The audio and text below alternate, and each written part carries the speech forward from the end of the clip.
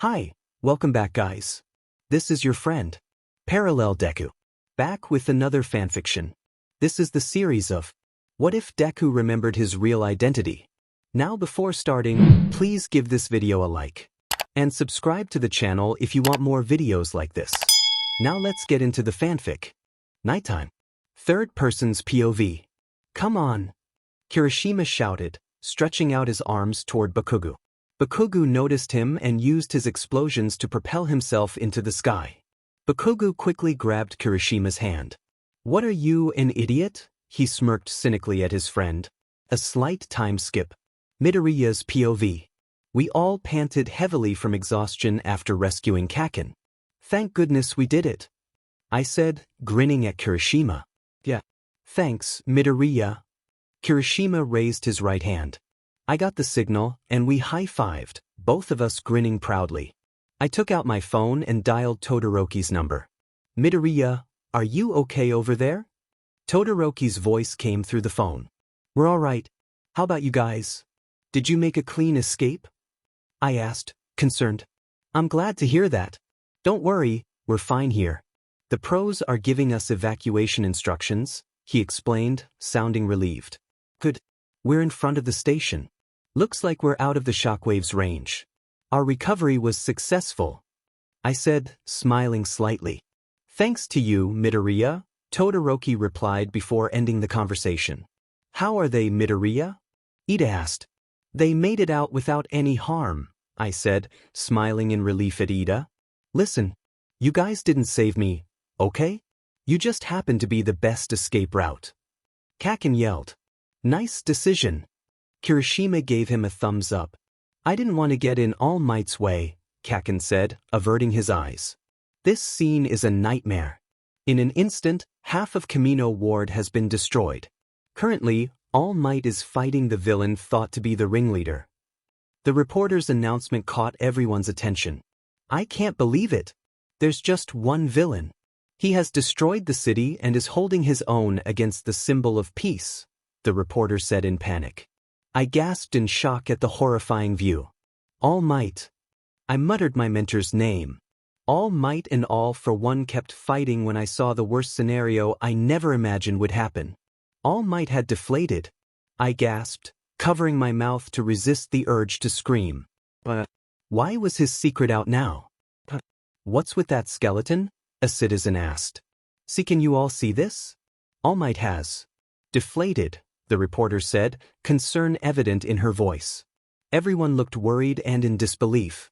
All Might was badly beaten, and for some reason, they paused fighting for a moment. Win. Kaken suddenly muttered. And no way. All Might. If you can't win, then who can? Citizens' voices filled the tense atmosphere. Even if he looks different, All Might is still All Might, right? Haven't you always been able to save us somehow? The citizens spoke with hope, still believing All Might could defeat the villain. All Might, you can do it. Don't lose, All Might. You can do it. They began cheering, their voices filled with hope. Tears streamed down my face. Win. I yelled. Win. Kaken echoed. All Might, we both shouted in unison. I kept cheering for All Might just like everyone else. All Might's image on the screen showed him smiling. His right arm grew larger, yellow sparks emitting around it. Win, All Might. Don't give up. I yelled. The other pro-heroes, Edgeshot and Endeavor, finally arrived at the scene.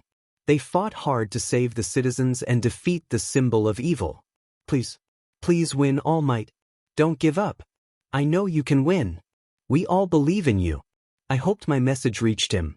I held on to the pendant I always wore. This pendant was something very valuable and precious to me for an unknown reason. I didn't remember how I got it, but I knew it was important to me. Please. Reach him. I kept hoping. All Might's POV. I was prepared to stop All for One's attack again when I suddenly heard a voice in my head. Please. Please win, All Might. Don't give up. I know you can win. We believe in you. Young Midoriya's voice. But how? My motivation surged as soon as I heard her voice. I didn't know how she did this, but thanks, Midoriya. You can die full of regrets, All Might. All for One mocked, attempting another large-scale attack. I readied myself and swung my arm with all my might, and we clashed. A big explosion occurred. My arm began to bleed and I was pushed back. "You can do it, All Might." Young Midoriya's voice echoed in my mind again, filled with desperation and hope.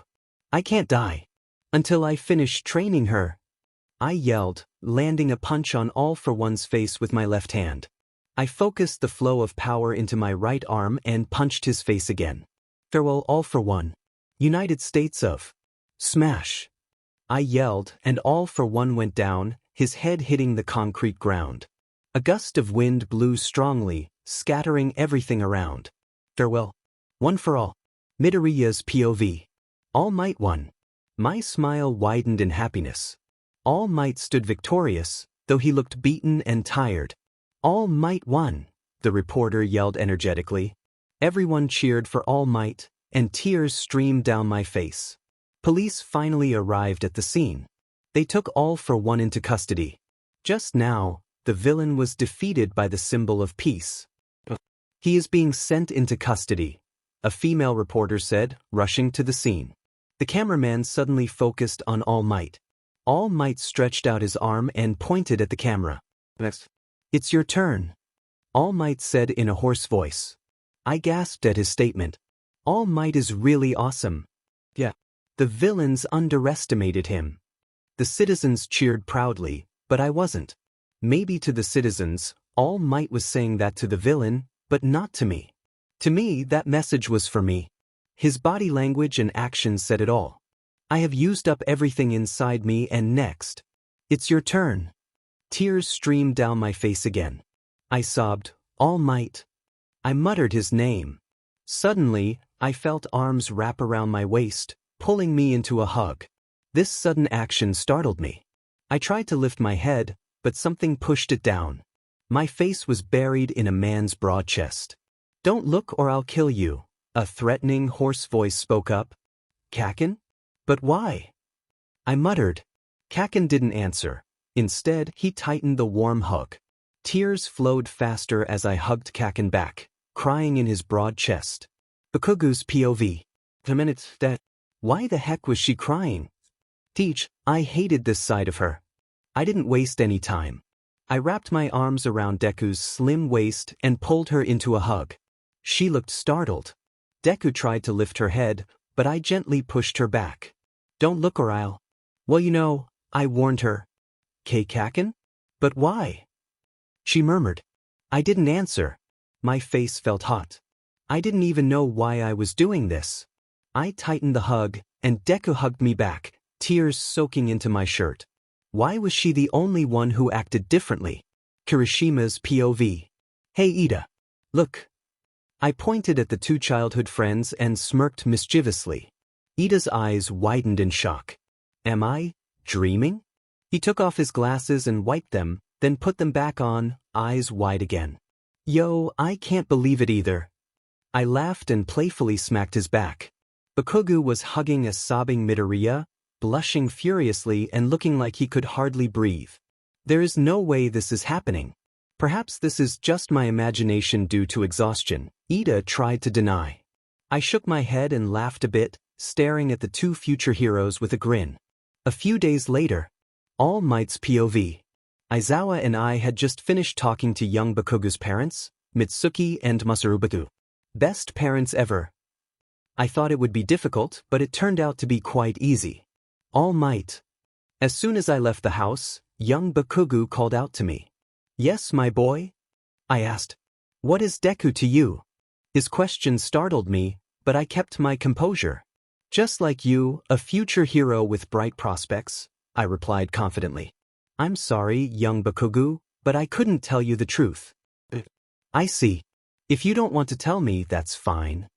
Young Bakugou turned and walked back inside. "Thank you." I heard him murmur. "The closest house is Midoriya's, right?" Aizawa asked. I nodded. We both got into the car and drove to young Midoriya's house. In front of Midoriya's apartment. All Might's POV. "Are you sure you'll be okay by yourself?" Aizawa asked one last time. "I'll be fine. You can go deal with the other parents first." This way is much quicker, I assured him, and he nodded.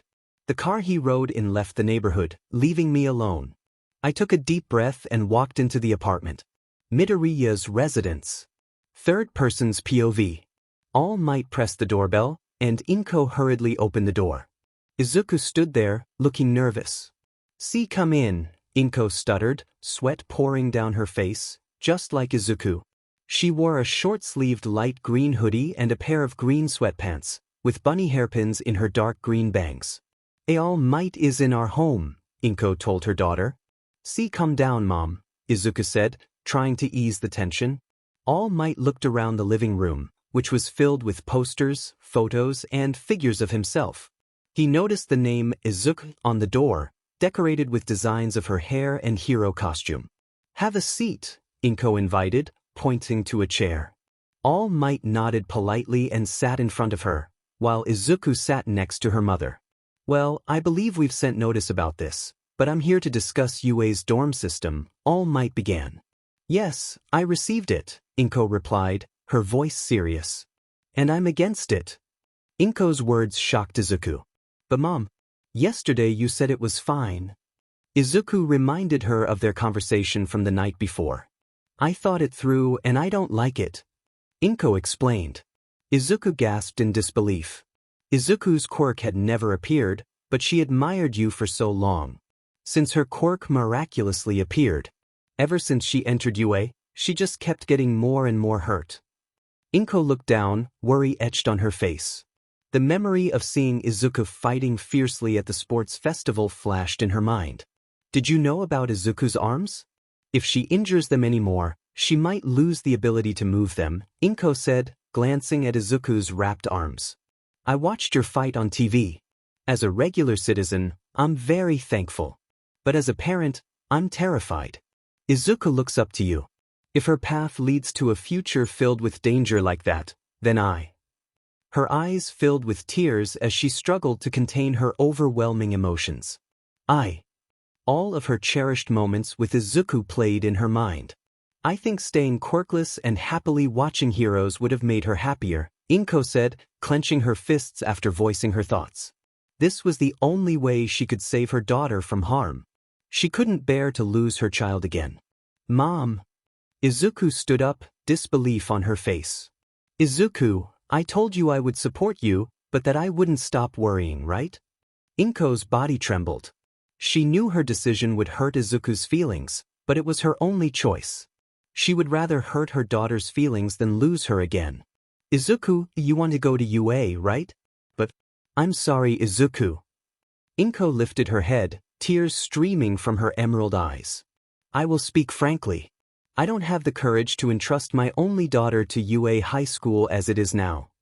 More tears fell and her body shook. "It doesn't matter how wonderful of a hero you are. When villains attacked, you couldn't continue classes, and you couldn't stop the students from getting seriously injured. I don't want to let my daughter attend a school like that any longer."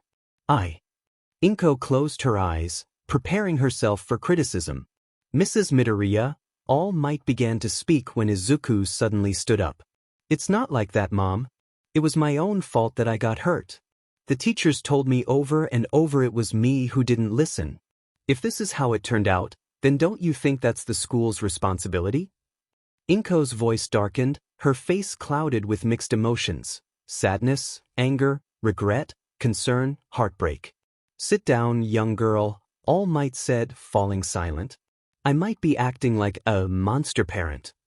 But I'm fine being a monster. I don't want to steal Izuku's dream away from her. If she really wants to become a hero, then she could go to a different school." Inko clenched her trembling fists. "There are plenty of schools with hero courses, right?" She looked at the former symbol of peace. Izuku gritted her teeth in frustration, tears flowing from her green eyes like a waterfall. She ran to her room, startling Inko and All Might. "Izuku!" Inko reached out to stop her. "Don't touch me!" Izuku yelled. Inko suddenly felt an electric shock coursing through her arms and unwillingly let Izuku go. Seizing the moment, Izuku dashed into her room.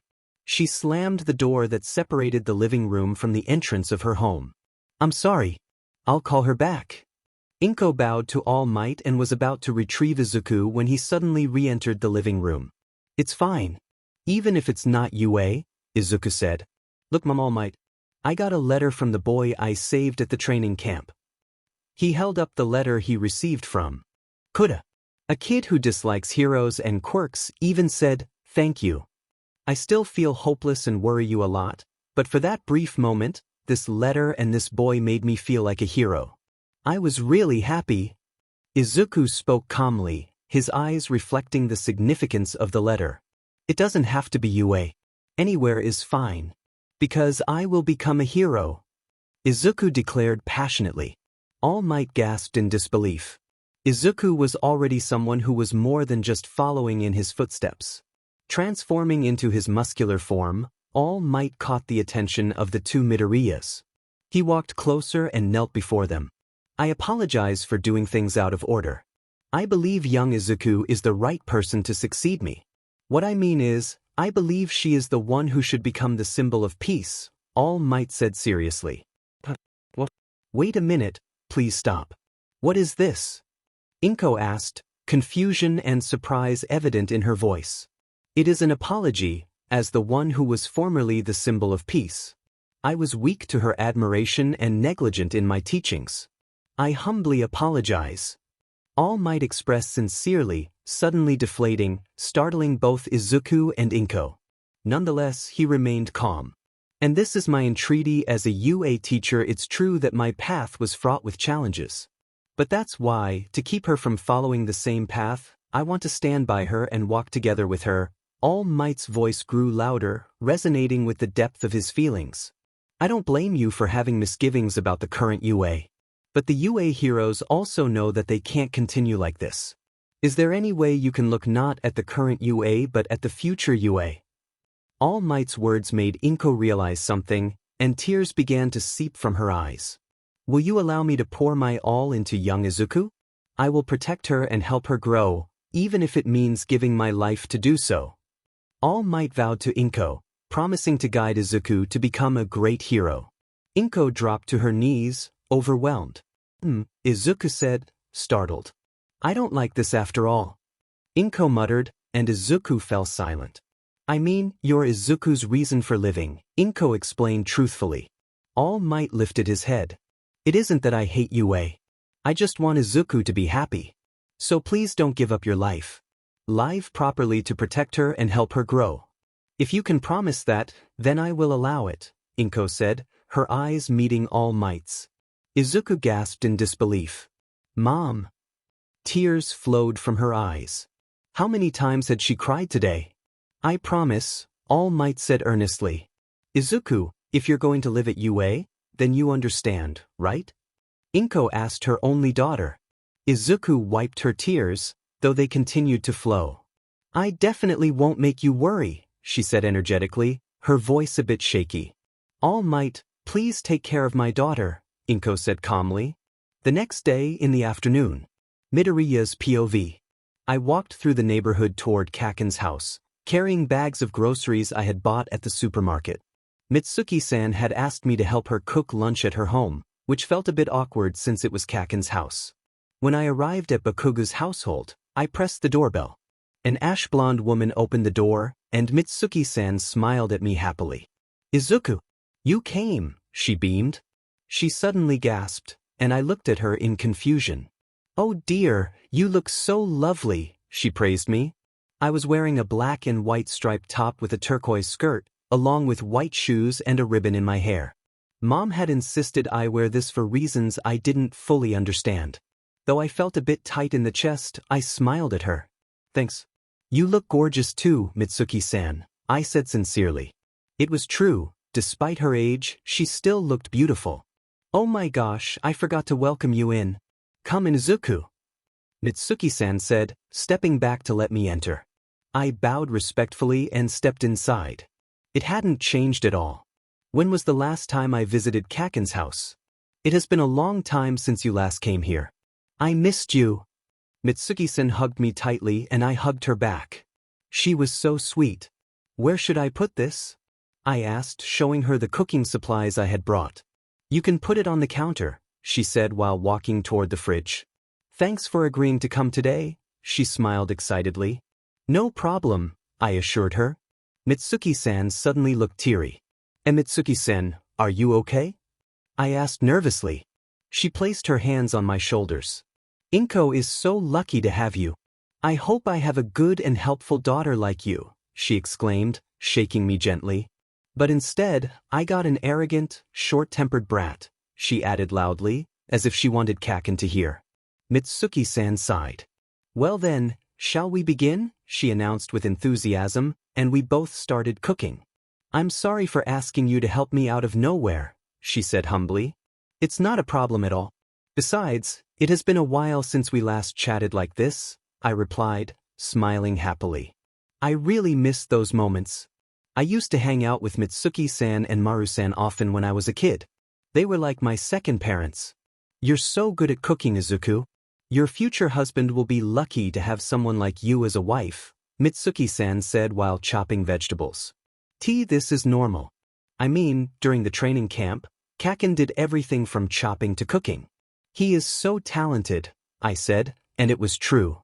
That brat is blessed with everything except for his cocky attitude, Mitsuki-san complained. How are you with him, Izuku? Her question startled me. We aren't really on good terms. I admitted uncertainly. Mitsuki-san sighed again. That brat. If only he could see the true kindness in you. Mitsuki-san remained quiet. The moment felt quite awkward. Well, let's forget about that moron, okay? She tried to cheer me up, and I managed to put on a smile. We continued cooking together. Hey, old lady. When his lunch, Kaken suddenly came downstairs, freezing when he saw me. He glared at me with intensity. Why is Deku here? Kaken pointed at me, his eyebrows furrowed in annoyance. Shut up, scum.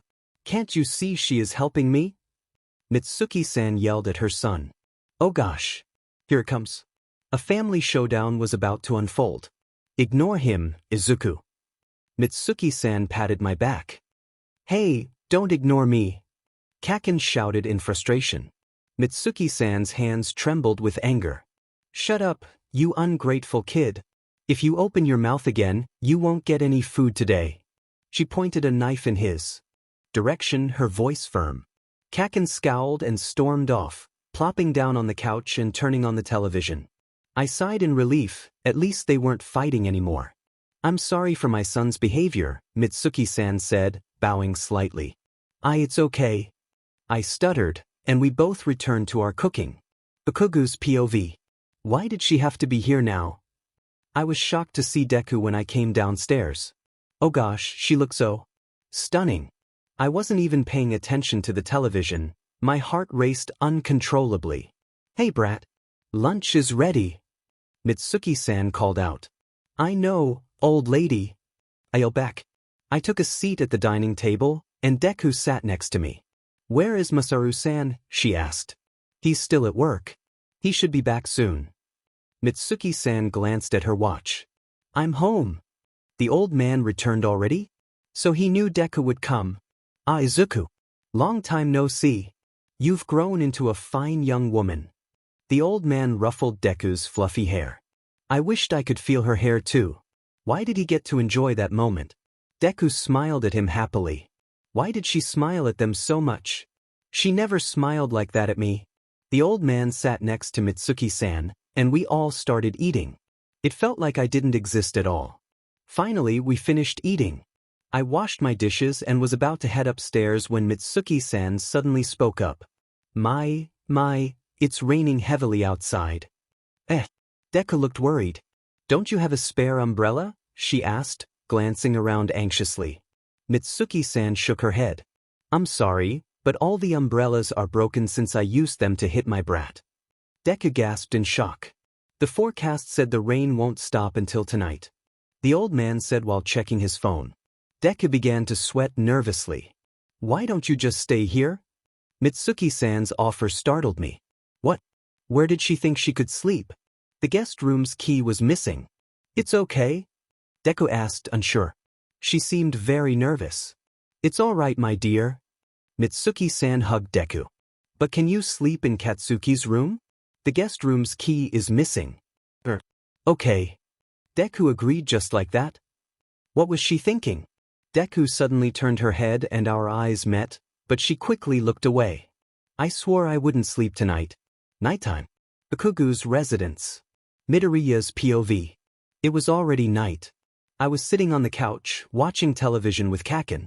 Izuku, you can go bathe now. Mitsuki-san yelled from upstairs. Finally. Okay. I replied excitedly. It was very cold tonight, and I couldn't wait to get into the warm water. I left Kaken and went upstairs to the bathroom. Here's the towel, Mitsuki-san said, handing me a new towel. Thanks, I replied with a smile. She smiled back and left me alone. I entered the bathroom and started taking off my clothes, leaving my pendant on. I slowly got into the bathtub. Ah, so good, I purred, enjoying the warmth of the water. Suddenly, I recalled the moment Kaken hugged me earlier. My face flushed red. What was I thinking at a time like this? But it was strange. Why did he hug me in the first place? Was he trying to comfort me or something? I shook my head, trying to rid myself of those thoughts and focused on enjoying the bath. Time skip until Izuku finishes bathing. I got out of the bathtub, grabbed the towel and wrapped myself in it. I went to the front of the bathroom to get my clothes. I didn't have any clean ones yet. I forgot to ask Mitsuki-san.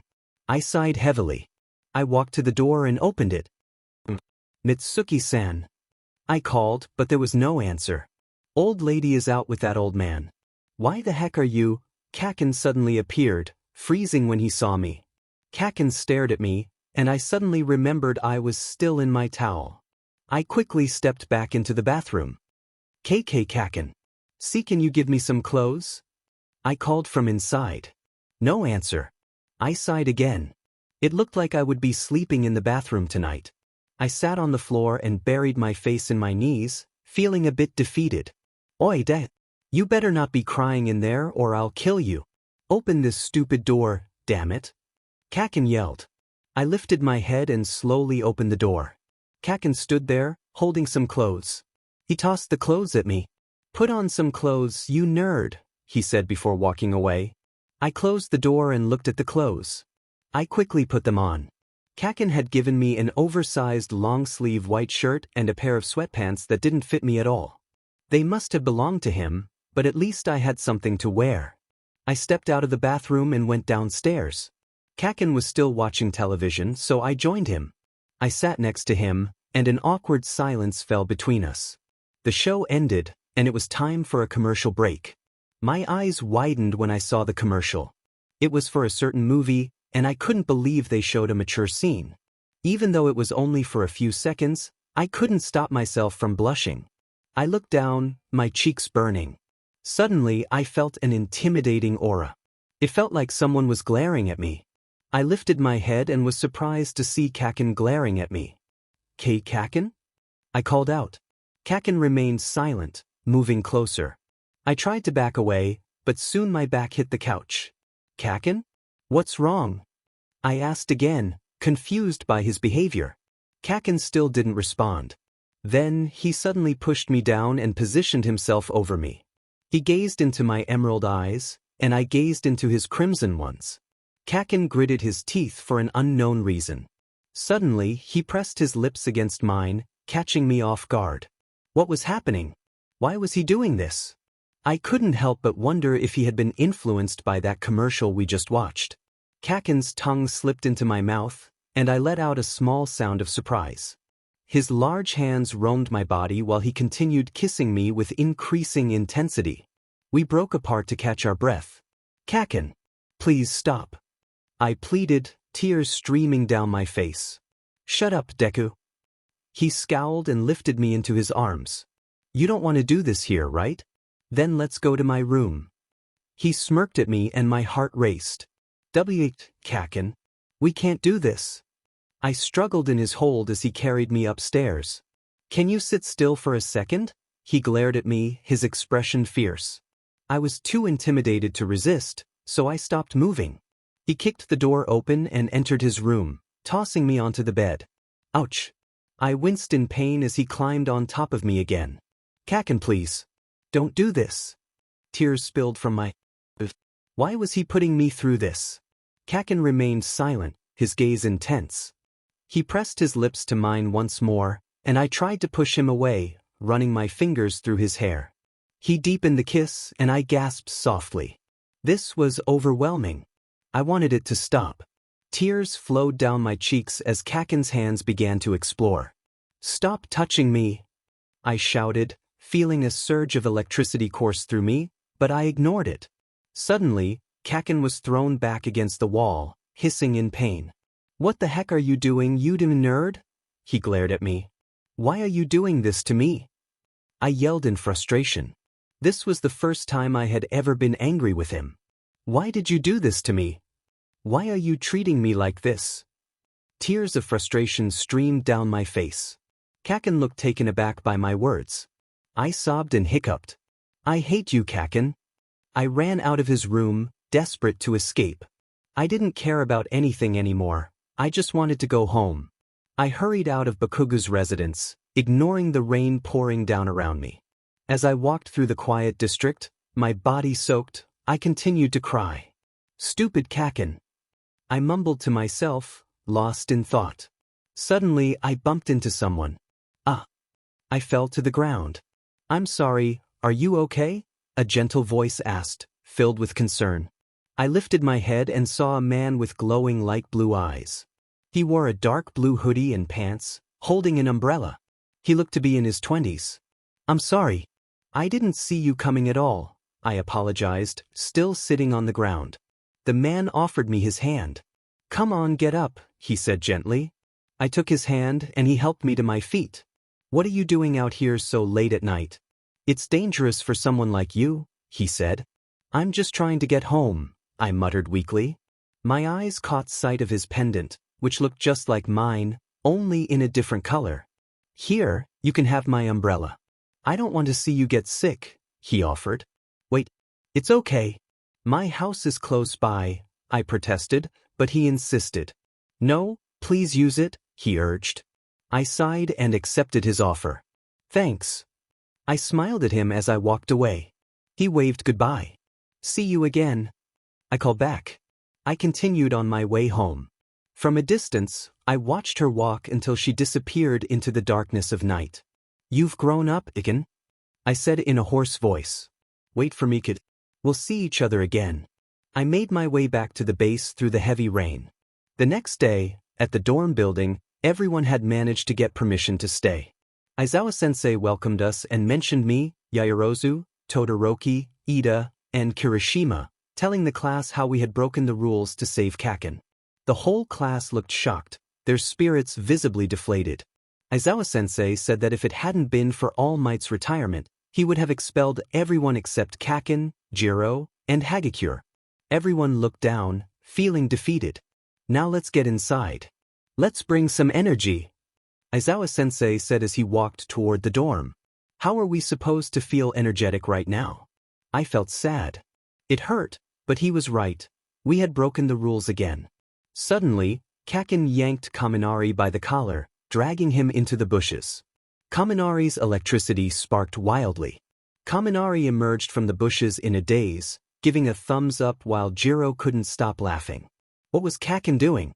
I chuckled at Kaminari, who was jumping around, speaking in a mix of gibberish. Could it be that Kaken was trying to cheer everyone up? Speaking of him, I hadn't talked to him lately. Not since he had.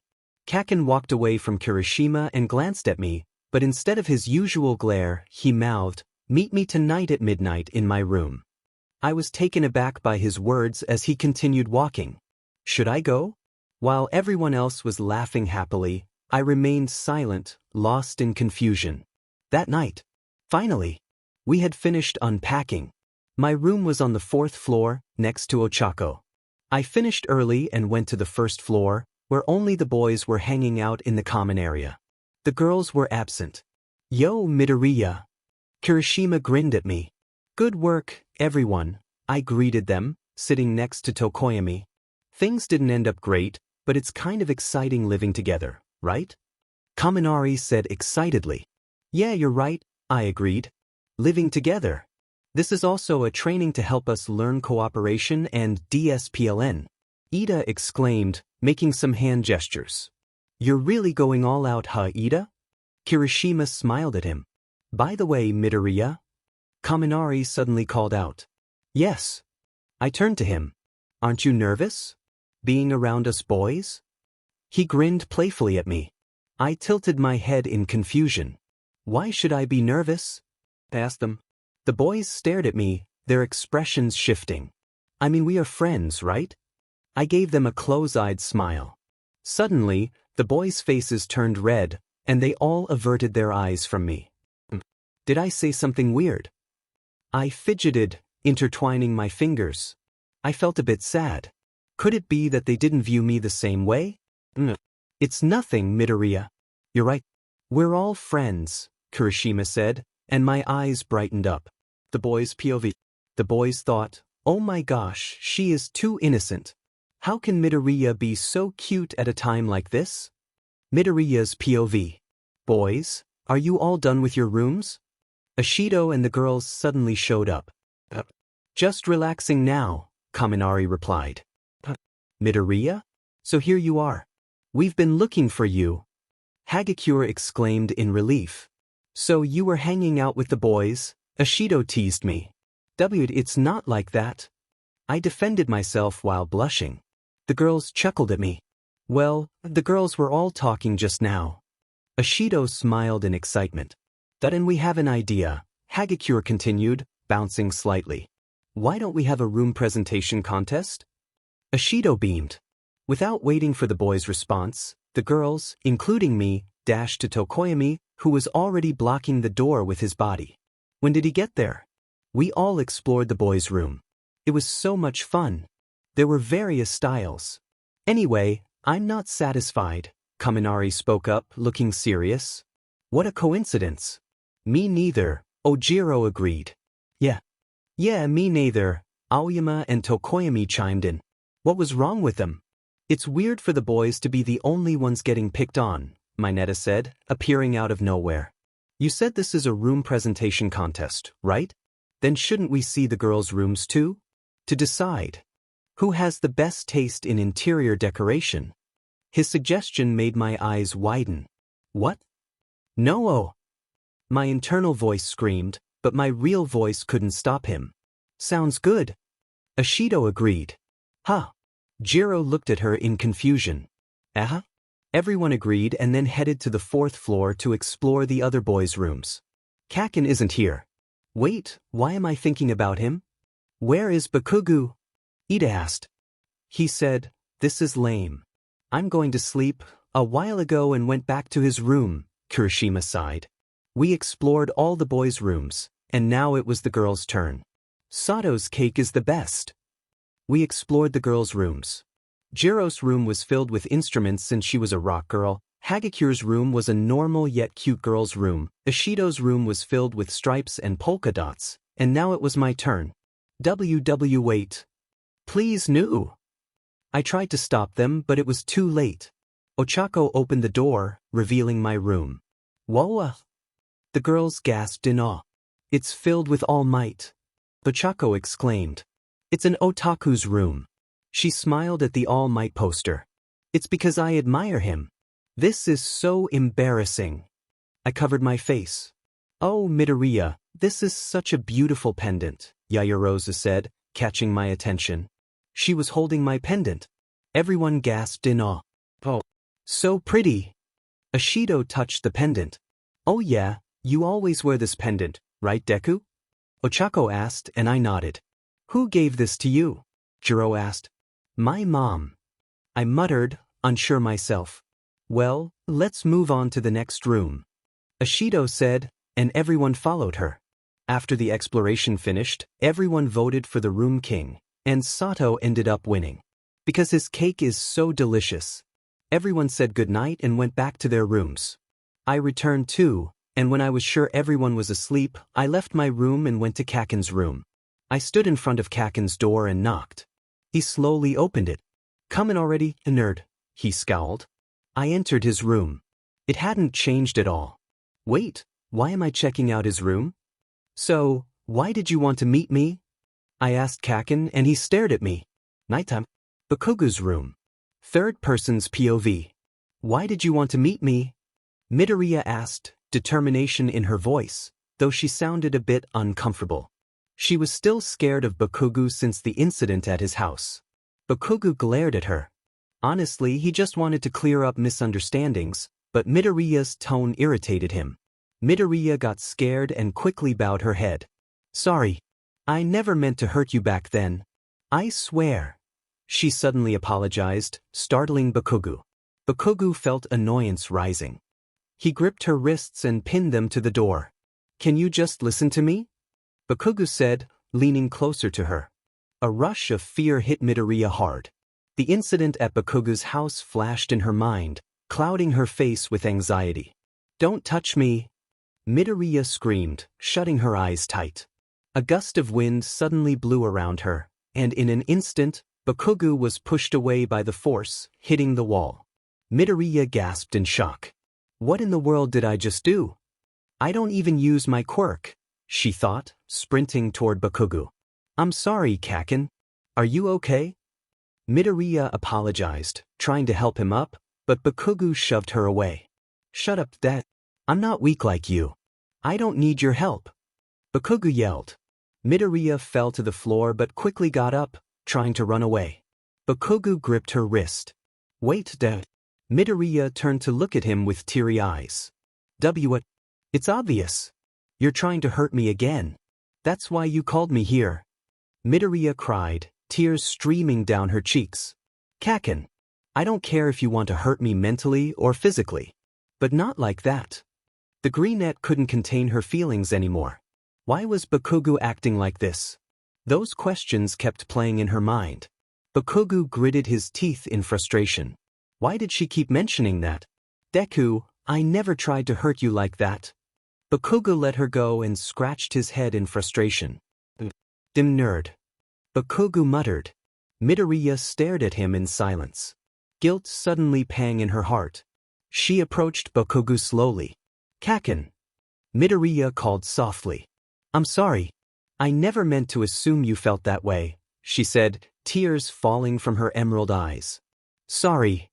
Midoriya muttered, tears streaming down her cheeks. She had always known that Bakugou never intended to hurt her, but her past experiences with him had left her frightened. Bakugou stared at her intensely, suddenly gripping her wrists and pushing her onto the bed, positioning himself above her. Kaken? Midoriya looked at him in confusion. This is all your fault, Deku. You made me feel like this. Bakugou whispered, his voice low and intense. His words sent shivers down her spine. She could feel the warmth of his breath on her neck as he leaned closer, planting soft kisses along her skin. Her cheeks flushed, and a strange sensation began to bloom in her heart. Kaken, what do you want from me? Really? Midoriya asked, running her fingers through his spiky hair, unable to suppress her blush as he continued to kiss her neck. I want you, Diamond nerd. Bakugou whispered again, this time with a gentler tone. Midoriya's heart raced at his words. He wanted her? You tempted me, Deku. Don't blame me for what happens next. Bakugou said, gazing into her jade eyes. Midoriya met his gaze, seeing the desire reflected back at her. In a sudden movement, Bakugou pressed his lips against hers, catching her off guard, but she responded instinctively. Their kiss deepened, a battle of emotions and desires. He traced his hands along her shirt, and with a swift motion, he began to unbutton it, revealing her turquoise lace bra and bare stomach. Kaken. No. Midoriya pleaded softly. Too late, nerd. Bakugou smirked, his eyes filled with mischief. Midoriya tried to push him away, but it only seemed to fuel his determination. He kissed her again, more fervently this time. And no, please. Stop. She begged, torn between wanting to resist and an undeniable attraction. Bakugou's piercing crimson eyes held a mix of emotions. Izuku, he called her by her first name without realizing it. Wait, he just called me by my first name? Midoriya thought, astonished. Bakugou silenced her with another kiss, his hands moving lower, but just as he was about to go further, a sudden knock on the door interrupted them. Midoriya quickly distanced herself from Bakugou, fixing her shirt as he groaned in frustration. Opened the door to reveal Kirishima, who looked concerned. "Hey, Baku bro. What happened?" "I heard yelling," Kirishima asked, grinning, but clearly unaware of the situation. "I'll kill you, weird hair." Bakugou growled, sparks flickering in his palms as he glared at Kirishima. The warning was clear. Without hesitation, Bakugou launched an explosion in Kirishima's direction, but Kirishima activated his hardening just in time to defend himself. "Get lost, hair for brains." Bakugou snarled, slamming the door shut angrily. Midoriya watched him, shaking her head. "Kaken, that's not nice. He was just worried about you. Like I care." He interrupted our moment. Bakugou's words startled her, and her cheeks flushed. "I'm sorry, Kaken, but I think I need to go now," Midoriya said, getting up quickly and leaving the room. Bakugou watched her leave, unable to stop her. He sighed and lay back on the bed. "Next time, I'll make you understand Deku," he murmured to himself. He knew Midoriya still hadn't realized his feelings for her, not even a little. That nerd was too oblivious. Bakugou kept thinking about her until he eventually fell asleep. Meanwhile in the hallway, Kirishima's POV. I winced in pain after Bakugou's earlier attack. What had gotten him so worked up? Hearing footsteps, I opened the door and found Midoriya standing there, looking embarrassed. Her face was as red as my hair. Wait, where did she come from? I glanced toward Bakugou's room, and a mischievous grin spread across my face as I pieced it together. No wonder he was so angry. I couldn't wait to tease him about this tomorrow. With a wide grin, I headed back to my room and fell asleep. The next morning, in Midoriya's room. Midoriya's POV. Arg! I screamed as I woke up from a restless sleep, panting heavily, my shirt soaked with sweat. What in the world was that dream? Tears streamed down my pale face as I buried my head in my knees, sobbing. What was that? I had never experienced anything so horrifying. Was it a fragment of my forgotten memories? When I was about 5, I had amnesia. I didn't know how it happened, but I couldn't remember anything, not even my mom. I didn't understand what a quirk was or what it meant to be a hero. I became a quiet, emotionless girl. Even when I played with friends, I felt lost. But when my mom introduced me to All Might and the world of heroes, I slowly began to recover my emotions. As I spent time with her, memories started to return. The same happened with Kaken. I recalled many moments we shared.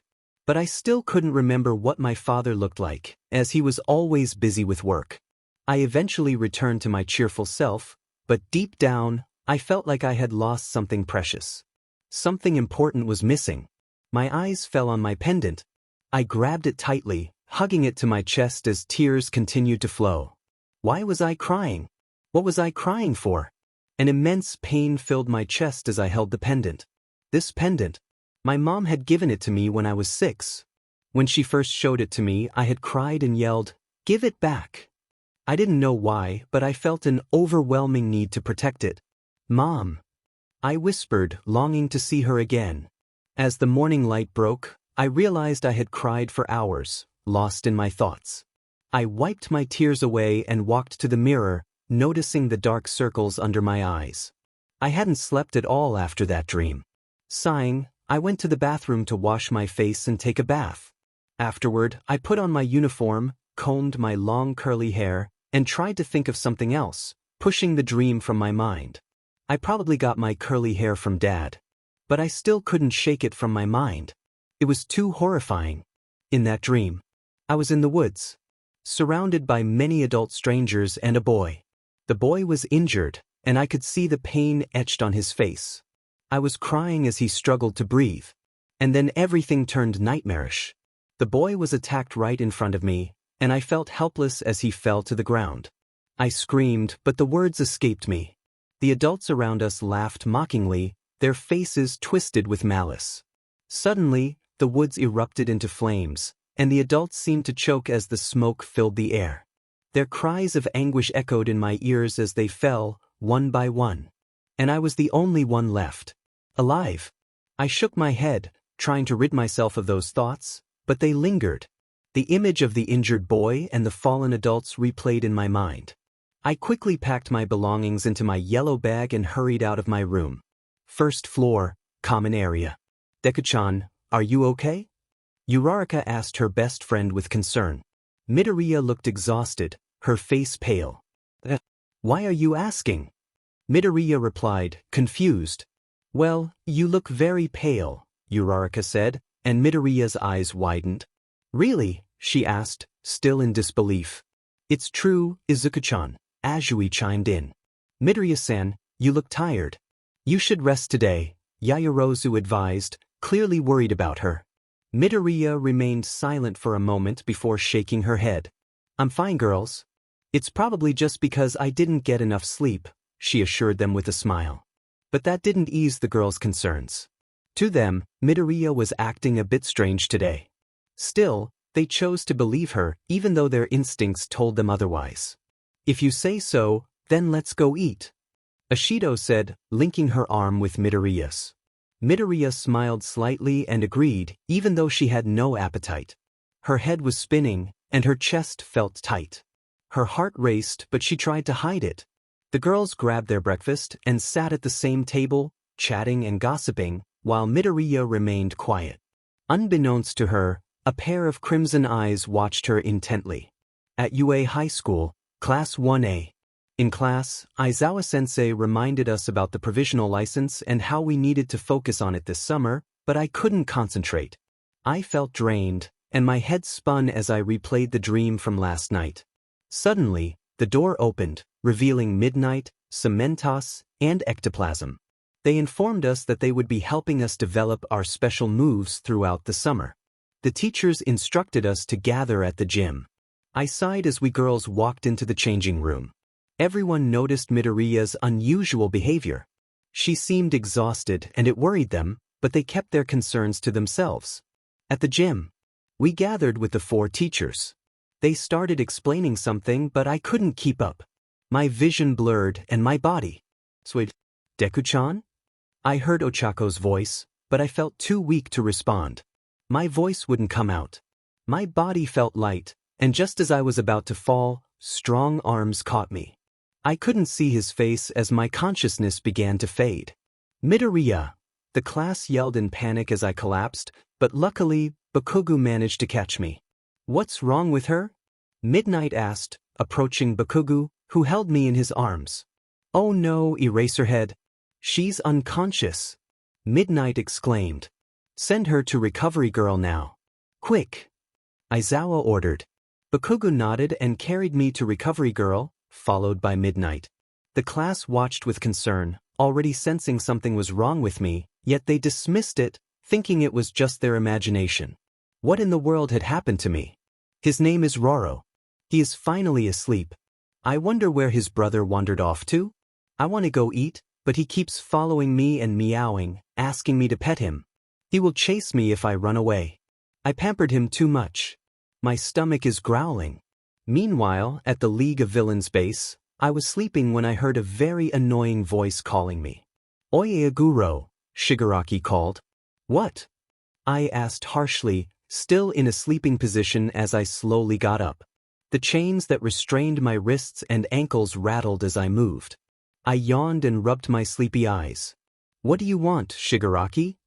I asked, irritation creeping into my voice. Well, I have some good news for you, he said with a smile. I think you want to know since. You aren't allowed to leave here anymore. Shigaraki laughed, a sinister edge to his tone. I remained silent, clenching my fists in anger. It's all your fault, man. Why did you leave the base without my permission? He asked, smirking cynically. I never left the base willingly. It wasn't my choice. If only you had asked me properly, you wouldn't have received these gifts, he chuckled darkly. I glanced at my body, arms and legs marked with cuts and bruises, remnants of his so-called gifts. Just remembering his face made me feel sick. That jarred. Can you just make it quick? I want to sleep, I told Shigaraki, irritation bubbling over. I wished I could sleep forever. But I couldn't. Not until I met her again. Not until I saved her. Shigaraki laughed again. Okay. He leaned closer. Looks like her quirk has started functioning again. My eyes widened in shock. What? I shouted, clenching my fists. Why was that cursed quirk working again? My fists trembled in frustration. I had failed. I had failed. Shigaraki chuckled again. Well, it's still in its early stage, so we will wait a little longer. Until we get her back. His voice was hoarse, a demonic smirk tugging at his lips. And the one who will get her back is you, Iguro. I stared at him in disbelief. You promised me not to involve her in this. I protested. Well, what can I do since this is his request? Shigaraki exclaimed. My eyes widened again, and I rubbed my face in regret and guilt. I had failed. I'm sorry. At UA High School, in the infirmary, Midnight asked Recovery Girl with concern, how is she doing?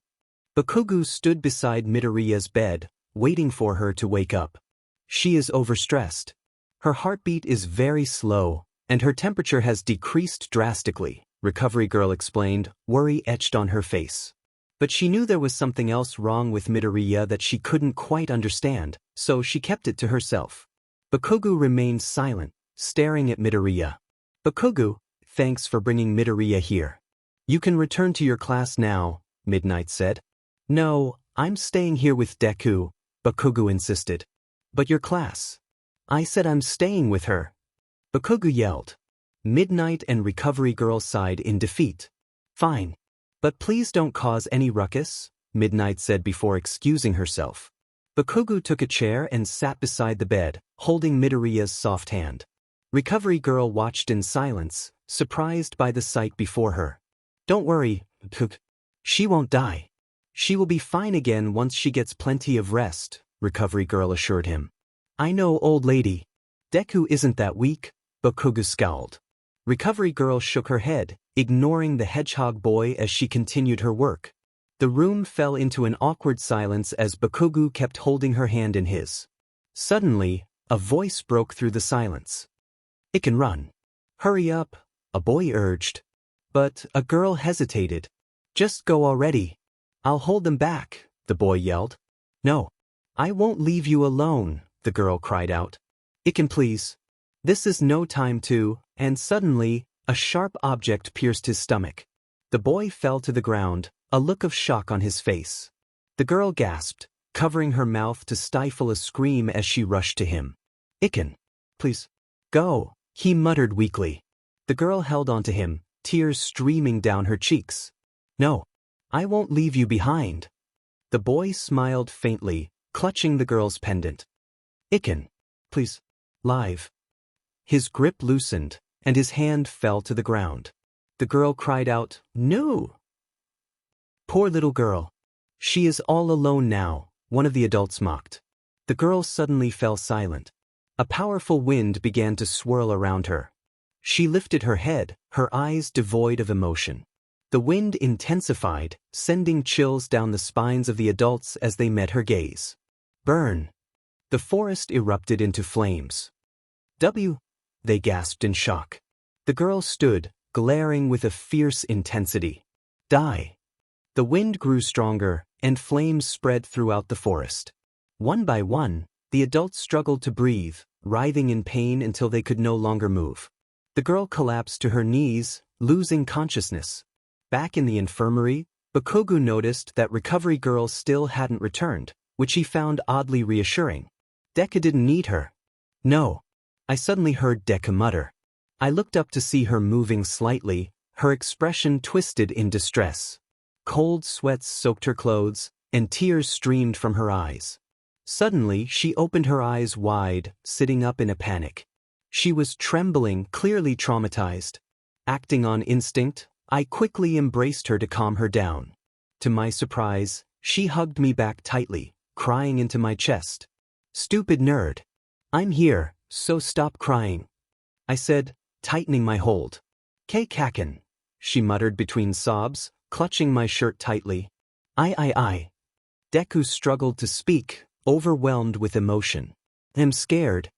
I understood what she had been through, and my heart filled with frustration. How dare he leave her and make her cry like this? My face clouded with regret and guilt. Just then, the old nurse walked in with a surprised expression. And All Might was here too. I let Deku go and she was still crying. All Might. Deku called out in a shaky voice. Instinctively, I stood up, ready to leave the room when Deku's hand weakly gripped my wrist. Kaken. Don't go. Please, she pleaded, her eyes filled with tears. She looked desperate. I pulled her hand away and hurriedly left the room. Kaken. I could hear Deku calling my name in desperation, but I ignored her and walked back to the gym. Midoriya's POV. I cried out loudly as Kaken left the room. I didn't know why, but I really needed him now. Young Midoriya. All Might closed the door behind him. All Might and Recovery Girl approached me. I quickly hugged All Might and he embraced me back. I wanted comfort. My body was still trembling. That dream. Why did I keep having the same dream? Midoriya. What's wrong, dear? Please tell us, Recovery Girl asked with concern. I couldn't say anything. I was too scared to voice my feelings. I only tightened my grip around All Might and continued to cry. The infirmary was silent except for my sobs. All Might gently patted my head. It's okay, my girl. You're safe. I'm here for you, he said in a reassuring tone. Recovery Girl, thank you for taking care of her. I'll ask her later about what has happened, All Might said. I clung to All Might tightly. I didn't want to let him go, not for a second. I was very scared, terrified, horrified, frightened, traumatized. No words could describe how I felt. Chapter End. Midoriya's POV. I couldn't stop the tears from flowing. They streamed down my cheeks and my voice was too choked up to speak. Recovery Girl gently rubbed my back, and All Might held me in a comforting embrace. Young Midoriya, what happened? Can you tell us? All Might asked, but I shook my head, signaling that I wasn't ready to share just yet. Why did Kaken leave? Was he giving me some time alone with All Might? The echoes of those adults' screams lingered in my ears, filled with unimaginable pain. The image of that boy, covered in blood, haunted me. I couldn't shake it off. All Might sighed deeply, releasing me from his hold and looking into my puffy eyes. I had stopped crying, but I was still hiccuping, my hands trembling as I clutched the pendant tightly. Midoriya, how about you return to the dorm and rest? You can't continue your class in your current state, Recovery Girl suggested, her eyes filled with concern. I nodded weakly and got up from the bed, thanking Recovery Girl as I left the infirmary with All Might by my side. UA Dorm, Class 1A Dorm Building. Midoriya's POV. Are you sure you're okay staying alone here? All Might asked, worry etched on his face. I managed a small smile and nodded. I'm okay. I just need some sleep and rest, and then I'll be fine again, I reassured him, but All Might still hesitated to leave. With a long sigh, he ruffled my curly hair affectionately. Take good care of yourself, my girl. He smiled kindly before excusing himself. I sighed as I watched him walk away, wishing he could stay, but not wanting to burden him. I opened the door to my room slowly and collapsed onto my cozy bed. The image of the bloodied boy kept resurfacing in my mind. Something about him felt familiar and sorrowful. Who was he? He seemed so protective, like he had shielded me from those strange adults. Iken. The name echoed in my thoughts. This was the first time I had heard it. Was he referring to me? I couldn't recall anyone ever calling me that. The only nickname I had was Deku, the one Kaken had given me. Iken. I whispered, feeling the weight of sleep pulling me under. Meanwhile, at the gym, Bakugou's POV. Everyone was focused on sharpening their skills and improving their quirks, including me. But I couldn't shake Deku from my mind. Diamond, that nerd, she was making it impossible for me to concentrate on my training. Hey dude, how's Midoriya doing? Weird Hair asked suddenly, but I just huffed in response, signaling my annoyance. That nerd was crying like the crybaby she is, I growled, turning my focus back to my training. I knew why she was like this. I bet she was recalling that horrifying incident. I was about to unleash my quirk when a wave of memories hit me. Why did I have to remember now? I gritted my teeth in frustration and regret, punching the wall with enough force to crack it. I remembered the day Deku changed my life and my goals. Flashback. 11 years ago. At the park. Third person's POV. Little 5-year-old Katsuki was playing hero with his friends. Where is Izuku? One of the boys asked. Who cares about that useless Deku? She doesn't deserve to be with us because she's quirkless. Katsuki laughed mockingly, and his friends joined in. Suddenly, a red car pulled up, and a young woman with ash-blonde hair rushed toward Katsuki, panic evident on her face. Katsuki, we must go to the hospital, now. Mitsuki said, her body trembling with anxiety. Why? Katsuki stared at his mother, confused. I'll explain later. We have to go now. Mitsuki insisted, picking him up and placing him in the back seat of the car. She quickly closed the door and got in herself. Hurry up, honey, she urged, and Masaru nodded as they sped off to the hospital. At the hospital, the Bakugous rushed into the hospital. Mom, why are we here? I'm not sick. Katsuki protested, struggling against his mother's grip. He didn't want to be there. It felt like a waste of time. Be quiet, you brat. Mitsuki scolded, scanning the room for someone. Her eyes landed on her best friend. Inko! Mitsuki called out, rushing to her. Inko looked up, her eyes puffy and cheeks wet with tears. How is Izuku doing? Mitsuki asked, worry lacing her voice. Inko shook her head. The doctor hasn't said anything yet, she replied weakly. Izuku had been in the room for 2 hours, and there was still no news. How is Hiroshi? Is he okay? Masaru asked, his expression filled with anxiety. Inko didn't respond, her cries grew louder, and she shook her head repeatedly. Masaru's expression shifted, and Mitsuki gritted her teeth in frustration. I'm sorry, Inko. I'm so sorry, she said, hugging her friend tightly. Let's just pray for Izuku. I know she will survive. She's a strong girl. Tears glistened in Mitsuki's eyes. Katsuki felt completely lost, not understanding what the adults were talking about, but his instincts told him something terrible had happened. Suddenly, the sliding door opened, and a young woman in a long white coat stepped out. Mrs. Midoriya, she called. Wise doctor? How is my baby? Inko asked eagerly, desperate for news. Thank goodness, we were able to save her. She escaped death, the doctor announced, and Inko's tears turned to joy. Mitsuki and Masaru smiled widely, but Katsuki remained silent. But the doctor's expression shifted to one of concern. Inko's heart raced. What's wrong? What happened to my daughter? Inko clutched the doctor's coat, anxiety flooding her. She won't be able to wake up. For a while, the doctor said softly, and Inko fell to her knees, heartbroken. Her heartbeat had slowed drastically when she was brought in, but thankfully, we managed to stabilize it. However, her brain activity has stopped functioning. There is still something wrong, but I can't determine what it is, the doctor explained gently. She will be in a coma for a while, the doctor concluded. Inko buried her face in her hands, crying uncontrollably. But she still has a chance to survive, right? Mitsuki asked, her voice trembling. She patted Inko's back, and the doctor nodded. Yes, she will. We've already attached the life support machine to her to increase her chances of survival, the doctor said calmly. Inko's heart calmed a bit after hearing this. She wiped away her tears, knowing she had to be strong for her daughter's sake. Do you want to see her?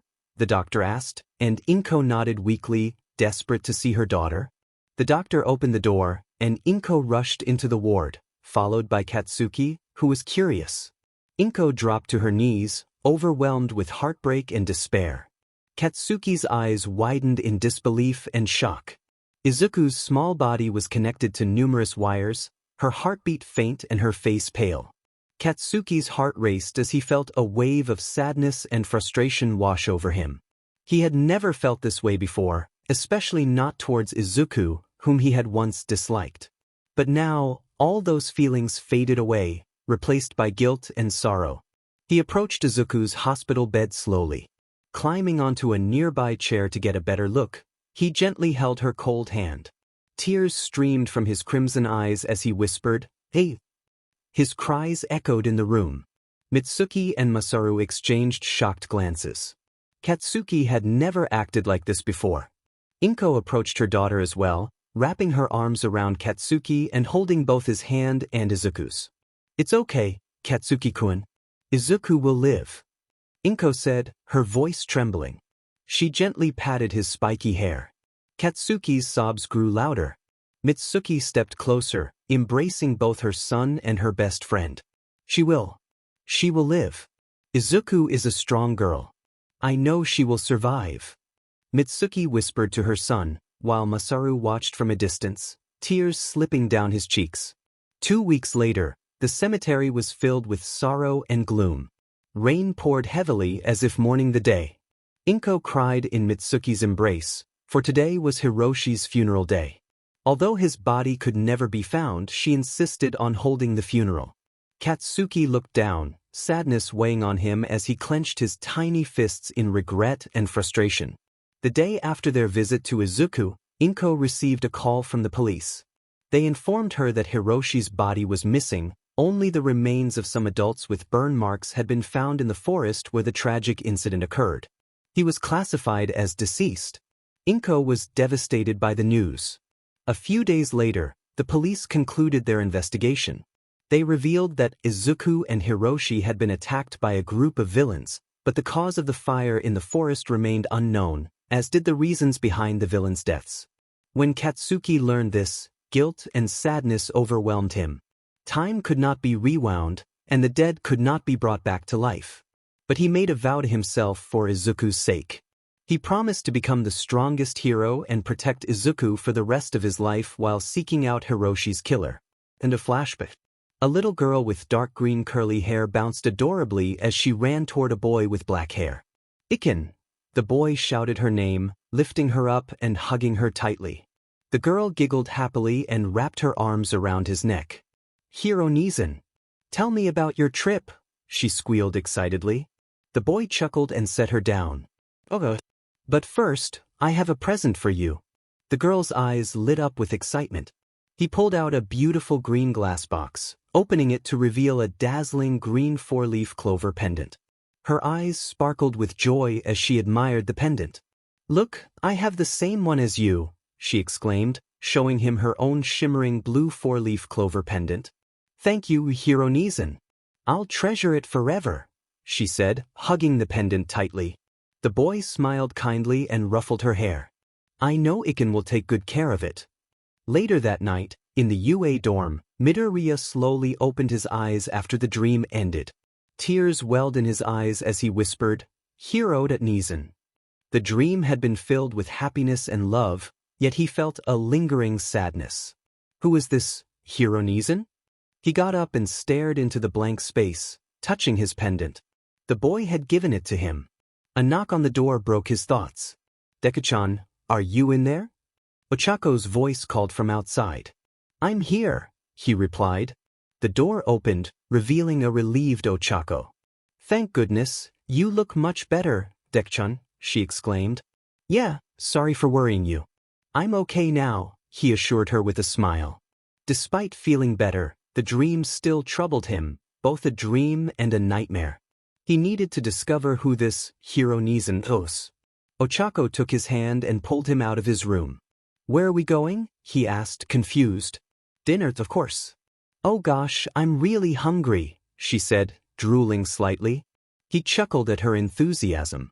They entered the elevator, and as they reached the first floor, Ochako announced, "Guys, Deku-chan is here." She pushed him out of the elevator. "Why Ochako-chan?" he complained as his classmates turned to look at him. "Midoriya, are you all better now?" Kirishima approached him. "I'm much better now," he replied. Kirishima wrapped an arm around his neck, grinning. "Well, I'm glad you're all well again." Suddenly, Katsuki yanked Kirishima's collar and threw him to the floor. "Weird hair, you busy. I'm gonna kill you," Katsuki shouted, sparks igniting in his palms. Midoriya quickly grasped Katsuki's hand gently. "Kaken, stop," he pleaded. Katsuki turned to look into Midoriya's eyes, and the anger within him softened. He shoved Midoriya's hand away and stormed off toward the elevator. We were all surprised by his reaction. Dude, he really stopped. Kaminari exclaimed in disbelief, mirroring the other's shock. Midoriya, how did you do that? Ashido asked me eagerly. I shrugged, admitting that I didn't know either. It was strange though. He listened to me. Before I realized it, my feet moved on their own, chasing after Kakin. Bakugou's POV. The minute that. How could I say no to her when she looked at me with those sad eyes? There was no way I could reject her. And that idiot with the weird hair, how dare he touch Deku like that? No one else could touch her. Only me. I stomped off toward my room, feeling irritated.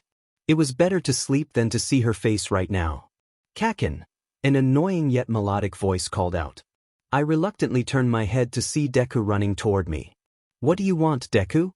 I asked, trying to hide my irritation. Deku smiled kindly at me. Thanks for not hurting Kirishima. She thanked me with a warm smile. My heart skipped a beat at her beautiful smile. She had never smiled at me like that before. I glanced from her face to her neck, and anger surged within me again. I roughly gripped her wrist and pinned her against the wall. Kakin? Deku stammered, flustered. I stared at her neck, filled with a mix of emotions. I leaned closer, planting gentle kisses on her smooth skin. Deku let out a soft sound, caught off guard by my touch. Kakin, not there, she pleaded, her face turning crimson. I smirked mischievously and continued to tease her neck, leaving a few marks that would be hard to hide. Deku gasped softly, her reaction only fueling my desire to keep going. I leaned in closer to her ear, playfully biting her earlobe. This is a little reminder for you, I whispered before letting her go. Deku dropped to her knees, her face a deep shade of red. She was a blushing mess now. I walked away, leaving her alone as I headed back to my room. Midoriya's POV. What just happened with Kakin? My face was flushed and I was utterly confused. Kakin had been acting so differently toward me. Just moments ago, we had shared a heated moment, and now he had kissed my neck. What was going on? I cupped my heated cheeks, feeling dizzy and bewildered. Why was Kakin acting like this? Meanwhile, somewhere else, in the League of Villains hideout. SPOV. I stared into the blank space, feeling guilt and despair wash over me. My eyes felt lifeless and I felt utterly useless. The door opened, and Kurogiri entered my room with someone else. Someone wants to see you, he said before leaving me alone with this guy. Long time no see, he said with a disturbing smile. Get lost, I growled, trying to use my quirk on him, but suddenly, a sharp pain shot through my chest. Ugh! I groaned in pain, gripping my shirt, which was now stained. That guy chuckled, kneeling in front of me. It's useless. You can't use your quirk unless you do what I say. He smirked sadistically. I won't kidnap her. I defied, gripping my shirt tighter. He huffed in annoyance and kicked my stomach. Useless brat. You'll do it whether you like it or not, he snarled before leaving the room in irritation. Tears of frustration trickled down my cheeks. Why had my life turned out like this? Nighttime. Midoriya's POV. I returned to my room, feeling a bit dizzy and warm after Kakin's unexpected kiss on my neck. I glanced at myself in the mirror. There were marks on my skin. How could I hide this? My face flushed red. I let out a heavy sigh and sat on my bed, staring into the blank space, lost in thought. The nightmare, the dream, and now Kakin's strange behavior. My eyes caught sight of a blue-black umbrella in the corner of the room. I approached it and held it in my hands. This umbrella was the one that kind man had given me when I was running away from Kakin's home a few days ago. How could I find him again? I didn't think we would meet again. For some reason, when I touched this umbrella, a wave of nostalgia washed over me. That man's hands felt so warm. I felt like I had experienced that warmth before, but where and when? I hugged the umbrella tightly. A sense of sadness enveloped me. I felt like I was missing something important. I hoped we could meet again. Suddenly, the nightmare replayed in my mind, and my head began to throb. I held my aching head and groaned in discomfort. What were these feelings? I had never felt such pain before. I accidentally loosened my grip, causing the umbrella to slip from my hands and fall to the floor. I collapsed beside it, still groaning in distress. The horrifying scenes played in my mind like a broken record, and my heart raced at an unnatural speed. Beads of sweat dripped down, soaking my shirt. I gripped the fabric tightly. This pain was worse than any physical injury I had endured. I tried to get up, using the chair for support, but my body trembled. I felt weak and drained. I barely managed to stand, but my legs felt like jelly. The pain continued to torment me, worsening with each passing moment. I slowly made my way to my bed, tears streaming down my face as I lay down. This was unbearable. I felt like I wanted to disappear. Eventually, I drifted off to sleep, the pain still lingering. A few days later, Hi. Lunch break. Class 1A. Midoriya's POV. This was the most challenging moment of my life. I hadn't slept well for days. Dark circles framed my eyes, and my face was pale. I struggled to focus during training to strengthen my quirk. The same nightmare haunted me every night, replaying endlessly. But as time passed, the dream became clearer, and I began to grasp the name of that boy. Hiroshi. Midoriya. Who was he? My cousin? I sighed deeply, feeling stressed and frustrated. A sense of unease washed over me, as if something significant was about to happen. I felt anxious all the time. Was this a sign of an impending incident? Everyone was practicing their special moves. I managed to hide my fatigue and anxiety for the first few days, even creating some new techniques and adding devices to my costume. But lately, the nightmares had intensified, and my chest and head pains grew worse. Hey, Deku. Kaken suddenly called out to me. I looked up to see his usual grumpy expression, but there was something else in his eyes. Concern? Come with me. Kaken grabbed my hand, surprising me, and swiftly pulled me out of the classroom. Deku-chan, where are you going? Tako's eyes widened as she saw Kaken dragging me away. Deku-chan. She tried to stop him, but I signaled her not to interrupt. She hesitated but nodded, understanding. I felt nervous. We hadn't spoken much since that day. Outside the classroom. Midoriya's POV. Kaken, where are we going? I asked, still confused. We had reached the end of the hallway on the 4th floor. I felt like I had asked him this before, but he remained silent, his grip on my wrist firm.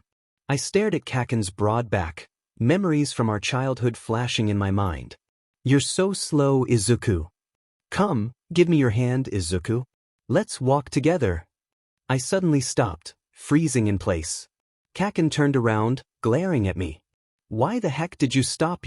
Bakugou's POV. I halted when Deku froze. I turned to face her, my glare sharp. Why the heck did you stop? I couldn't finish my sentence when I noticed tears streaming down her cheeks. Deku slowly released my hand and covered her face, crying softly. I was taken aback by her sudden tears. Kaken. Why? She croaked. What was happening? Why are you always like this? She sobbed. Why did you make me feel this way? It's so confusing. Her words left me speechless. You always hurt me when we were kids, but at the same time, you showed me kindness. It's so confusing and painful, Kaken. Yet I felt happy when I was with you. I felt this way since we were kids. I wanted to forget, to erase it. But being with you only made those feelings grow stronger. Tears continued to flow from her emerald eyes. Miss you. My heart raced at her words. I miss the days we laughed together. I miss the days we played together. I miss the days we talked happily. We smiled together. Her voice trembled with pain. But I know. It won't happen again. She smiled through her tears, a smile filled with sorrow. But I still hope for the day when we can hang out and chat again, smile like we did as kids. She looked down, her bangs covering her beautiful eyes, shrouding them in shadow. Her face was clouded with sadness, and I felt a pang of sorrow in my heart. Without thinking, I pulled Deku into a tight, warm hug. She was startled by my action and tried to push me away, but I held on. Kaken. Me too. I managed to say, my voice hoarse. I want us to be together again. Like before. I tightened the hug in frustration. But I was blinded by my pride and ego that I hurt you. Ignored you. I laid my head on her shoulder. I made you sad. That I made you cry. That I made you feel alone. That I left you. That I ignored you. I could hear Deku's soft sobs as she slowly hugged me back. Even though I made an oath to protect you, to cherish you, I failed. I gritted my teeth in frustration. I was very frustrated. I was angry at myself for not being able to protect her. Kaken? Deku called out in confusion. I know you're suffering now, Deku. You remember it, don't you? I asked her. Deku's cries became louder, which meant yes. But why did she suddenly recall it? Kaken.ii. Deku couldn't finish her words and could only cry. Izuku.I want to be with you. I confessed. Please let me protect you. I whispered softly to calm her down. I had never been so gentle in my life. Only she made me act this way. I let Deku go. She was still sobbing. Suddenly, she clutched my sleeves in desperation. Deku looked up at me, gazing into my crimson eyes. Kaken. I want to be with Kaken too. Deku confessed to me. So this was love. I love you, Kaken. I love you so much. Please don't leave me alone again. Deku buried her face in my chest desperately. I patted her fluffy head. I promise that I won't leave you ever again. That no matter what happens, that I'll always be there with you, always. I promised her. I wouldn't make the same mistakes again. Deku let me go and gazed into my eyes deeply. Her beautiful, glimmering emerald orbs met my glowing crimson irises. Deku shut her eyes tight. I was startled for a moment. She was giving me permission. I ran my fingers through her soft, dark green curly hair and pulled her closer to me. I pressed my lips against hers gently. This kiss felt so nice and sweet. Not like our kisses before. Those had been forceful. But this one, it felt so satisfying, filled with love and sincerity. It was a beautiful kiss. We kissed for a few wonderful moments before breaking apart. Deku smiled warmly at me. Katsuki, I love you. Deku said, her happiness shining through. Her eyes became teary again, but I knew she was crying tears of joy. I love you too, Izuku. I confessed, smiling warmly at her. This was the happiest moment I had ever experienced in my life. Bakugou's POV. I gazed into Deku's emerald eyes. I felt a mix of happiness and complex emotions stirring in my heart, about her quirk and all might. But I couldn't bring myself to ask her about it. She was still grappling with her past, so it was better to stay silent until the right moment arrived. The bell suddenly rang. Hey Kaken. Let's return to class, Deku said with a small smile. Fine, I grumbled, frustrated that the bell interrupted our moment. As we entered the classroom, a loud pop filled the air, and we were greeted with cheers. Congratulations, the others shouted, their smiles wide and proud. What? Deku stammered, flustered. What the heck is wrong with you guys? I yelled, irritation bubbling up inside me. You two are a couple now, right? Raccoon Face teased, a mischievous grin on her face. Deku's cheeks turned bright red, and I felt a slight heat rise to my own face, trying to hide my embarrassment. How did you guys? Deku's jaw dropped in disbelief. Raccoon Girl giggled again. Just after you both left the class, Kirishima and I followed you. And we saw everything, she squealed excitedly. She said she saw everything. Huh? I can't believe someone as hot-headed as you can be romantic. You even shared a kiss, she exclaimed in an annoyingly cheerful tone. Well, you did it, dude. I can't believe it went well. Congrats. Weird Hair said, locking his arm around my neck and grinning widely. I let out a few sparks from my palms while glaring at him. He quickly released me and stepped back. I'm gonna get you both, I shouted, chasing after Raccoon Face and Weird Hair as they bolted from the classroom. Midoriya's POV. Dude, I bet Ishido and Kirishima are in for it now. Siro laughed loudly, clearly entertained by Kaken's pursuit. I stared at the door, worry creeping in. It's okay, Deku-chan. Bakugou-kun won't hurt his friends, Ochako assured me, but I still felt uneasy. But I looked down, concerned. Suddenly, We heard a loud boom outside the classroom. Die! Kakin yelled in frustration. I think we should stop them, I suggested, but my friends shook their heads. Nah, this is too entertaining. Let it be, Jiro said, chuckling. I sighed in defeat. But still, why do you like that hot-headed kid? Jiro asked out of nowhere. Yes? I was taken aback. That's right. I thought Bakugou said he hated you, Azui added, tilting her head in confusion. We. I stuttered nervously. Kakin doesn't particularly hate me, I think, I said, intertwining my fingers anxiously. But why him, Midoriya? A loud voice suddenly cried out. It was Mineta, dropping to his knees, tears in his eyes. How come that exploding JRK is so lucky? He punched the floor in frustration. Now Bakugou can enjoy being close to you, he wailed, then smirked deviously. But I'm gonna do it first. He charged toward me at high speed. I gasped in shock and tried to run. Jiro sighed in annoyance and suddenly plugged her earphone jack into Mineta's ears. Shut up, you creep, she yelled. Mineta let out a screech. Yeah. Trash like you shouldn't exist, Ochako's voice darkened, her expression filled with anger. All the girls' eyes were on him. Gee, girls? I called out, but no one responded. The girls surrounded me, hugging me protectively. Jiro and Ochako stood in front, ready to defend me. Don't you dare touch Midoriya-chan, Hagakure exclaimed, holding me tightly. You know what, Mineta? I haven't done this yet, but if I sent something into outer space and left it there, what would happen? Should I try it on you? Ochako said, her voice low and her smile unsettling. The boys backed away in fear at her fierce expression. I started to panic, trying to calm them down. Girls, I'm fine, so don't worry, okay? Sweat dripped down my face. No, you aren't. This creep has harassed us before, and we won't let it happen to you. Ochako shouted, her anger palpable. This was the first time I had seen her so furious. Achaku and Jiro charged toward Mineta, ready to teach him a lesson. Don't worry, Midoriya-san.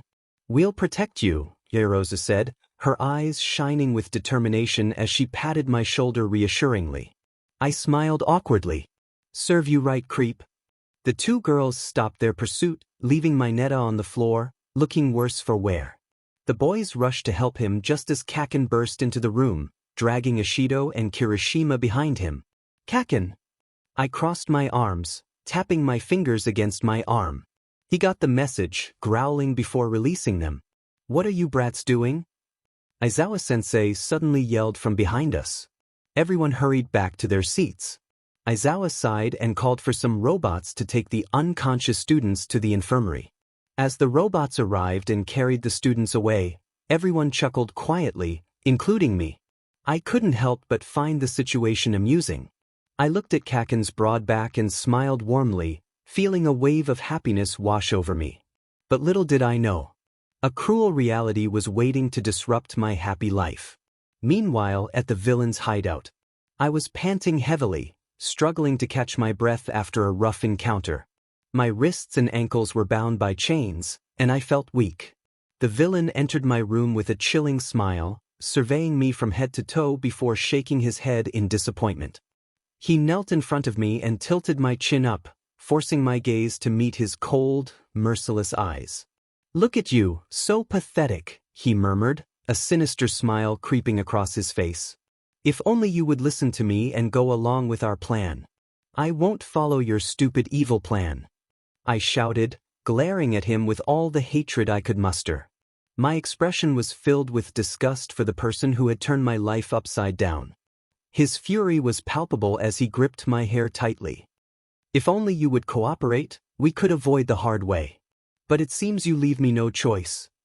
His voice darkened, and he released me roughly. I coughed, my voice trembling as I replied, I won't kidnap her. No matter what you do to me. My body felt drained, but my resolve remained. He turned away, his back to me. I won't do it. No matter how many times you try to break me. I won't kidnap her. I yelled, my anger boiling over. Frustration and despair consumed me. Words couldn't capture the depth of my feelings. Suddenly, flames erupted around me. In that critical moment, I instinctively used my quirk, levitating a nearby bed to shield myself from the fire. "Come on, look at you, you're strong," he taunted, clapping his hands mockingly. "Join the League of Villains and I assure you, you won't suffer anymore. My name is not Aguro. Stop calling me that," I retorted fiercely. "And I won't join your twisted league." He sighed, his glare becoming more intimidating. "I think I really have no choice after all." His voice grew huskier, sending a shiver down my spine. "I'm going to awaken your dark side, whether you like it or not," he said, a wicked smile spreading across his face. "Wait, no," I gasped as he moved closer. "Arga." Later that night, at UA dorm, everyone had gathered in the common area for dinner.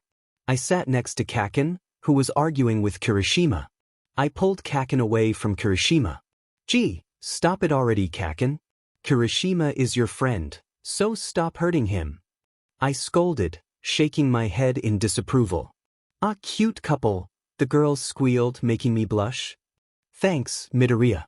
You're my savior, man," Kirishima grinned at me gratefully. Suddenly, my phone rang loudly. I let go of Kaken and pulled my phone from my pocket, staring at the screen in confusion. Why was Mom calling me at a time like this? I answered the call. "Hello," I greeted. "Hello, Izuku?" Mom's excited voice came through. She sounded genuinely happy. I stood up and walked outside for some privacy. "Why are you calling me?" "It's rare for you to call me at night," I asked, noting that she usually called in the evening or after school. "I have some exciting news, Izuku." She paused, and I waited eagerly for her to continue. "Inko, who is on the phone?" I heard a man's voice in the background. That voice? "Our son, of course." Mom replied. "Dad?" I exclaimed in surprise. "Oh, Izuku is on the phone?" Dad said, his voice filled with excitement. "Hey, sweetie. How are you, my princess?" Dad asked kindly. I could picture his warm smile. Why did he suddenly?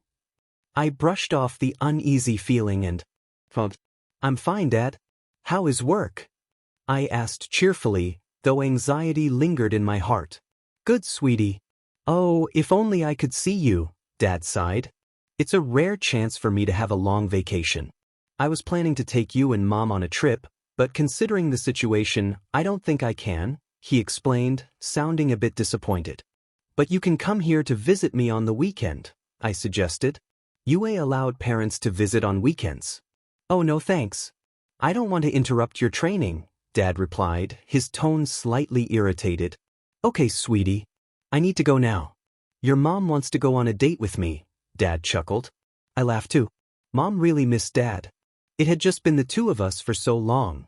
Dad was rarely home, and I struggled to remember his face unless I looked at pictures or saw him in person.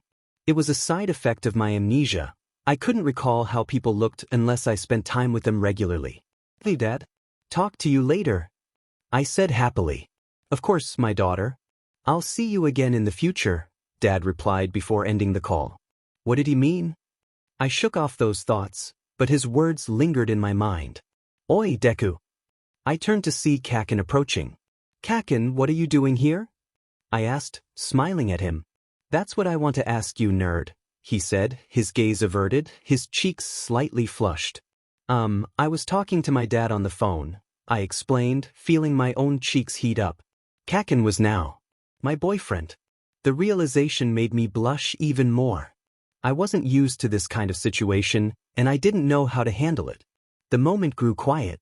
"If you're worried about something, just tell me, Deku," Kaken urged, stepping closer. I was startled by his perceptiveness. I hesitated, wanting to share my dream with him, but something inside me insisted I keep it a secret. "Deku." He called my name again, but I remained stubborn. "Good night, Kaken." I stammered, attempting to walk away. But Kaken caught my wrist. "You're hiding something from me," he insisted, his voice firm. How could I escape the situation?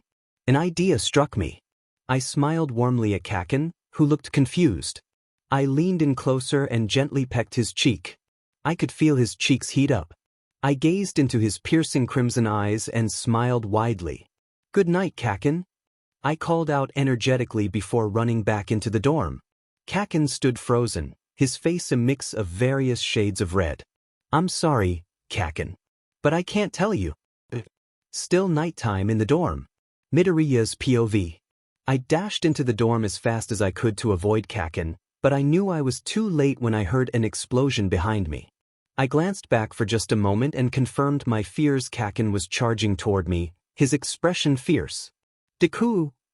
he yelled, frustration evident on his handsome face. I tried to run faster, but Kaken caught me by my shirt collar.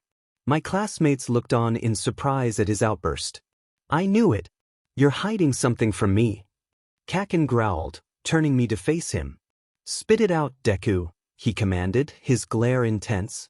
Tears began to well up in my emerald eyes. I hated being forced to reveal my secret the most.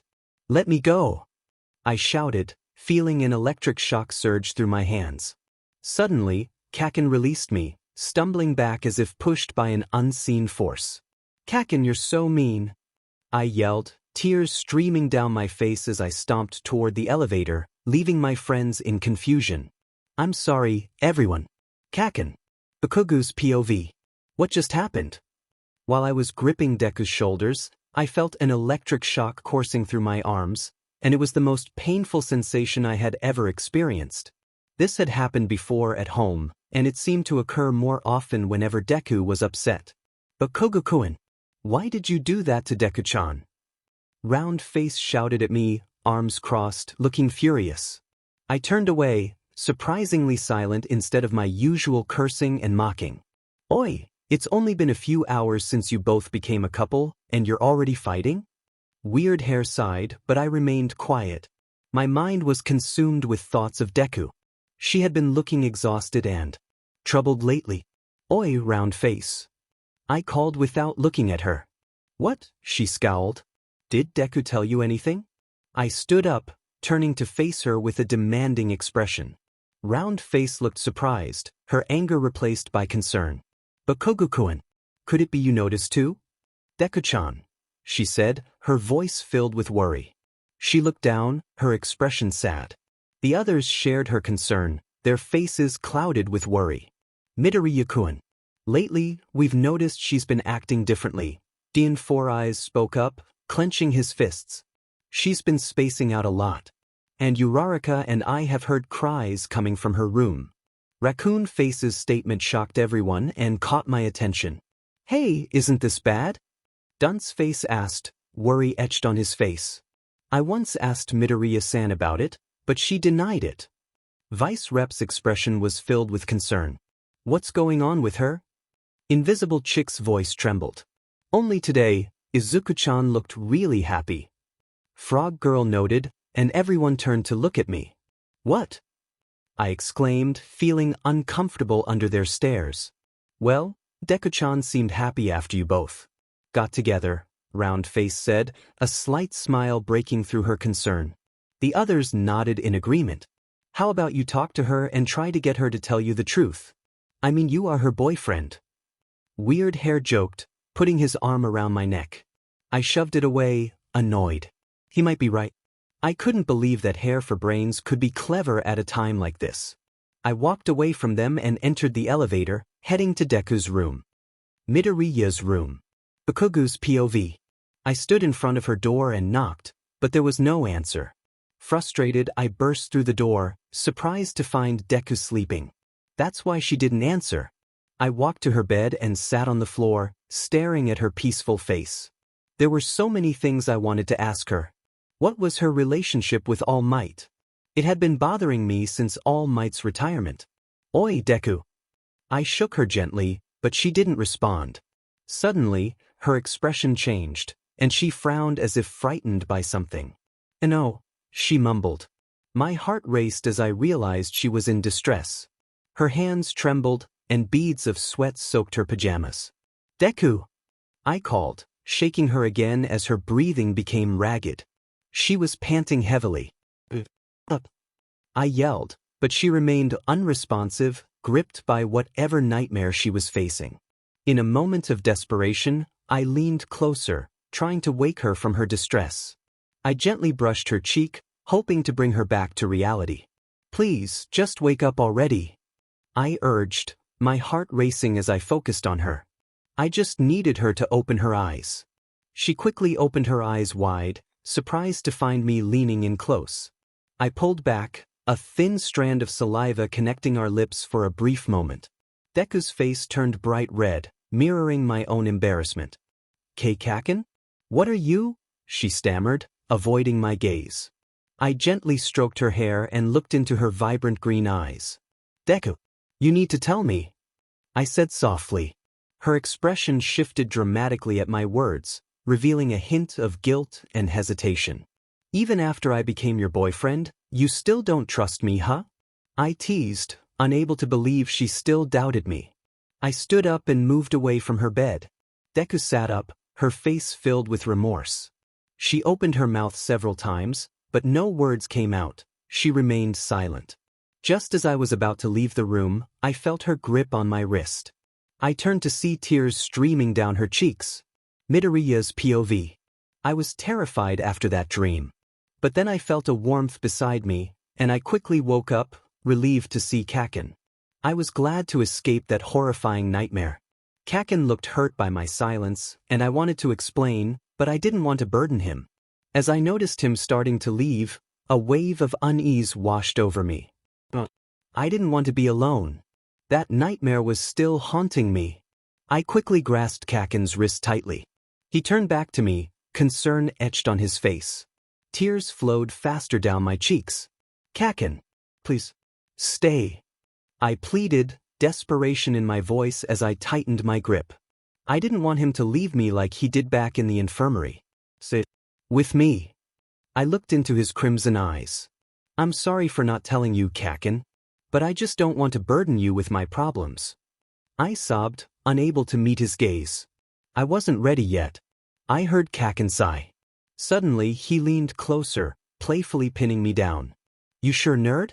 Because I don't know what I'll do while you're sleeping soundly," he teased, narrowing the distance between us until our noses almost touched.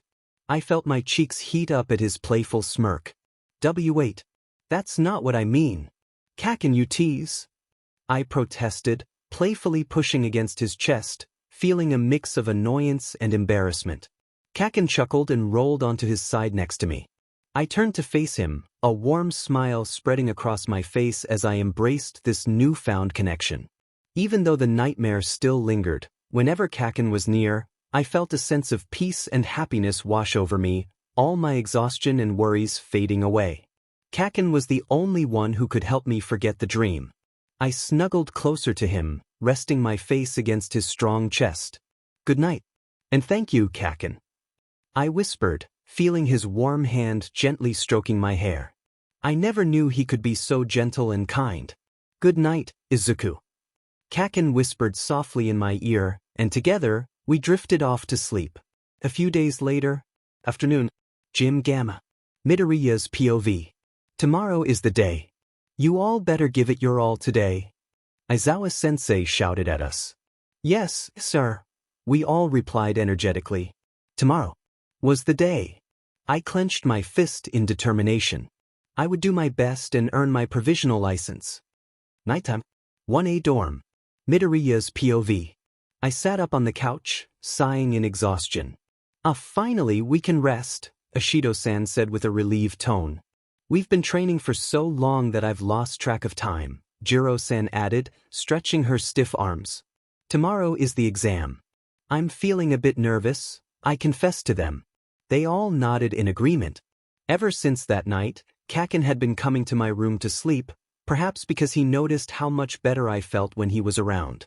I rarely dreamed of that nightmare anymore, just occasionally. I didn't feel fatigued or anxious now, which I was very grateful for. "By the way, Midoriya," Jiro-san suddenly turned to me. "How are you feeling now?" she asked, her voice filled with concern. The girls stared at me, waiting for my answer. I smiled reassuringly at them. "I'm completely fine now," I assured them, hoping to ease their worries. Their eyes brightened with relief. "We're glad you're feeling better," Yaoyorozu-san expressed. "I'm sorry for worrying everyone," I said, looking down in guilt. I hadn't told them about my condition, and it made them worry about me. Nah, it's okay. It's natural for friends to worry about each other, right girls? Ashido-san grinned at me, her eyes shut tight. Oh yeah, Midoriya. Ashido-san suddenly smirked mischievously, giving me a bad vibe. You see, lately, I've seen Bakugou coming to your room in the middle of the night. She blurted out bluntly, without a hint of shame. Eh? Red shades tinted my face. What are you both doing in your room? Ashido-san asked, sitting next to me with an excited smile. WWW didn't do anything. I swear. I stammered in shock and embarrassment. The other girls gasped in surprise. Deku-chan. Could it be you and Bakugou-kun? Ochako-chan gasped in disbelief. Like I said, we didn't do anything. Gee, Ochako-chan, not you too. I completely denied it. My face grew hotter. Smoke seemed to rise from my ears. Then why did he come to your room? Ajuri-san asked. I looked down, clenching my fists together. Because of Kaken, I'm feeling much better now, I admitted, placing my balled fists on my chest. Because he is there, I don't dream of that nightmare anymore. I smiled warmly at the thought of Kaken. Because of him, I felt reassured now. But the girls know, my classmates didn't know about my amnesia. Only Mom. The girls gasped in awe. They cheered. My face flushed red again. I hurriedly stood up. Good night, girls. I have to go now. See you tomorrow. I excused myself and walked away from them. Third person's POV. The girls watched Midoriya walk away, smiling widely. She is so lucky. Ashido squealed in excitement. Yup, Hagakure happily agreed. But still, what kind of nightmare did she have? Ajui asked, confused. Now that you mention it, Midoriya-san didn't tell us. Yaoyorozu bit her bottom lip in frustration after failing to solve the mystery. Well, I bet she will tell us next time. Uraraka assured them, and they all nodded in agreement. Midoriya's room. Midoriya's POV. I yawned sleepily as I entered my room. Today had been more tiring than usual since the test was tomorrow. Oi, you have the nerve to make me wait for you. An angry voice growled at me. I startled when I saw Kaken sitting on my bed, frowning in irritation. Kaken? I gasped. What are you doing here? I asked, even though I already knew the reason. Kaken scratched his spiky hair. What? Have you forgotten? I'm here to sleep with you, of course. Kaken hollered at me, clearly dissatisfied. Hey, about that. I fidgeted. Kaken patiently waited for me to finish my sentence. Why, you don't have to come here and sleep with me anymore, Kaken. As soon as I said that, Kaken's anger flared. What? Why? He asked in disbelief, standing up in shock and dissatisfaction with my decision. I'm all good now and so on. I stuttered, unsure of what excuse to give him. It was all because the girls knew about Kaken coming to my room every night. Kaken glared at me intensely as he approached. He suddenly gripped my wrist firmly and pulled me toward him. He threw my body onto my bed, crawling on top of me. No one decides for me what I should do or not even you, Deku. His voice darkened as my green eyes met his piercing red ones. Kaken laid next to me, pulling me closer. Tomorrow I'll crush you. So behave tonight, he whispered in my ear. My cheeks heated up as I felt the warmth of his breath. Kaken. I murmured softly. Kaken wrapped his strong arm around my waist, and to my surprise, he was already asleep. So fast. Perhaps he was tired too. I held his hand and slowly drifted off to sleep as well. Next day, National Dagoba Arena. Midoriya's POV. Whoa! I gasped in awe as I took in the arena before us. Today was the day we took our exam. Man, I'm getting nervous, Jiro-san stated. I wonder if I can get my provisional license, Mineta-kun sighed in worry. Aizawa-sensei suddenly bowed down at him. Mineta, it's not about whether or not you can. Go and get it. Aizawa-sensei encouraged him. Alright, oh of course. Mineta-kun exclaimed confidently. Aizawa-sensei stood still again. If you can pass this test and get your provisional license, then you novice eggs will become chicks. You'll hatch into semi-pros, Aizawa-sensei explained. Do your best, he cheered at us unenthusiastically. Alright, I will become a chick. Kaminari-kun spoke up excitedly. Let's all call out the usual. Ready, set, Kirishima-kun balled up his fist. Plus. Ultra. Suddenly, an unfamiliar voice interrupted us. We were shocked to see a boy our age shout along with us. You should not just barge in on people's huddles, Inesa, one of his friends said. Oh no, he yelled again with a strange smile. I'm very sorry. He bowed down until his head nearly touched the ground while yelling loudly. Hey, that uniform. I observed his outfit, and there was no doubt he was. UA in the east, Shiketsu in the west. Kaken exclaimed, staring at them. They are the elite school that rivals UA, right? I asked him. Kaken nodded. The Shiketsu students left the scene. Inesa Yorashi. Aizawa-sensei suddenly mumbled. Sensei, do you know him? Hagakure asked. Aizawa-sensei told us that this Yorashi was incredibly strong, possibly even rivaling Todoroki, maybe even stronger. He had also achieved the top score among those admitted through recommendations but chose to decline his acceptance to UA. That was unusual. I swallowed hard. This was going to be challenging, but I had to give it my all.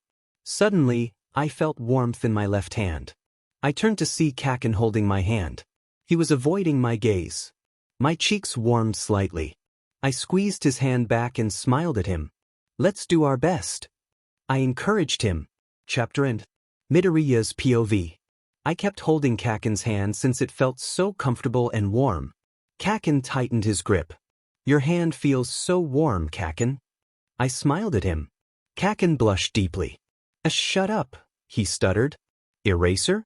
It's you, isn't it, Eraser? A woman suddenly approached Aizawa-sensei. Joke. Aizawa-sensei sighed. The two adults conversed with each other. My eyes widened when I recognized the woman. She is. I gasped in amazement and quickly let go of Kaken's hand. Smile hero, joke. I yelled in excitement. Her quirk is outburst. She forces those near her to laugh, dulling their thinking and movement. Her fights against villains are full of craziness. I began to fangirl over her. She was one of my favorite heroes. My eyes shone with excitement. I heard Kaken growl, so I turned to look at him. Kaken was frowning, clearly irritated. Oops. It might be because I let go of his hand without telling him. Joke, if you're here, then that means. Aizawa-sensei paused. Oh yeah, I forgot. Everyone, come over here. Joke called out. A group of students walked toward us. Ketsusbutsu Academy, second years, class 2. They're my class. Please be kind, she introduced them. The boy with black curly hair suddenly held my hands, startling me and everyone in my class. Kaken and I were the most surprised among everyone. I'm Shindo. UA this year's had trouble after trouble, so it must have been tough. He tightened his grip. Why yes. I replied awkwardly. Chills ran down my spine. A strong hand suddenly yanked my collar, pulling me away from Shindo. I saw Kaken with his usual angry face, but he looked even more furious. My classmates gasped in surprise. Kaken, I said his name. Kaken's face was clouded with extreme anger and annoyance. Don't tell me. Lay a finger on her again and you'll regret it, Kaken threatened him. Psst, my bad, Shindo scratched his head. Hey, stop being so rude. Kirishima scolded Kaken. Sorry for his rudeness. Kirishima apologized on Kaken's behalf. Oi, change into your costume and go to the orientation. Don't waste time. Aizawa-sensei ordered while walking toward the arena. Yes, sir. We all yelled in unison. In the National Dagoba Arena. As soon as the briefings ended, we all got ready for the first test. I attached the 3 targets to my body. Everyone, don't get too separated. Let's move as a group. I yelled at them in a serious tone. Okay. Ochako replied in agreement. Yeah. Ida nodded too. Yeah right, this isn't a field trip, Kaken growled while walking away from us. Idiot, wait. Kirishima chased after him. Why? Kaken. I called out, but he completely ignored me. I suddenly remembered his words from last night. Tomorrow I will crush you. I clenched my fist in realization. Now I understood what he meant. Right now, I couldn't act as his girlfriend but as a rival because we both were aiming for the same thing. I'm going to go on my own too. It's hard for me to use my power in a big group, Todoroki said as he sprinted away. Todoroki! I called after him. I sighed in defeat. Midoriya, let's go. There's no time left. Mineta reminded me and I nodded. We all ran toward our destination. I don't think it's a good idea to go off on your own, I stated my thoughts. Why not? Mineta asked, confused.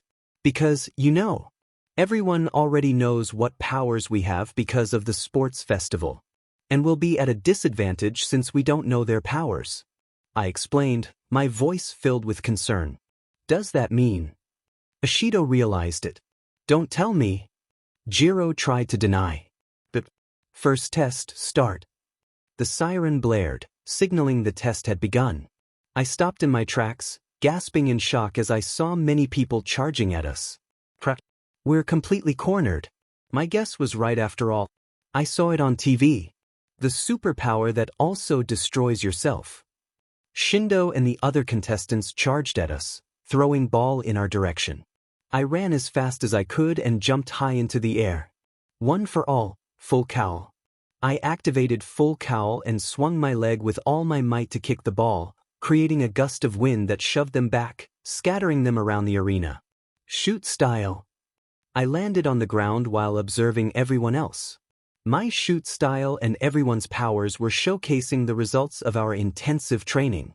Everyone, let's keep going like this. I yelled to encourage them. Yes. They replied in unison. Everyone kept fighting and dodging the ball swiftly. As for me, I was trying to evade the ball as fast as I could. My eyes suddenly caught sight of many ball charging toward Ashido and Ochako behind me. Both of them couldn't react in time. I gasped in shock just like they did. Ashido! Ochako! I rushed toward them with full cowl to save them. Crap, I couldn't use full cowl in time. My heart raced faster than before. Everything around me seemed to slow down. Wait, this feeling. I had felt this before. I didn't know why, but lately, I noticed that whenever I was emotional, everything I said seemed to come true. Ever since that incident with Kaken. If it was true then. I shut my eyes tight and focused my attention on the ball around me. I felt power surging through my body. I took a deep breath. Ball. Ashido and Ochako turned to look at me strangely. The tips of my hair started to float. I opened my eyes wide. Explode! I hollered, and suddenly, the ball really exploded. We're saved. I sighed in relief. Everyone around us gasped in shock. Deku, how did you do that? Ochako asked curiously. I don't know, but right now, that doesn't matter. I reminded her, and we all continued to fight. A few moments passed. Walking to the anteroom. We did it. Me, Ochako, and Siro passed the first test. But it was a strange experience. I encountered one of the Shiketsu students named Kami. She was not just so unusual. Hey guys. Kaminari greeted us with an excited smile. I saw Kaken and Kirishima with him. The four of us, Kaminari, Kirishima, Siro, and Ochako, celebrated victoriously. Kaken walked up to me, but he didn't look friendly at all, unlike he usually did when we were alone. You passed Deku? He said. K-K-Sichan.you. I sighed in relief. I thought that it had been a while since he treated me like this. With the power you've got, it's only natural, he told me as he walked past. Huh? I gasped in surprise.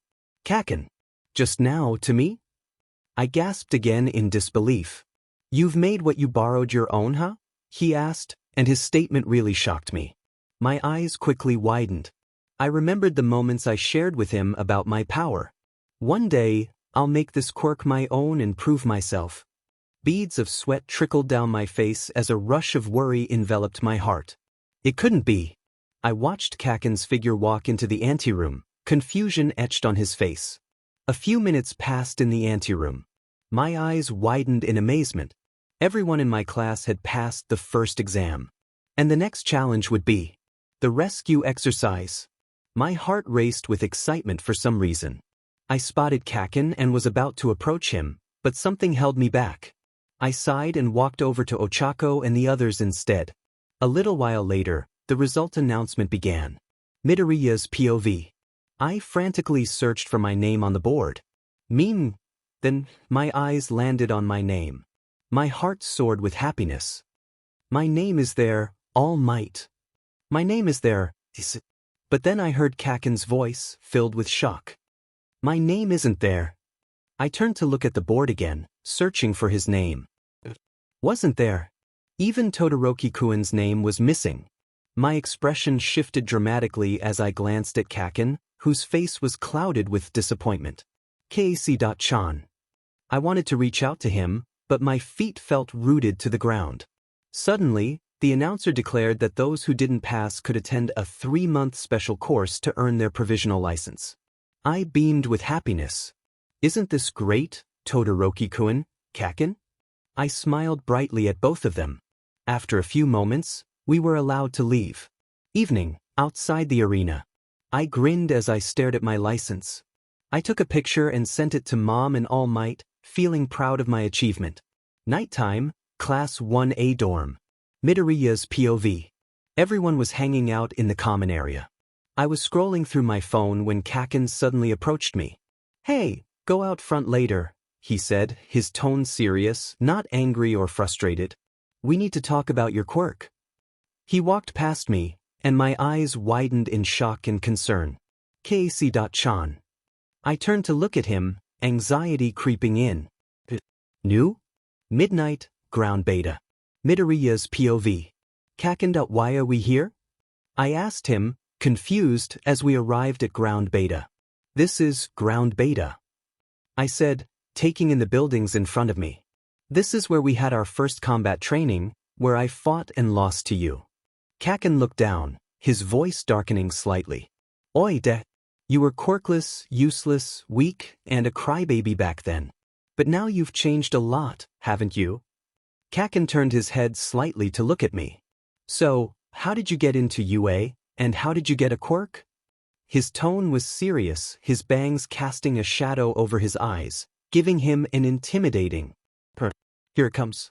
Ever since All Might came, you changed. You became stronger and suddenly gained a quirk. You kept climbing higher than me, even up until the provisional license exam. You passed and I failed. Kaken took his hands out of his pockets. What the hell? Huh? He raised his head. Kaken, that's not just about ability. Shut up and listen, scum. Kaken interrupted, surprising me. It had been a long time since he yelled at me like this. Today, he was acting strangely. You know, that incident in Kamino helped me understand a bit, he said, tapping his feet. He turned to look at me. The thing All Might said after defeating the villain's boss, you were the only one who took it differently. Kaken stared at me intensely. I've been thinking about it this whole time. You got it from All Might, didn't you? That power. His exclamation caught me off guard. He was really observant. I swallowed hard at his statement, remaining silent while clenching my fists. The villain's boss could steal people's quirks and give them to others. It's hard to believe, but one of the old cat ladies lost her quirk and can't work as a hero anymore, Kaken explained, making me gasp in disbelief. After you met All Might, you changed, and then All Might lost his power. Kaken's voice grew huskier. I asked All Might about it, but he wouldn't answer me. That's why I'm asking you. He stepped closer, his expression serious. I clutched my skirt anxiously, remaining silent. Since you're not denying it, it must be true. Minute. I gripped my skirt tighter as he spoke. I was done for. My secret was out and I couldn't believe the first person to know was Kaken. You and I both want to be like All Might. So let's fight here and now. His statement shocked me. What? Fight you? I exclaimed in disbelief. We can't do that. Even if you want, we have to reserve a training room or do it during class. If we fight during class seriously, then we'll be stopped, Kaken muttered. Which part of you made him choose you? Let me see it for myself. If the way you see him is correct, then does that mean my admiration was wrong? His voice darkened as he glared at me. Kaken stretched out his arms. Are you planning on fighting? I stepped back from him. If you don't want to get hurt, get ready. He positioned himself in a fighting stance. I said, wait, we can't do this. Before I could finish, Kaken unleashed his explosion and charged toward me.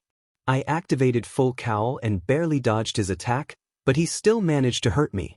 My head started throbbing suddenly, and my chest began to ache. This was such bad timing to feel this pain. I struggled to balance myself while trying to fend off the pain and focus on Kaken's attacks. He kept coming at me while I only dodged. Kaken, I never said your admiration was wrong.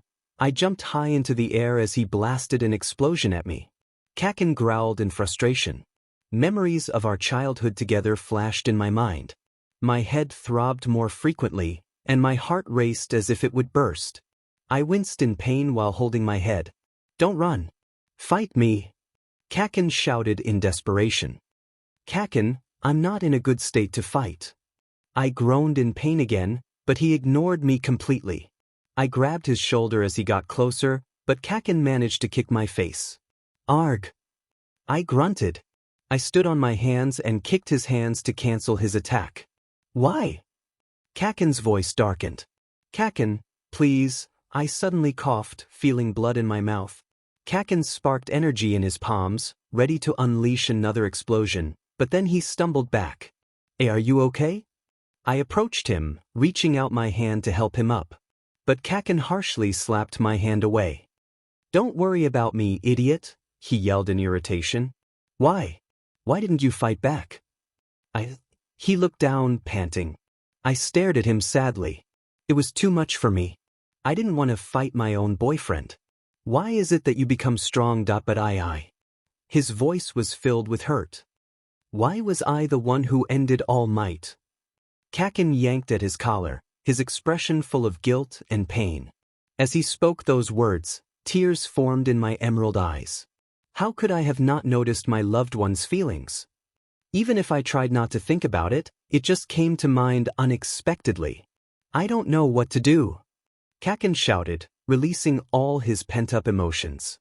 Tears streamed down his crimson eyes. Kaken. I sobbed his name. Despite the pain in my head and chest, which intensified as I cried, I fought against it. I slowly and weakly walked toward Kaken, who was crying just like me. My body trembled as I approached him.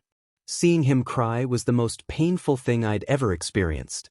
I quickly hugged him tightly yet gently, crying with him. Kaken, I'm sorry. I'm so sorry. I didn't notice your feelings. I hugged him tighter, even as he tried to push me away. Don't act like that right now, he yelled, but he still hugged me back. I'm very sorry. I muttered, resting my head on his broad shoulder. Suddenly, the image of the boy I had always dreamed about appeared in my mind, sending an electric shock through my body. That boy's face, full of sadness and misery. Arg! This time, I couldn't bear the pain anymore. Tears streamed down my face faster. Kaken noticed and quickly let me go. I could hear him gasp in shock. Oi, Deku! He shook my body repeatedly, trying to get me to speak again, but I just couldn't. The pain overwhelmed me. Chan. My hand trembled as I weakly gripped his shoulder. I tried to smile at him. I'm sorry. I felt a bit off today. I don't know why. But I felt that pain again. Tears streamed down my face as Kaken looked shocked by my words. I tried to stand up but stumbled and fell. Luckily, Kaken caught me just in time. I felt a sudden urge to cough, and without hesitation I did. Oi, don't tell me. My eyes widened in shock when I saw the dark liquid on my palm. Bee blood? I gasped, panic rising within me. I had never coughed blood before, and I knew this was a bad sign. My body trembled with fear as I stared at the blood on my hand in horror. The image of the boy flashed in my mind again, but this time, it was as if he was covered in shadows. I gasped in horror. Why was I visualizing him now? Help me. Iken. My hand shook as I clutched Kaken's shirt. I'm scared. Just who is that boy? This is 2. Terrifying. I cried out, overwhelmed by fear. I couldn't take it anymore. Kaken bit his lip and suddenly hugged me tightly. Kaken. I. Stop there, you two. All Might appeared out of nowhere. Later that night, in Aizawa's room, Midoriya's POV. We walked back to the dorm with All Might. Kaken had to help me walk since my legs were still shaky, and I could hardly stand, let alone walk on my own. Having a fight at night right after your preliminary hero licensing exam. I'm glad both of you are so energetic, Aizawa-sensei said as he wrapped us in his scarf. All Might tried to intervene, but Aizawa-sensei released us. All Might explained the reason for our fight, but Aizawa-sensei was firm. Who hit first? He glared at us. Me, Kaken growled, avoiding his gaze. I was still trying to process everything that had happened. Everything felt blurry, and I remained silent. 4 days of house arrest for Bakugou. And 3 days for Midoriya. Aizawa-sensei declared. I heard him, but my head was spinning, and suddenly, I felt myself fall from the chair I was sitting in. The young Midoriya. Midoriya, the three of them shouted in a panic. My breathing became ragged, reminiscent of when I had that nightmare. I gripped my shirt tightly, trying not to cry out in pain. I shut my eyes, struggling to endure the overwhelming discomfort. Oi, hang in there. Kaken urged, holding me close. I opened my eyes halfway to see Kaken's worried face. Kaken. I mumbled, and the two adults looked at me with concern. Kaken picked me up and laid me gently on the bed. Young Midoriya, can you hear me? All Might asked, worry etched on his face. I managed a small smile. I can, All Might. I assured him. I slowly sat up. I'm okay now, I smiled at them even though my body was still in pain. All Might and Aizawa-sensei exchanged glances. Well, if you feel good now, then go to sleep, Aizawa-sensei said, gently ushering Kaken and me out of the room. All Might waved at us, concern still evident on his face. Kaken and I returned to our room in an awkward silence. Chapter end. Next morning. Class 1A dorm. Third person's POV. What? The students gasped in disbelief. You guys fought. Ashido covered her mouth. And now you're under house arrest. Hagakure continued. Midoriya and Bakugou were cleaning the common area using the vacuum cleaner. That's ridiculous. Kaminari exclaimed mockingly. It's nonsense, Aoyama added. Are you stupid? Kaminari said again, and Bakugou started to get annoyed. The pinnacle of foolishness, Tokoyami remarked. I can't believe you fought your own girlfriend, Bakugou, Kirishima sighed. Shut up. Bakugou snapped back. So, did you guys make up? Uraraka asked Midoriya while approaching her friend with Ida beside her. I think so, Midoriya replied, scratching her curly hair. Everyone left the building to go to school, leaving the couple alone to finish their chores. The atmosphere was filled with silence, only the sound of the vacuum cleaner could be heard. Midoriya winced in pain silently, making sure Bakugou didn't notice. She massaged her throbbing head repeatedly. Ever since last night, her head and chest had been hurting so much that she couldn't fall asleep at all. They both continued their tasks, minding their own business without bothering each other. As Midoriya was cleaning the lounge, she noticed a small greenish light emanating from her pendant. She held it in her hand, watching it curiously since this was the first time it had shone like this. But she shrugged it off and continued her work. Unbeknownst to her, Bakugou had seen the pendant glowing but chose to remain silent. After school. Class 1A dorm. Third person's POV. What's this dust, Bakugou? Mineta smirked mockingly at the irritated Bakugou while showing him the dust on his finger. Deku is supposed to clean that. Stop messing around. Bakugou exclaimed defensively, trying to prove his innocence. Siro and Mineta laughed cynically at him, amused to tease the hot-headed boy. Hey Deku, can't you even clean properly? Bakugou hollered at Midoriya, but she seemed lost in her own thoughts, not flinching back like she usually did. Bakugou noticed Midoriya's unusual behavior. It was rare for her to be so quiet when he yelled at her. Midoriya was tossing trash into a yellow plastic bag, but suddenly her hand stopped moving, and she stared blankly into space. Bakugou watched her silently, feeling a deep worry inside, but he refused to admit that something was wrong with her. Uraraka and Ida finally arrived at the dorm and intended to greet Midoriya, but they hesitated when they saw her usually vibrant emerald eyes looking so lifeless. Ida-kun. Uraraka called the class representative with concern. Ida noticed this and bit his bottom lip in worry. Midoriya got up and left the dorm to throw away the trash in silence, ignoring the stares from her classmates. As soon as she left, the dorm became noisy. "Hey, Bakugou-kun, what happened to Deku-chan?" Uraraka finally asked the short-tempered boy, genuinely worried after seeing her best friend's unmotivated state. "Like I know," Bakugou growled irritably. "How can you say that? Midoriya-kun is your girlfriend. You should be concerned about her." Ida scolded Bakugou for his lack of empathy. "Shut the heck up, Demon Four Eyes." Bakugou shouted loudly, sparks of frustration igniting in his palms. He was furious whenever anyone mentioned Midoriya's name. "Kaken, everyone? What's happening here?" A timid feminine voice spoke up in surprise upon seeing the commotion in the lounge. Bakugou huffed in annoyance and left the lounge, heading back to his room. Midoriya watched him go, puzzled by his sudden departure. Midoriya's bedroom. Midoriya's POV. I stared at my smartphone anxiously. I was in a dilemma. I wanted to call Mom, but something deep inside warned me against it for an unknown reason. I waited until midnight because it was the only time the dorm was quiet and lonely. I gritted my teeth in frustration. Tonight, I will discover the truth behind my dream. At first, I never cared about the dream I kept having, but since it recurred every night, every minute, every second, I just couldn't endure it anymore. Who is this Hiroshi, or should I say Hironizan, that I keep seeing in my dreams? He feels so important to me, yet I can't understand why. I need to find out who he is.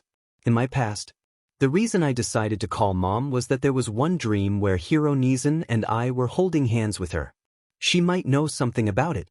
I stared at the phone screen with determination and desperation.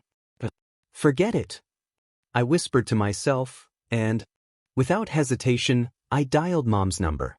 A few seconds passed, and Mom finally picked up. "Hello, Izuku?" I heard her usual cheerful voice. Sweat poured down my face, soaking my shirt.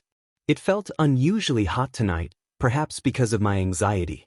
Can I ask you something?" I stuttered nervously. "Sure, sweetie," she replied encouragingly. I took a deep breath to calm my pounding heart.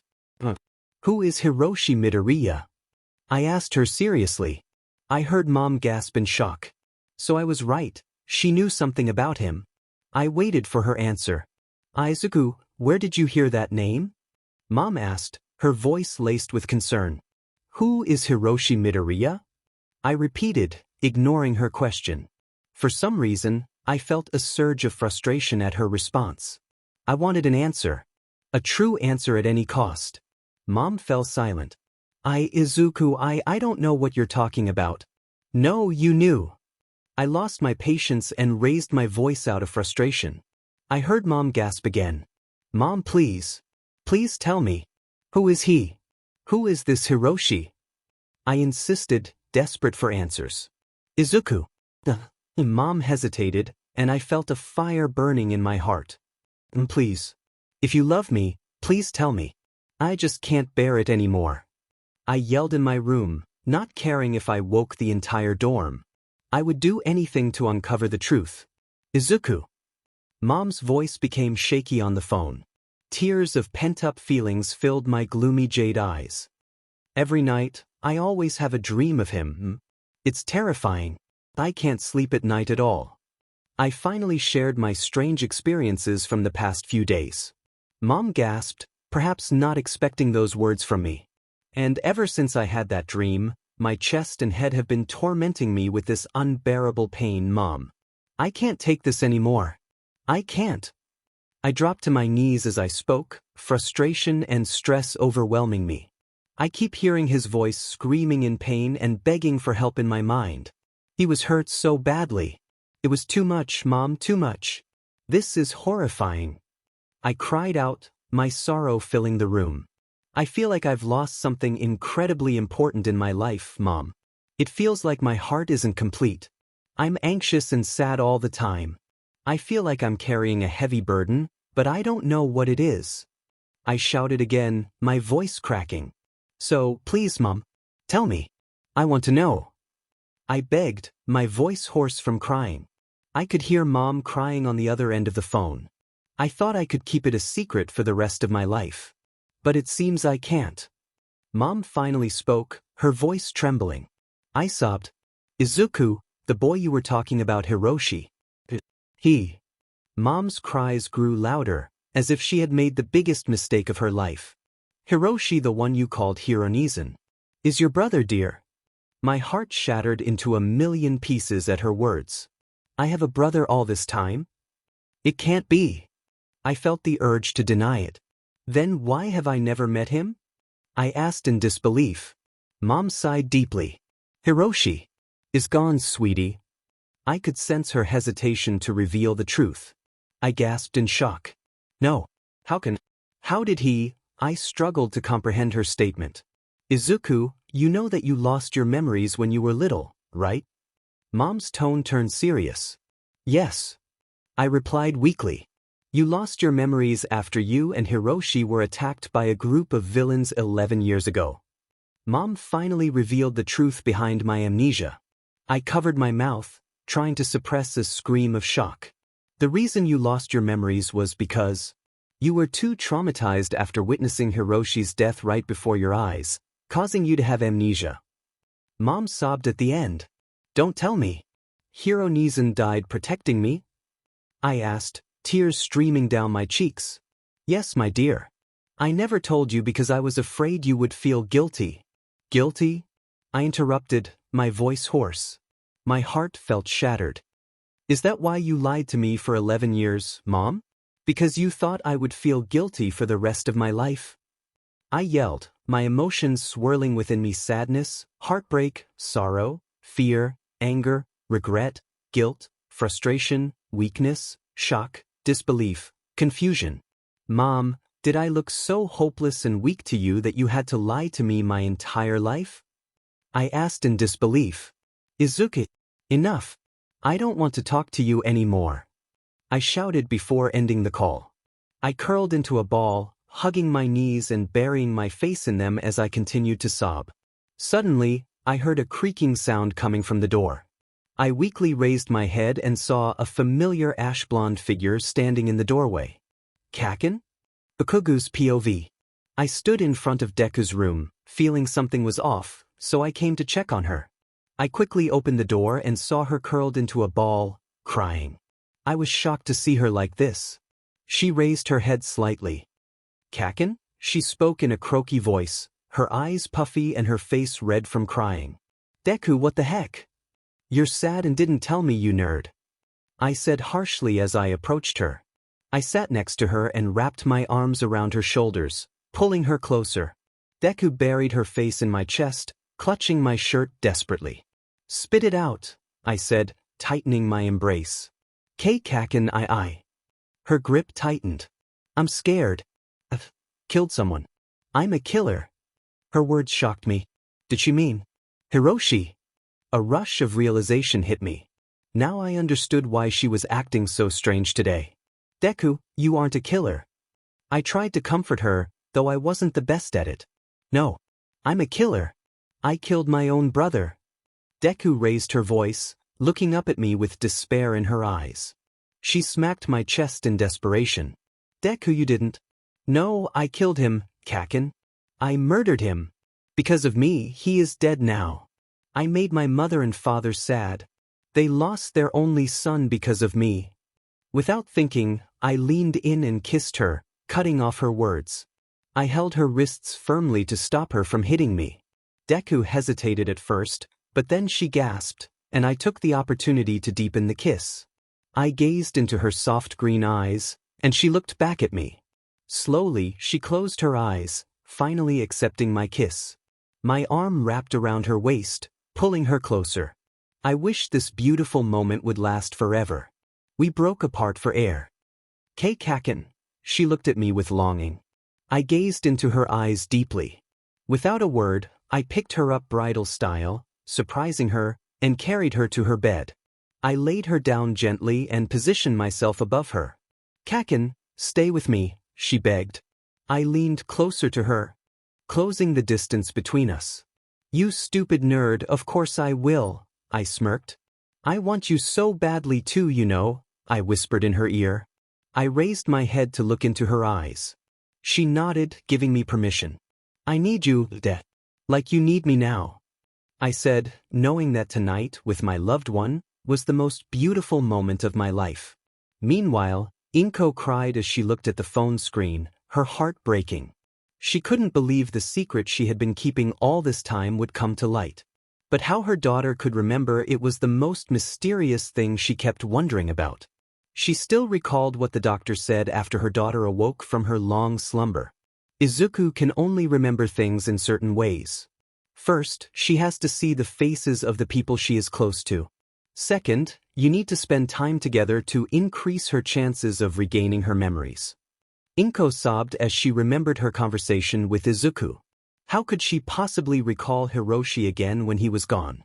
"Inko dear, what's wrong?" Hisashi emerged from his room after hearing the commotion. "Izuku, our baby." Inko sobbed in worry. "What happened to her?" Hisashi's concern grew as he saw his beloved wife crying. "Oh honey, she remembered everything." Inko's tears flowed freely from her beautiful emerald eyes. The man with curly black hair stared at Inko in shock and disbelief. He gently embraced her shoulders and led her to the couch to discuss Izuku. They sat together, side by side. "Izuku. She called me just now, asking about Hiroshi. I just can't believe it. How can she remember?" Inko was filled with confusion. "Then what's all that yelling?" Hisashi asked. Izuku was upset. "Because I never told her, dear. I'm a liar. She probably hates me now, Hisa." Inko cried against her husband's chest. Hisashi rubbed her back gently. "Don't worry, Inko. Izuku won't hate you. She just needs some time and space to cool off, okay? Izuku isn't like that, I know." Hisashi comforted her in a soothing voice. Even though he was often away on business trips, he understood Izuku well. Inko seemed to accept Hisashi's words, nodding weakly. "Now, let's go to sleep, okay?" Hisashi smiled warmly at her. Inko felt grateful that her husband was there. They both stood up and walked to their room.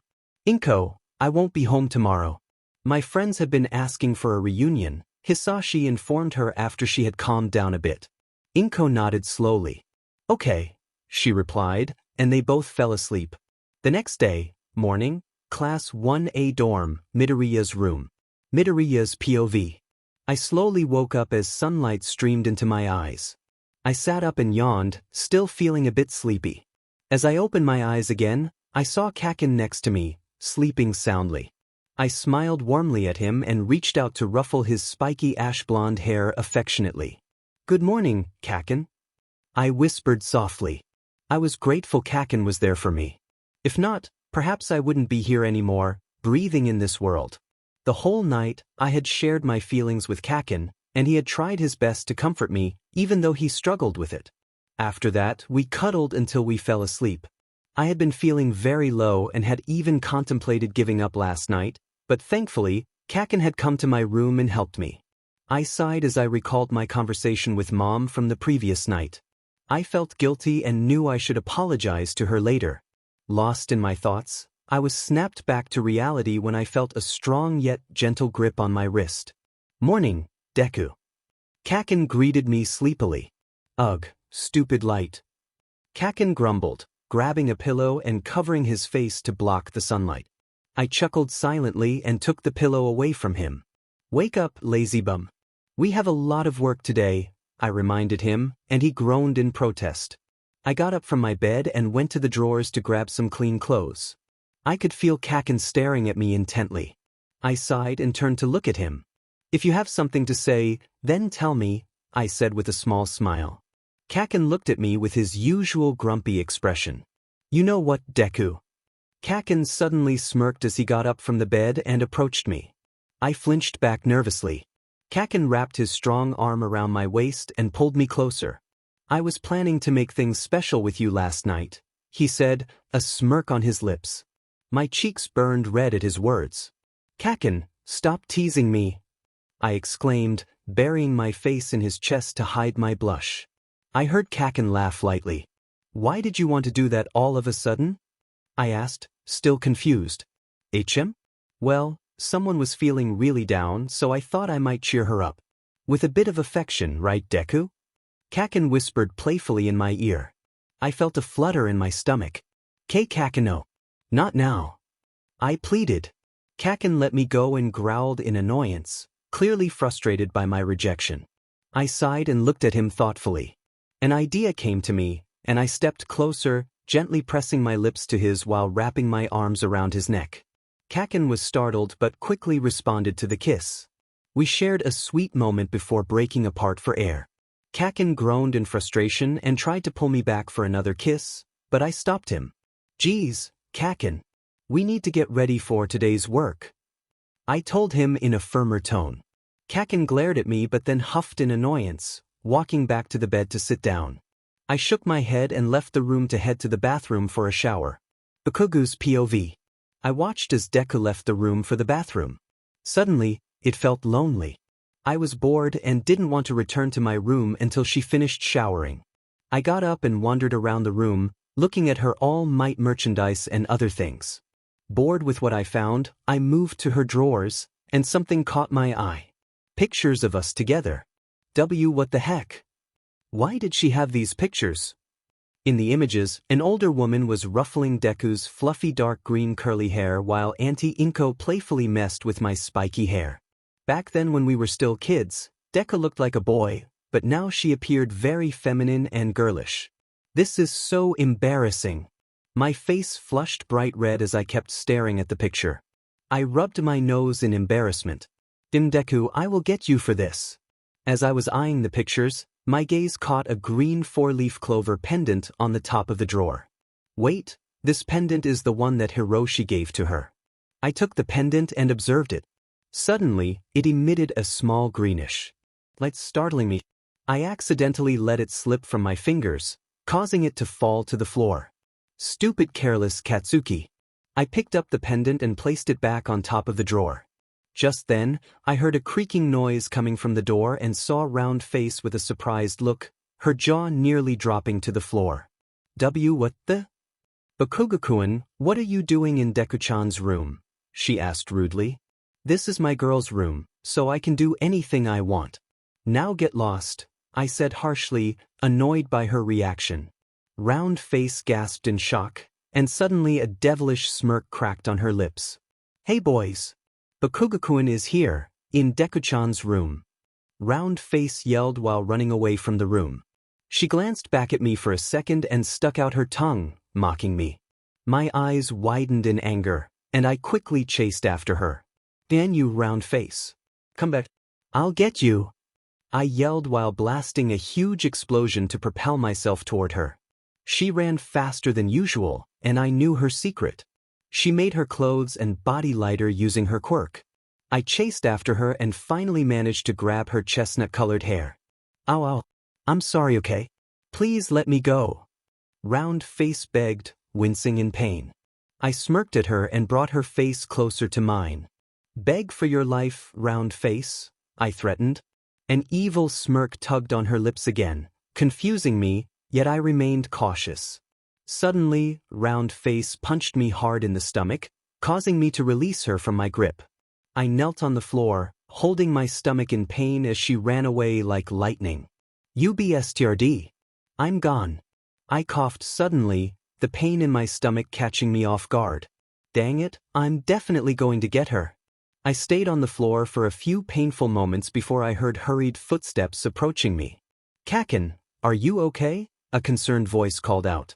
I looked up to see Deku staring at me with her usual worried expression. Sorry, Deku-chan.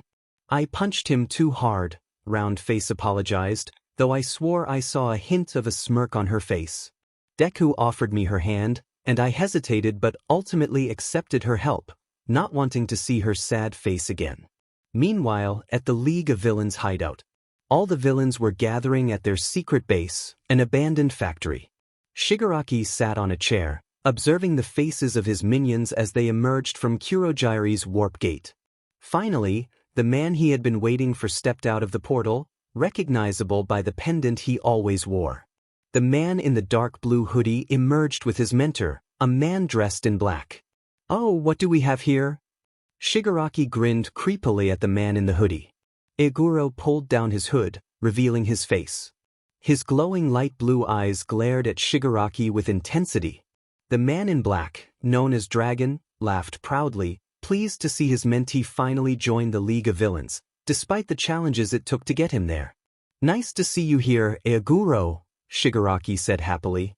To him, Iguro was a valuable asset and a key to his success in dismantling the Heroes' Society. "Hi, Iguro-kun." Toga greeted the quiet man. "Cut the pleasantries. When am I going to kidnap her?" Iguro asked the leader of the League of Villains, his voice low and intense. Shigaraki and Dragon exchanged knowing smiles. "Oh, you're that eager, huh?" Shigaraki teased, trying to provoke Iguro. A creepy smile formed on Iguro's lips as he clenched his fist. "Of course I am. I can't wait to take down those fake heroes." Iguro's voice darkened, his smile widening with a chilling hunger. Shigaraki smirked at the two-faced man.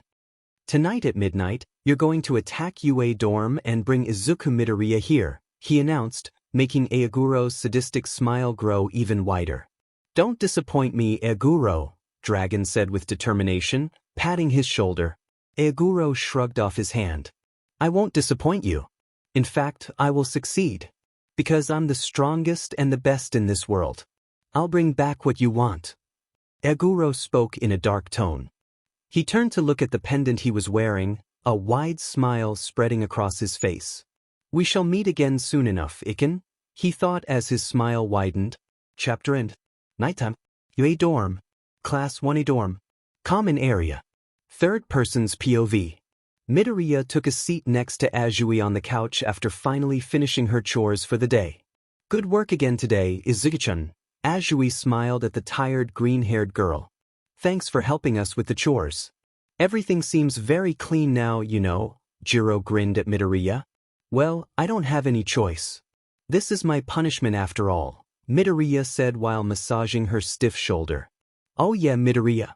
What were you screaming about last night?" Ashido asked, finally voicing the question that had been bothering her. Midoriya turned to look at the pinkette with a hesitant expression. "Well, last night, I had a disagreement with my mother." Midoriya replied, smiling awkwardly at the girls. "It's a family issue. I was too emotional and ended up getting angry at her." She murmured, looking down in guilt. "I really regret my actions. I want to apologize to my mother, but she didn't answer my calls at all." Midoriya covered her face, feeling ashamed of her immaturity. Azui patted her back twice to comfort her. "Don't worry. A mother always forgives her child," Midoriya-san, Yaoyorozu assured, trying to ease the broccoli-haired girl's worries. Midoriya looked up and smiled slightly. "Thanks, Yaoyorozu-san." She thanked the rich girl, her eyes appearing a bit clearer than before. "Oi, Bakugou! Here is the trash." Kirishima suddenly yelled while walking toward Bakugou. "Damn it, weird hair. I just threw the trash out." Bakugou hollered at his best friend in irritation, annoyed by his late arrival with the trash. Kirishima grinned as usual, as if nothing had happened. He handed the black plastic bag to Bakugou, who snatched it from his hand in dissatisfaction, mumbling something unintelligible. Midoriya suddenly got up, earning some confused looks from her female friends. "Sorry, you guys, but I want to talk to Kaken for a bit. See you later." She excused herself and jogged toward Bakugou. "Kaken, let me help you." Midoriya greeted her boyfriend. Bakugou only hummed lowly, allowing her to assist him. Midoriya grabbed some of the trash bags and followed Bakugou from behind, leaving the dorm grounds and walking to the dump site. "Those two are so sweet, right?" Jiro said with a smile, happy to see them together. "You're right. I wish I had a kind boyfriend like Bakugou," Hagakure hoped, looking up at the ceiling and imagining what kind of boyfriend she would have in the future. Outside the dorm, Midoriya's POV. So, what do you want to talk about, Deku? Kaken suddenly spoke up after a long moment of silence. I turned to look at him. He stopped walking and stood still, his crimson eyes fixed on me. I gave him a small smile and shook my head, signaling that nothing was wrong. I just want to be alone with you for a while, I said as I stepped closer to him. Kaken's face turned a shade of red. He looked away to avoid making eye contact with me. I chuckled at his shy demeanor. He is so cute when he acts this way. Kaken kept his eyes closed even though I shook him gently. My eyes widened in shock when I noticed a purple mist behind him. That is Kaken! I shouted in alarm. Kaken looked at me, confused. Instinctively, I shoved him aside with all my strength, causing him to stumble away from me. I turned back to Kaken, anxiety rising within me, but then I felt an intimidating presence coming from the purple mist. A hand in a fingerless glove suddenly emerged from the mist, gripping my neck. A man in a dark blue hoodie stepped out of the mist and began lifting me while still holding my neck tightly. "Ugh!" I groaned in pain, struggling to breathe. I closed my eyes tight, unable to endure the pain any longer. Dark blue hoodie. This man is... My vision started to blur as I felt myself losing consciousness. My eyes grew heavier, but I caught a glimpse of something familiar. Pendant. That pendant was the last thing I saw before everything turned pitch black. Third person's POV. Izuku finally released Midoriya from his grip after she lost consciousness, causing her to fall to the ground like a lifeless doll. Bakugou's eyes widened when he saw the masked man near his girlfriend. "UJRK? Stay away from Deku!" Bakugou shouted, unleashing a powerful explosion as he charged toward Izuku. Just as he was about to reach him, something constricted around his neck. Bakugou groaned in pain, struggling for air. Izuku was using his quirk to strangle him. Suddenly, Bakugou was thrown far away from Izuku with tremendous force, landing right in front of the dorm building. The impact caused him to groan in pain. "You're so weak, Kaken." Izuku finally spoke while he levitated the unconscious Midoriya with his quirk. Bakugou's eyes widened again, shocked to hear someone else call him that name. Izuku approached him but kept his distance, making it easier to escape if needed. "It's been a while since we last met, hasn't it?" he said, sliding down his half-face skull mask to reveal his face. "Hero.Sure?" Bakugou's expression darkened, disbelief washing over him as he recognized the person standing before him, Midoriya's brother, who was supposed to have died 11 years ago. Even though Izuku or Hiroshi looked more mature now, Bakugou still recognized him. "Yup, you're correct," Izuku said, grinning widely as he pulled off his hoodie, revealing his straight black hair. His glowing light blue eyes glared at Bakugou with murderous intent. "How?" Bakugou's voice darkened. Izuku leaned in, pretending not to hear. "What is it?" "I can't hear you," he said mockingly. Bakugou gritted his teeth in anger. "How are you even alive? You were supposed to be dead 11 years ago." Bakugou yelled, filled with rage and disbelief. Am I?"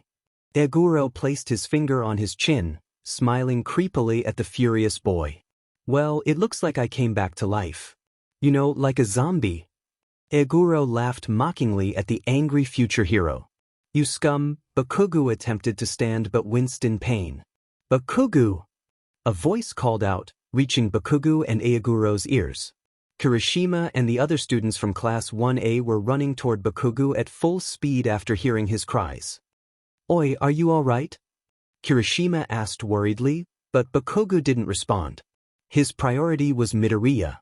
The girls gasped in shock at the sight of Midoriya floating in the air, with a man standing beside her. "Villain!" the girls shouted in fear. "Tisi, annoying first-year brats," Izuku huffed in annoyance. "And here I thought I would have a touching reunion with Kaken, but you all had to interrupt." His dissatisfaction was evident. "Well, I think I just have to take care of you all," Izuku's voice deepened, sending glares filled with menace toward the students. The students felt intimidated by his stare, shivers running down their spines. "Let Deku go, you scum!" Bakugou finally managed to stand. "Deku? Oh, you mean Iken? Eagaru smirked mockingly. Sorry, but Iken is mine now. Eagaru, stop messing around. You need to leave before the pro-heroes arrive. Kurogyri spoke through the communicator. Eagaru sighed heavily. Okay. I'll be back now. A purple mist appeared behind him as he turned to face it. See you later, Kaken, Eagaru muttered before stepping into the mist, taking Midoriya with him. Bakugou's eyes widened in panic as he watched his friend being pulled into the mist. Sparks ignited around him as he unleashed a powerful explosion, charging toward the mist. As he got closer, he reached out desperately to grab Midoriya, who was nearly fully engulfed in the portal. Deku! He screamed. He almost reached Midoriya, but suddenly, the mist vanished from sight. Bakugou fell to the ground, tears welling in his crimson eyes. Damn it! He shouted in frustration, punching the ground with all his might, releasing his anger. Today was the day Bakugou felt like a failure for not saving his one true love. The other students and some teachers rushed to Bakugou, trying to calm the distraught boy. The next morning, in the infirmary, Bakugou's POV. What the? Where am I?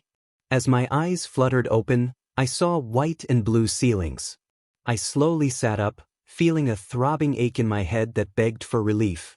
Stupid headache. I massaged my temples gently, trying to ease the pain. Suddenly, Deku's face flashed in my mind. Wait, last night? I jumped out of bed and dashed out of the sterile room, realizing I was in the school building, not my room. I spotted Weird Hair, his usual goofy expression replaced with concern. He looked up and a wide smile broke across his face. Baku bro, you're awake. Where is Deku? I shook him roughly, desperate for information about that useless nerd. Bakugou, chill out. Weird Hair tried to calm me, but how could I relax in this situation? I ask you, where is Deku? I repeated, my voice growing darker as I gripped his shoulders tightly. He flinched, guilt evident in his eyes. Midoriya. League of Villains. I let him go abruptly and dropped to my knees, running my fingers through my spiky hair in frustration. Those words alone were enough to send me spiraling. Damn it. Damn it all. I shouted, punching the floor with all my strength. Why Deku? I muttered, my face clouded with anger directed at myself. I want to be a hero, yet I can't even save my own girl. Young Bakugou. All Might suddenly appeared, calling my name, but I didn't respond. He gripped my shoulder reassuringly, but I felt anything but calm. You should rest longer. You are still. No way. I'm going to save Deku. I hollered at the former symbol of peace, who was also Deku's mentor. I pushed his hands away and stood up. I quickly walked away, determined to leave the school and save my girl. But my path was blocked by Aizawa-sensei, his expression stern. Calm down, kid, Aizawa-sensei said, glaring at me. I scowled, turning to see All Might's sad expression. Why? I murmured, looking down while clenching my fists. How can you be so calm right now? Deku is still out there with that villain. As I turned back, I gripped Aizawa-sensei's collar tightly, anger burning in my eyes. Oi, Bakugou! Stop it, he protested. Indeed, Midoriya is still out there, and to make matters worse, she is with a villain. But we must not rush things, Bakugou, Aizawa-sensei said calmly, which felt unusual coming from him. But being the hothead I was, I refused to listen. I'd rather search for Deku than stay here doing nothing, I said, releasing him and walking past, glaring in annoyance. You want to look for Midoriya, but do you even know her location right now? Aizawa-sensei asked seriously, and a wave of realization hit me hard. I gritted my teeth in frustration, clenching my fists tightly. Young Bakugou, I understand your feelings, but you shouldn't act recklessly, All Might said sadly as he approached me. I tried to hold back my emotions, but I couldn't. I covered my teary eyes with my right hand, sobbing in frustration as tears fell from my crimson orbs.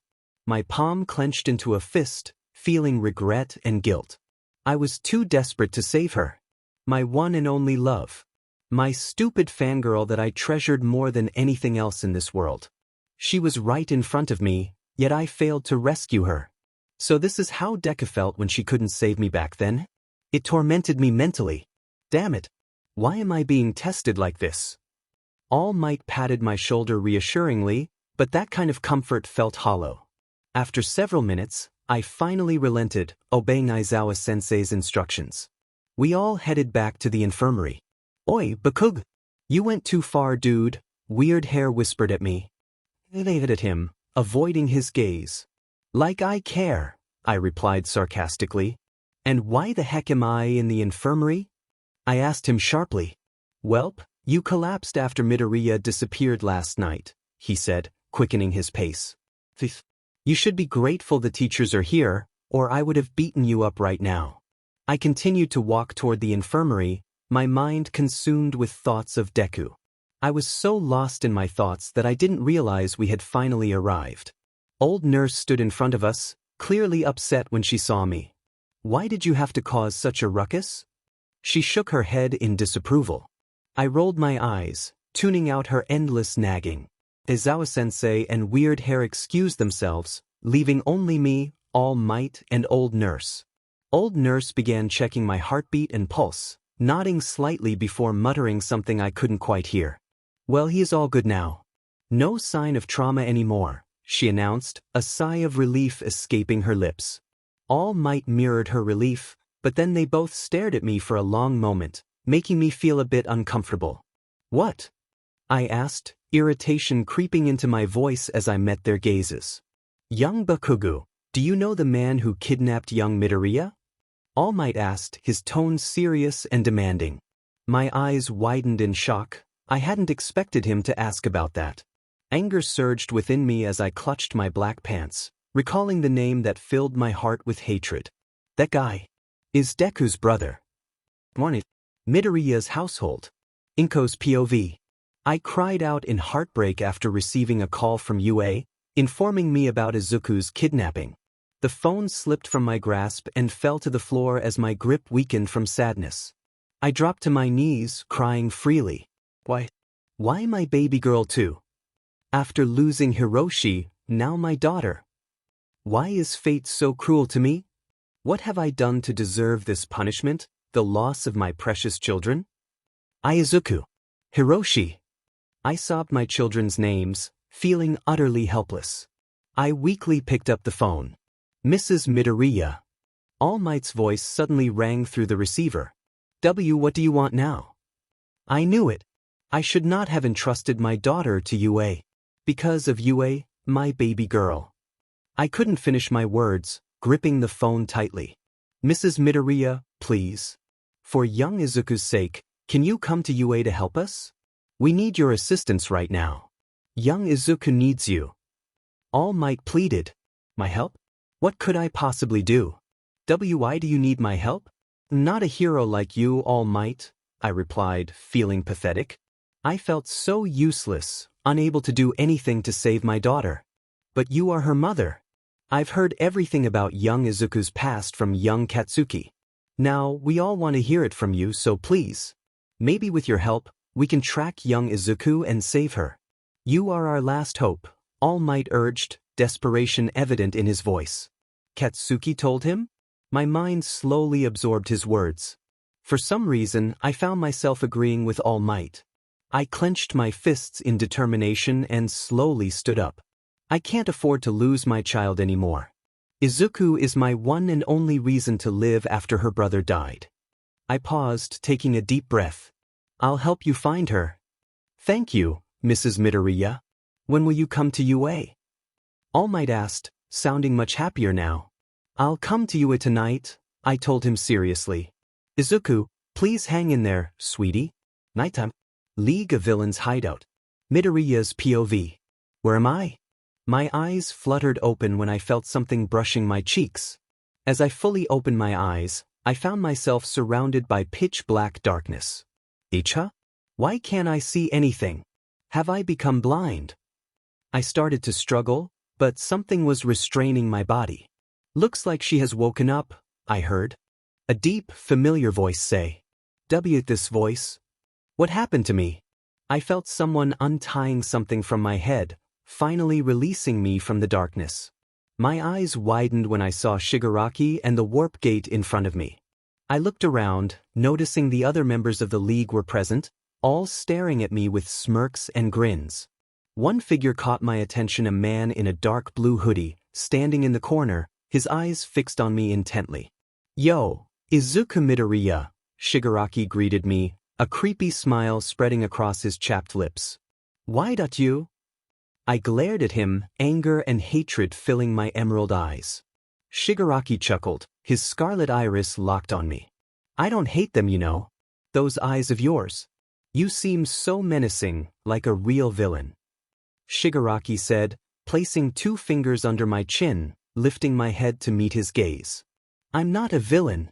I protested vehemently. "Oh, we'll see about that," he whispered into my ear, sending shivers down my spine. I swallowed hard, my heart racing with fear. "And no, please let me go," I begged, knowing it was pointless. What kind of villain would show mercy to their victim? Shigaraki chuckled again, looking at me mockingly. "Let you go? No way. Not after I heard about your incredible quirk." His hand gripped my shoulder, and I felt a chill run through me. "A quirk that can destroy everything with just a word," he continued, a sadistic smirk on his face. My eyes widened in shock at his words. "Destroy everything? Does he mean that mysterious quirk I unconsciously used? But so far, I haven't destroyed anything." "Your reaction tells me you're at least aware of that power dwelling within you," Shigaraki said sarcastically. How did you know? Who told you?" I shouted, irritation boiling over as I grew tired of his endless chuckles and taunts. "Well, he is someone very close to you." "Very close," Shigaraki emphasized, causing me to flinch. "Oi, dragon. Come out. Stop hiding in there," he ordered, turning his head toward a wooden door. The door creaked open, and a tall man in black stepped out, everything he wore dark except for a creepy smiley mask. "What a bother.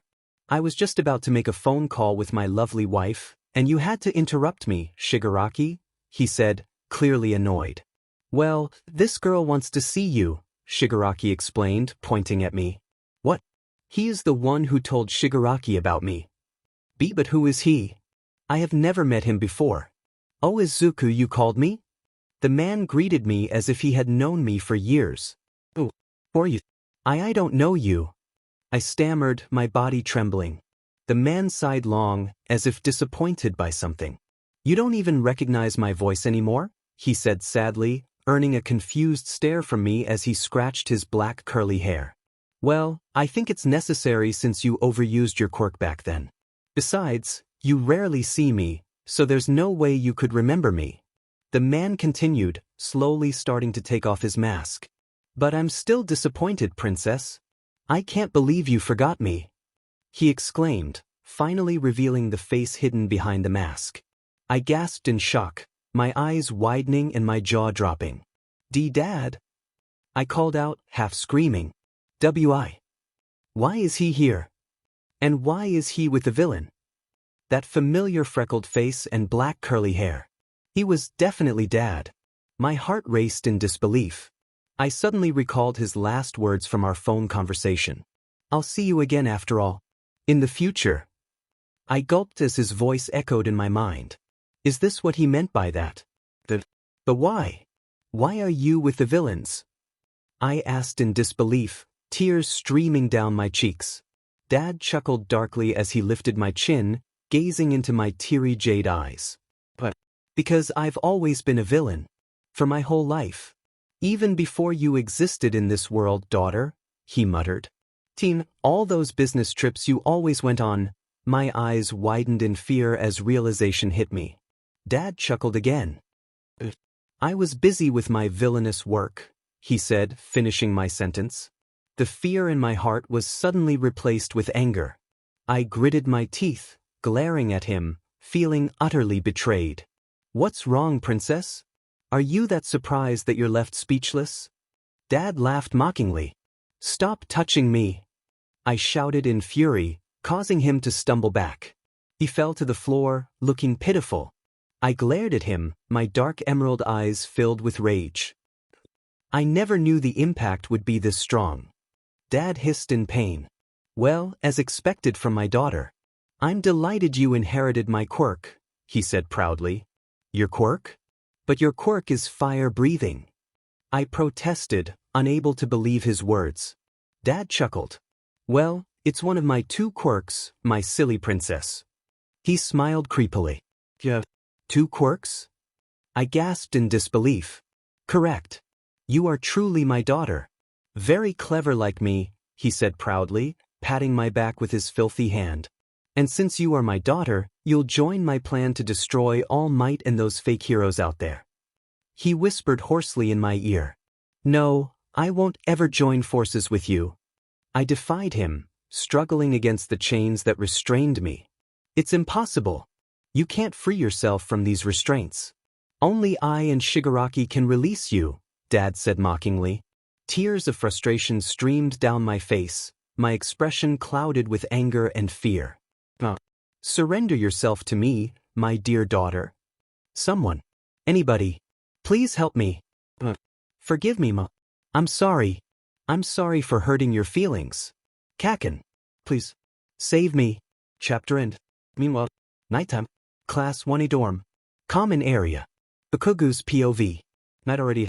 Those classmates were quiet all day after I returned from school. They looked hopeless and helpless, their faces clouded with frustration and guilt, the same feelings I had. They told me to calm down, but they wore the same pathetic expressions as I did. Hey, Baku bro. Who is that villain? You look like you know him. Weird Hair suddenly asked weakly, catching the rest of the class's attention. I scowled at him, not in the mood to discuss that scumbag Deku's brother. Bakugou-kun, please tell us. We want to know more about Deku. Round Face begged sadly, sounding desperate. I growled in annoyance, irritated by their persistent questions. Tisich, fine. That villain is Deku's supposed-to-be dead brother. I muttered under my breath. They all gasped in surprise. Every time I remembered or said Deku's name, my chest would tighten, my heartbeat racing. It felt like my heart would burst, and I hated this bothersome feeling. It was torturous, tearing me apart inside. Damn it, just stop asking about Deku already. I cursed in annoyance, standing up and leaving the lounge to clear my mind. 10 minutes, Def. Why did you have to get kidnapped? You're tormenting me. You said you love me, so why are you making me suffer? What I saw next was shocking. Katsuki-kun. Auntie Inko greeted me happily. She was with All Might and Izuku. Auntie. Inko? I gasped. Auntie Inko hugged me tightly, though it felt a bit desperate. She broke apart and I looked into her jade eyes. They were red and puffy. It must be hard for her to endure. Katsuki-kun. Are you okay? Auntie Inko asked worriedly. She was the only person I couldn't argue with. She was too kind-hearted. I nodded, telling her I was fine. You are alone? Where is Uncle? I asked about Deku's father. I rarely saw that guy, and I didn't like him at all. He was too strict, and I always felt uneasy around him. Hisashi has a reunion with his school friends, and I don't want to ruin his fun, Auntie Inko said, guilt evident in her voice as she clutched her skirt. That useless husband. He ignored his wife and daughter just to have fun. Katsuki-kun, the teachers told me everything about what happened. Auntie's voice became a bit shaky. It's really true that. The one who kidnapped Izuku. It's Hiroshi, I cut her off. Tears flowed from her eyes when she heard me say that name, the ugly truth. Mrs. Midoriya. Sensei looked at her with pity. And oh, how can this be? Auntie dropped to her knees, tears streaming down her face. Mrs. Midoriya. Auntie! All Might and I yelled in unison. I quickly rushed to her, kneeling in front of her. How can this be? Hiroshi was dead. How can he still be alive? Auntie Inko sobbed, recalling painful moments that even I wished to forget. Trust me, Auntie, I'm not lying. I saw him with my own eyes. I tried to convince her. I saw a 4-leaf clover pendant around his neck. The blue one. The one Hiroshi always wears. I told her this to raise her confidence. Then he is alive? Hiroshi is alive. Auntie Inko asked in disbelief. I slowly nodded, not entirely sure about that fact. Suddenly, Auntie Inko's phone buzzed, prompting her to answer. Her trembling hand reached into her pocket, pulling out her green smartphone. She tapped the green button. Hello, Hisa? Where are you? Auntie Inko yelled into the phone, sounding mad and disappointed. Aizawa-sensei and All Might exchanged worried glances. Inko sweetie, what's wrong? Why are you so upset, dear? His voice came through the phone, dripping with disdain. Our daughter is missing. I told you just now, but why didn't you seem to care at all? Izuku, our baby girl, is kidnapped. Auntie Inko yelled in despair. Inko, I'm sorry. I just can't bring myself to go home. I was too. Don't believe Dad. He is lying. He is lying. Dad is a villain. He is the one who kidnapped me. We were all shocked to hear Deku's voice on the phone, cutting Uncle off. Hisa, what's the meaning of this? Auntie Inko was too stunned to respond. You ungrateful brat. How dare you? Dad is a villain. Please trust me. He is with the League of Villains. Please tell my teachers. Please tell Kaken. Bam. Then we heard a loud noise, like a chair falling. The call ended abruptly. Auntie Inko stared at the phone in disbelief, her hands shaking. Izuku. She cried out in desperation. So that Bisa is a villain. No wonder he looked so suspicious. All Might. What should I do? My husband. She couldn't finish her words, starting to sob softly. We have to tell Nisa now. Mrs. Midoriya, did you record the call? Aizawa-sensei asked urgently. Auntie Inko weakly nodded, her trembling hand reaching out to Sensei, giving him her phone. I can't believe it. My husband. She looked down, guilt washing over her. I went to her and wrapped my arm around her shoulders. I'm going to take care of that guy and save Izuku, Auntie. I promise. I told her to calm her down. She turned to me, sorrow filling her teary emerald eyes. Please, Katsuki-kun. Save my daughter. She pleaded. I nodded in determination. I'm going to save you, Deku. And I will make sure your father pays for this. I swear. Meanwhile, nighttime. A few minutes before the call. League of Villains hideout. Midoriya's POV. Surrender yourself to me, my dear daughter. Dad uttered hoarsely, cupping my cheek with his hand. His finger brushed against my skin gently. He never expected what I would do next. I quickly bit his finger without hesitation, causing him to wince in pain. I smirked, thinking he would tire of me, but he didn't. Instead, a smirk grew on his freckled face. What a feisty girl. That's my daughter. I like this side of you, Dad said proudly, clapping his hands while smirking at me. I bit my bottom lip in worry. How should I escape from here? Somehow, I felt someone watching me intently, so I started searching for the eyes that were locked on me. I saw a pair of glowing light blue irises watching me silently. My emerald green eyes met his gaze, but he quickly averted his eyes, focusing on my dad instead. Dad suddenly took out his phone and called someone. He said he wanted to call his wife. Which means... Someone answered the call. I gasped in shock. Hello, Hisa? Where are you? Mom's voice yelled from the phone. Dad sighed at her reaction, clearly unhappy. Inko, sweetie, what's wrong? Why are you so upset? Dad asked softly, feigning concern. Our daughter is missing. I told you just now, but why didn't you seem to care at all? Izuku, our baby girl, is kidnapped. Mom yelled again, her voice filled with sadness. Her words made tears of frustration spill from my eyes. I haven't asked for her forgiveness yet. Inko, I'm sorry. I just can't bring myself to go home. I was trying to. Don't believe Dad. He is lying. He is lying. Dad is a villain. He is the one who kidnapped me. I interrupted him. Hisa, what do you mean? I heard Mom gasp in shock. Suddenly, a man in a dark blue hoodie clamped his hand over my mouth. You ungrateful brat. How dare you? I bit down hard on his hand, causing him to flinch. Dad is a villain. Please trust me. He is with the League of Villains. Please tell my teachers. Please tell Kaken. The man in the dark blue hoodie kicked the chair I was tied to, sending me crashing to the floor. Dad quickly ended the call and glared at me in irritation. He approached and kicked my stomach, with force, making me cough. I groaned in pain, struggling against the overwhelming discomfort. I stared at Dad with disdain. You really want to die, don't you, princess? But I won't let that happen. I'll make sure you become my weapon to take down All Might and those heroes. Dad laughed maniacally. I gritted my teeth in frustration. My heart and mind were in turmoil, and negative feelings began to swell within me. Suddenly, I felt a strange energy coursing through my body. My eyes. I could feel the color changing, but I ignored it. My eyes glowed bright red, and Dad gasped in shock. Then I'll just have to end you. Nightum of his hideout. Then I just have to end you. I muttered, my voice low as I looked into Dad's merciless black eyes filled with hatred.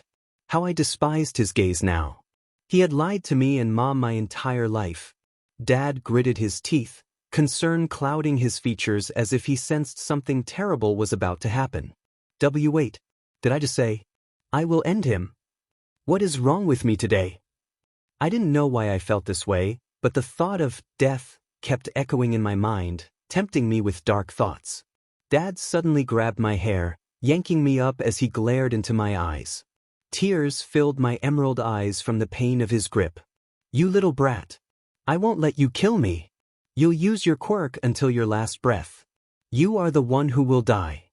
Dad screamed, a twisted smirk spreading across his face. Somewhere else, an unknown place. I saw her.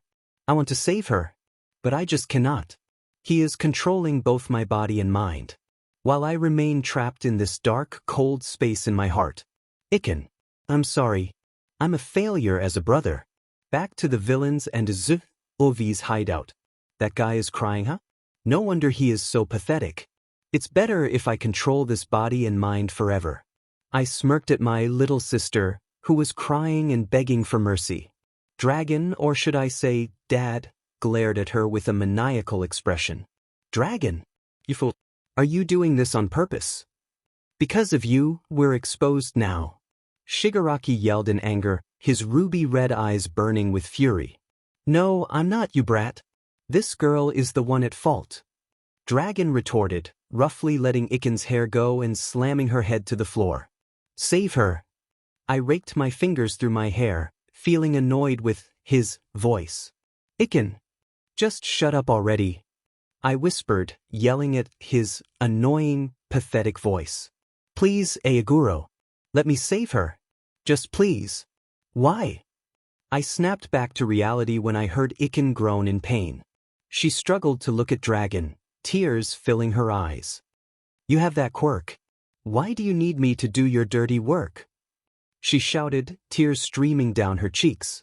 Dragon turned to her with a sarcastic smirk. But, because I don't want to die because of my quirk. He laughed maniacally. Iken looked shocked by his statement. Her fragile body trembled in fear. Did I?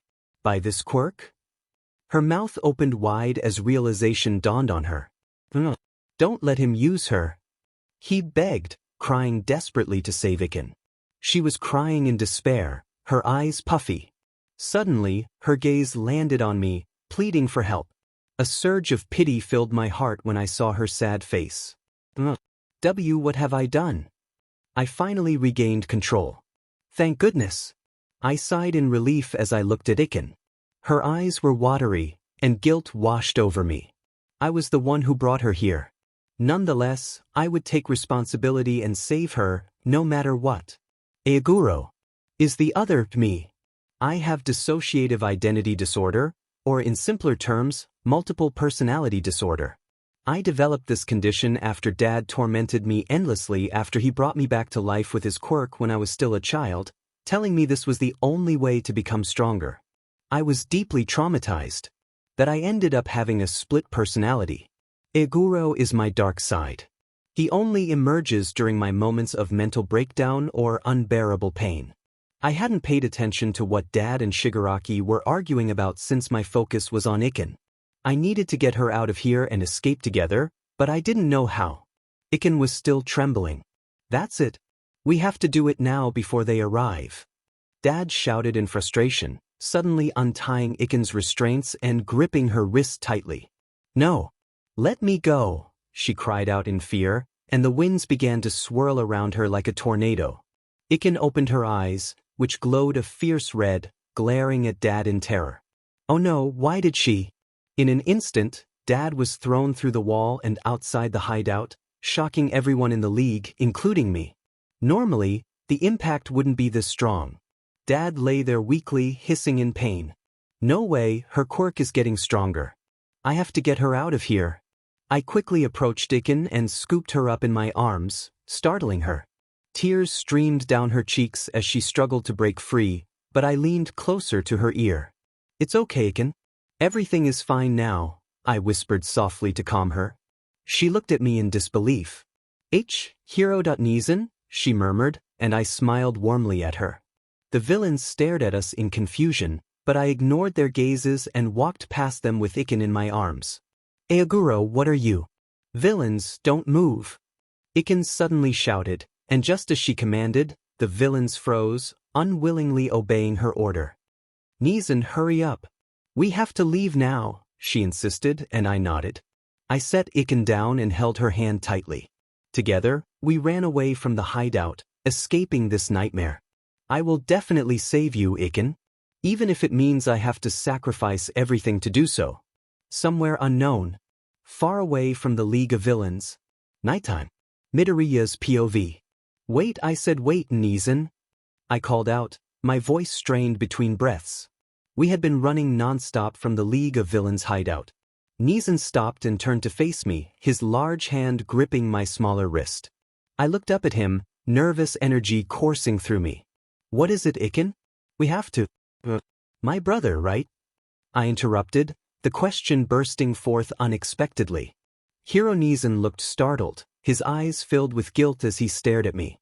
His pupils seemed darker than I remembered. I thought they were light blue. Nezen bit his lip, worry etched on his face. What will you do? If I say yes?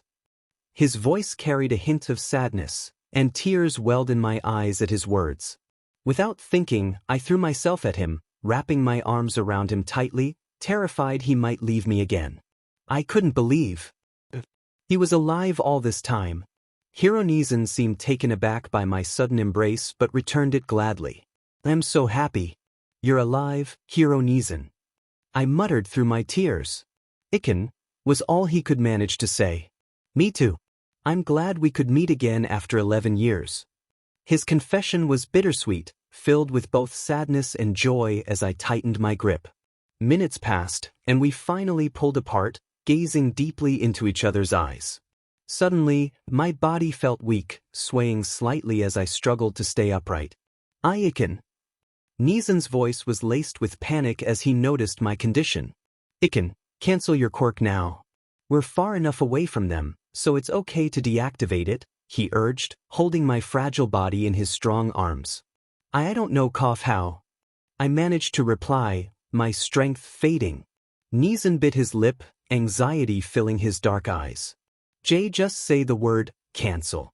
Maybe you'll deactivate your quirk, Hero Nezen suggested, trying to help me.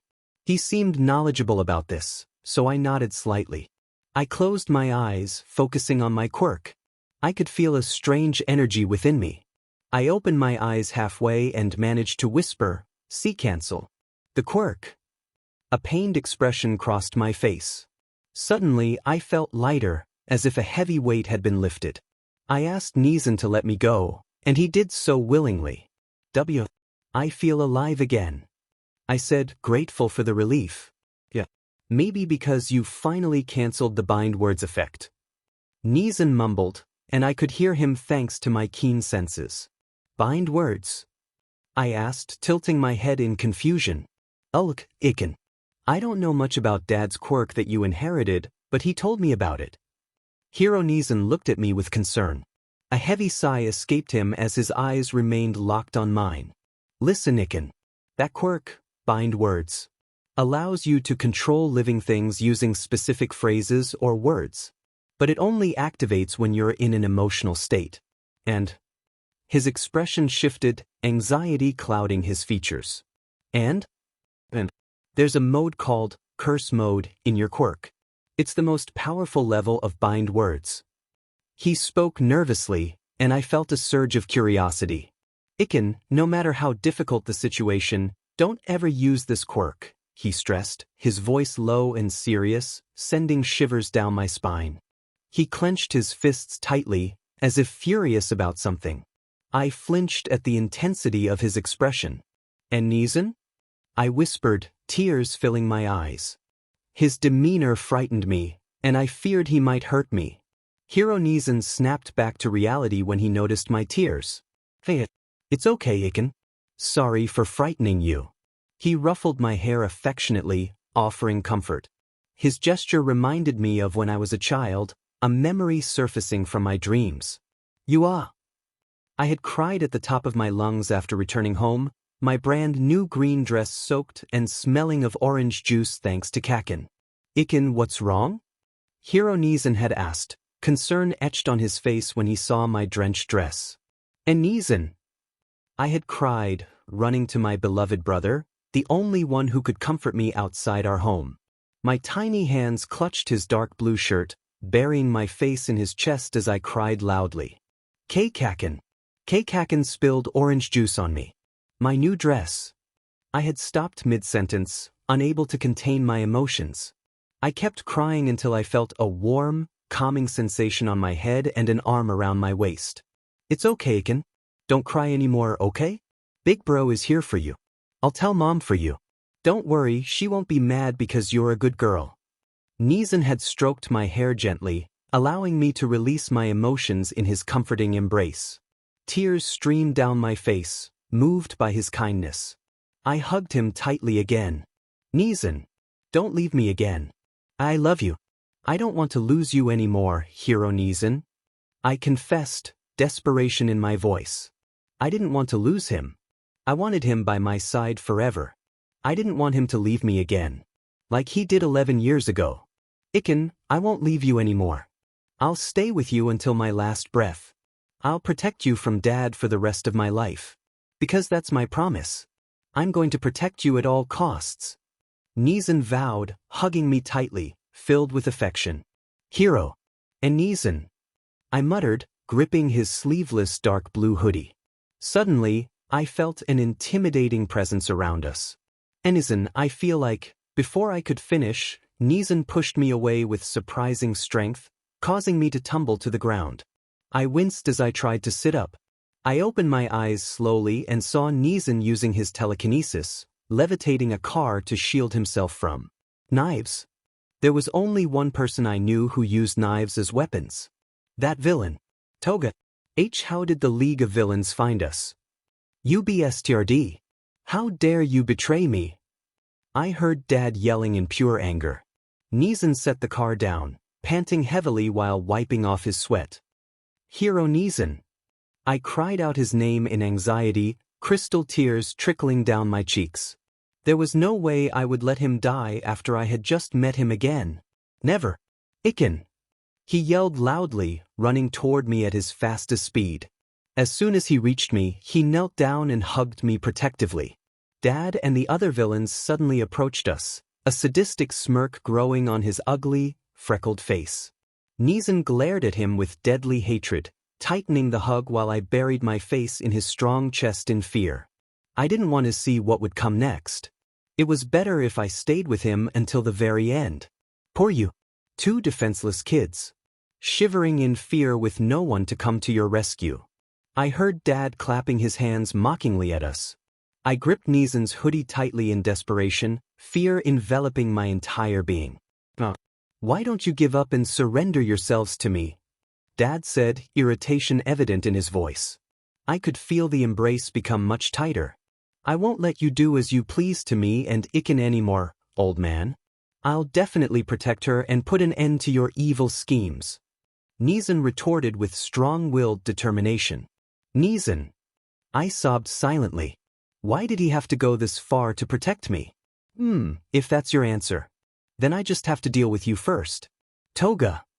Dad called out to that crazy girl who had almost harmed me during that camping trip. I shivered in fear when I heard her name. Nizan gasped in shock. I heard manic giggles coming from the girl with the messy bun. Yes, dragon? She asked with unsettling enthusiasm. I'll allow you to have them. Both. My eyes widened in shock at his words. That woman was going to harm us. Toga squealed with terrifying excitement when Dad said that. Oh gosh, thanks so much, dragon. I finally get to touch that smooth skin of yours, Eoguro. You don't know how much I love you and wish I could have you as mine forever, and now my dream is coming true. She fangirled in a creepy way. My face darkened with fear, terrified of what would happen to us next. Nizan suddenly embraced me warmly, trying to comfort me. No matter what happens, I won't leave you, Iken. He whispered softly in my ear. Tears fell from my eyes as I nodded to him. Oh ho, here I come. She squealed loudly. I wanted to use my quirk to stop her, but Nizan's warning echoed in my mind. Suddenly, I heard a loud explosion. Stay away from her, you insane girl, before I take you down. A familiar voice yelled in madness, the one I had missed so much and was deeply in love with. I quickly raised my head, tears of happiness welling in my eyes when I saw the ash-blonde figure I loved so much. Kaken. A few minutes earlier. Class 1A dorm. Bakugou's POV. Can you do it faster, Vice Prez? I insisted eagerly, unable to wait for her to finish analyzing Deku's location. Hold on, Bakugou-san. I'm almost done. Vice Prez said calmly, and as she promised, she finished after what felt like an eternity. Where the heck is she? I was starting to lose my temper, despite my best efforts to contain it. She isn't far from you. Vice Prez gasped in surprise, just like the other students, teachers, and Auntie Inko. Why you mean she already escaped? Auntie Inko asked in disbelief. Vice Prez nodded, confirming Auntie's statement. But she isn't alone. There is someone else with her. A man, I think. Vice Prez bit her bottom lip, feeling unsure and trying to recognize the stranger who was with Deku. I impatiently approached her, earning confused looks from everyone around.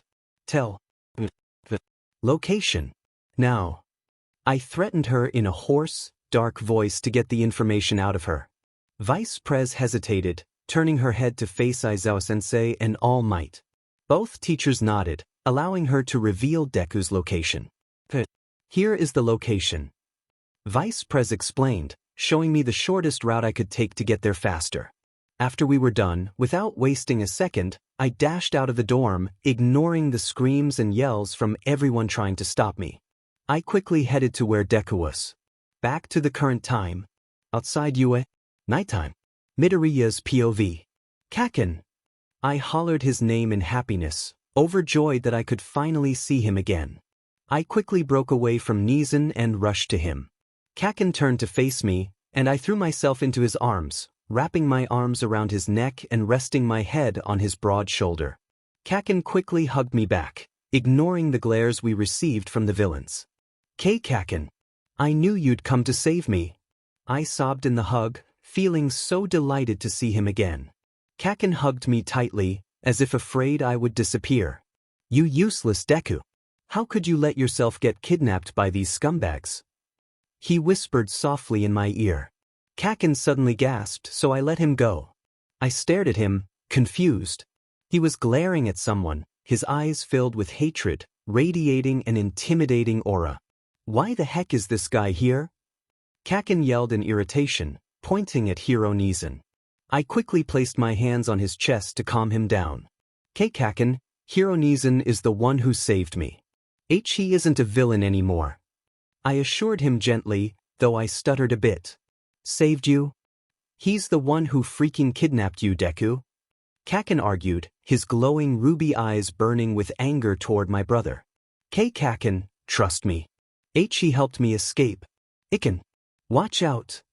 We both suddenly heard Nizan yelling, causing us to turn and look at him.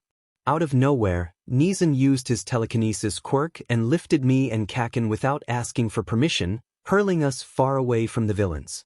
We both landed on the ground, and I whimpered in pain while Kaken groaned softly beside me. I opened my eyes just enough to see the villain holding a turquoise ball in his hand. My heart raced as I realized they had captured my brother. Hiro Nezen! I screamed, panic rising within me as I tried to rush to his side, but strong arms wrapped around my shoulders, stopping me. Kaken, let me go! I shouted, tears streaming down my cheeks, overwhelmed by the urgency to save my brother. Deku, no. What if they catch you again? Think rationally. Kaken insisted, worry etched across his handsome face. I shook my head, ignoring his pleas.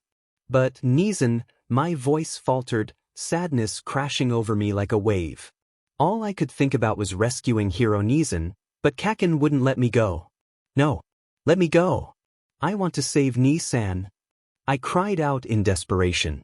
Suddenly, Kaken's eyes widened, and with a powerful motion, he pushed me away, sending me tumbling to the side. Confused and in pain, I slowly opened my eyes to a horrifying sight. Kaken! I yelled, my heart sinking as I saw him lying on the ground, weak and wounded. A knife was embedded in his chest, and I felt my breath catch in my throat. I covered my mouth, stifling a scream as tears streamed down my face. My father laughed maniacally, reveling in my suffering. I rushed to Kaken, cradling him gently, trying to prevent his injuries from worsening. Kaken! I sobbed, regret flooding my heart. If only I had listened to him. Stupid cough, Deku. Don't cry, cough, I'm fine. Kaken struggled to speak, fighting against the pain. His bloodied fingers brushed my cheeks, wiping away my tears, sending shivers down my spine. And no, Kaken. Don't go. Stay with me. I pleaded, desperation clawing at my heart. I'll get you to a hospital soon, so please hang in there. His injuries were too severe. Would he survive? I couldn't bear the thought of losing him. I love you, Izu, he whispered, his hand slipping from mine, falling lifelessly to the ground. Kaken?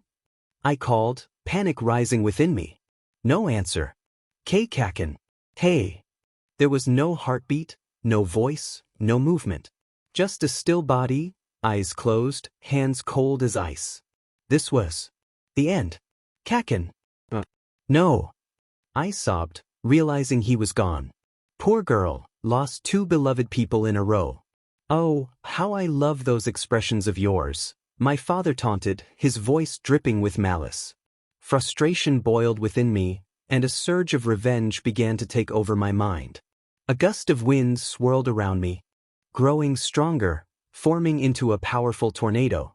My eyes glowed a fierce red as I felt an unfamiliar energy coursing through my body. I glared at the villains, who were visibly shaken by my transformation. This aura. It can't be. Curse mode, my father gasped in shock, but I ignored him. Hisashi, watching from a distance, couldn't believe the sight before him. His daughter was activating curse mode, a state even he feared. She is losing control. Could it be? He thought, realizing the connection to Kaken's lifeless body in her arms. Midoriya's aura intensified, sending a wave of fear through the villains. Suffer, she uttered, and suddenly, they began to tremble, their eyes wide with terror. They screamed, writhing in pain. Midoriya held Kaken's body close, tears streaming down her emerald eyes, overwhelmed with grief. Nighttime, somewhere outside Yue. Midoriya sobbed as she cradled Bakugou's body in her arms, her tears falling onto his pale face. Kaken. I'm sorry, she whispered, knowing he couldn't hear her. She felt too late to save him. Brat. Mr. Compress groaned in pain, clutching his shirt as he screamed. The turquoise ball fell from his hand, rolling to Midoriya's feet. She picked it up, staring at it for a moment before speaking again. Release. The ball shone brightly, and Hiroshi reverted back to his human form, hissing in pain. Iken? He called, opening his eyes to see his sister holding lifeless Bakugou in her arms, tears streaming down her face. No. It can't be, he gasped, unable to accept the reality before him. His gaze shifted to the villains, who were still groaning in agony, some screaming in fear. No way. This is... Hiroshi turned to look at Midoriya again, terrifying thoughts flooding his mind. Aiken, you activated curse mode. He gasped in shock as the wind around her began to pick up, causing Hiroshi to step back, distancing himself from her. How dare you, you little brat! Hisashi managed to rise, despite the mysterious pain coursing through his body, charging toward Midoriya with a fierce intent. Midoriya, already consumed by the grief of Bakugou's death, glared at her father with fierce determination. Her emerald eyes clashed with his dark gaze. Night.mare, she muttered hoarsely, her eyes glowing a brighter shade of red. As she spoke, Hisashi began to hallucinate, confronted by his deepest fears. This phenomenon affected the other villains as well, including Hiroshi, who found themselves facing their own nightmares. Midoriya struggled to control the curse mode, her quirk even impacting her brother. But Midoriya was oblivious to anyone around her. Her focus was solely on Baku. The tornado around her swelled, growing larger and more powerful, creating a protective barrier of wind. Midoriya's cries echoed through the chaos, fueling the tornado's strength. Kaken, I'm sorry. Please don't go. She sobbed, wishing desperately for Bakugou to return. Deep down, she understood the truth.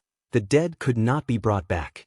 She has already used 3 words with the curse mode, so why? Is she still not deactivating it? Hisashi thought, struggling to push away the nightmare before him. At this rate, if Midoriya used her curse mode one more time. Midoriya's POV. I feel despair, frustration, sadness, guilt. I regret my past actions. I feel like a failure. But have I not been a failure from the very beginning? Kaken. I screamed his name in anguish. I couldn't accept this fate. Why, Kaken? Why did you have to die? I gently removed the knives from his body, placing them aside. You promised me you'd always be with me, no matter what happened. Then why did you leave me? Why did you have to die? You broke your promise, Kaken. You broke my heart. I cried, recalling the day we confessed our feelings for each other, the day that brightened my life and gave it meaning. I promise. I won't leave you ever again. No matter what happens. I'll always be there with you. Always. Tears streamed down my face as his gentle voice echoed in my mind. Why did he have to die for someone like me? I felt like a curse. I only wanted him to be happy. Please. Is there any way to bring him back? Suddenly, an idea sparked in my mind, though it was risky. If I use curse mode on him. To bring Kaken back to life. I gazed at lifeless Kaken with determination. This was the only way to save my beloved, even if it meant sacrificing my own life. I have to do it. Even if he won't forgive me for this selfish act. I've hurt too many people in my past.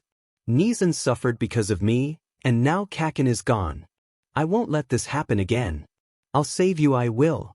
I gently cupped Kaken's cheeks. He felt so cold, a reminder of his lifeless state. I smiled warmly at him. Kaken, thank you for everything you've done for me, for loving me, for always being there when I was sad, happy, or angry, for comforting me in my despair. I love you from the bottom of my heart, so please. I whispered into his ear, then slowly raised my head, gazing deeply into his eyes with a warm smile.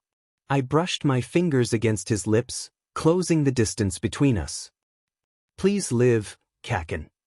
I emphasized the word live before sealing my lips with his.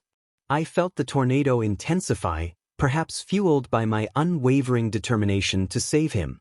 Thank you for the love and affection you've given me, Kaken. I love you for eternity. And goodbye, my love. I broke away from Kaken's lips, a thin strand of connection lingering between us.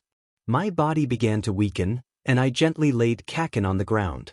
I could no longer sit. My body fell helplessly beside him. My breath hitched, becoming ragged, my heart racing as I neared the brink of unconsciousness.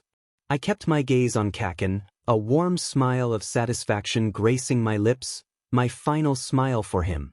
I was content that the last person I saw was him. I love you forever, Kaken. I held on to my feelings for him as the tornado gradually calmed, dissipating into nothingness.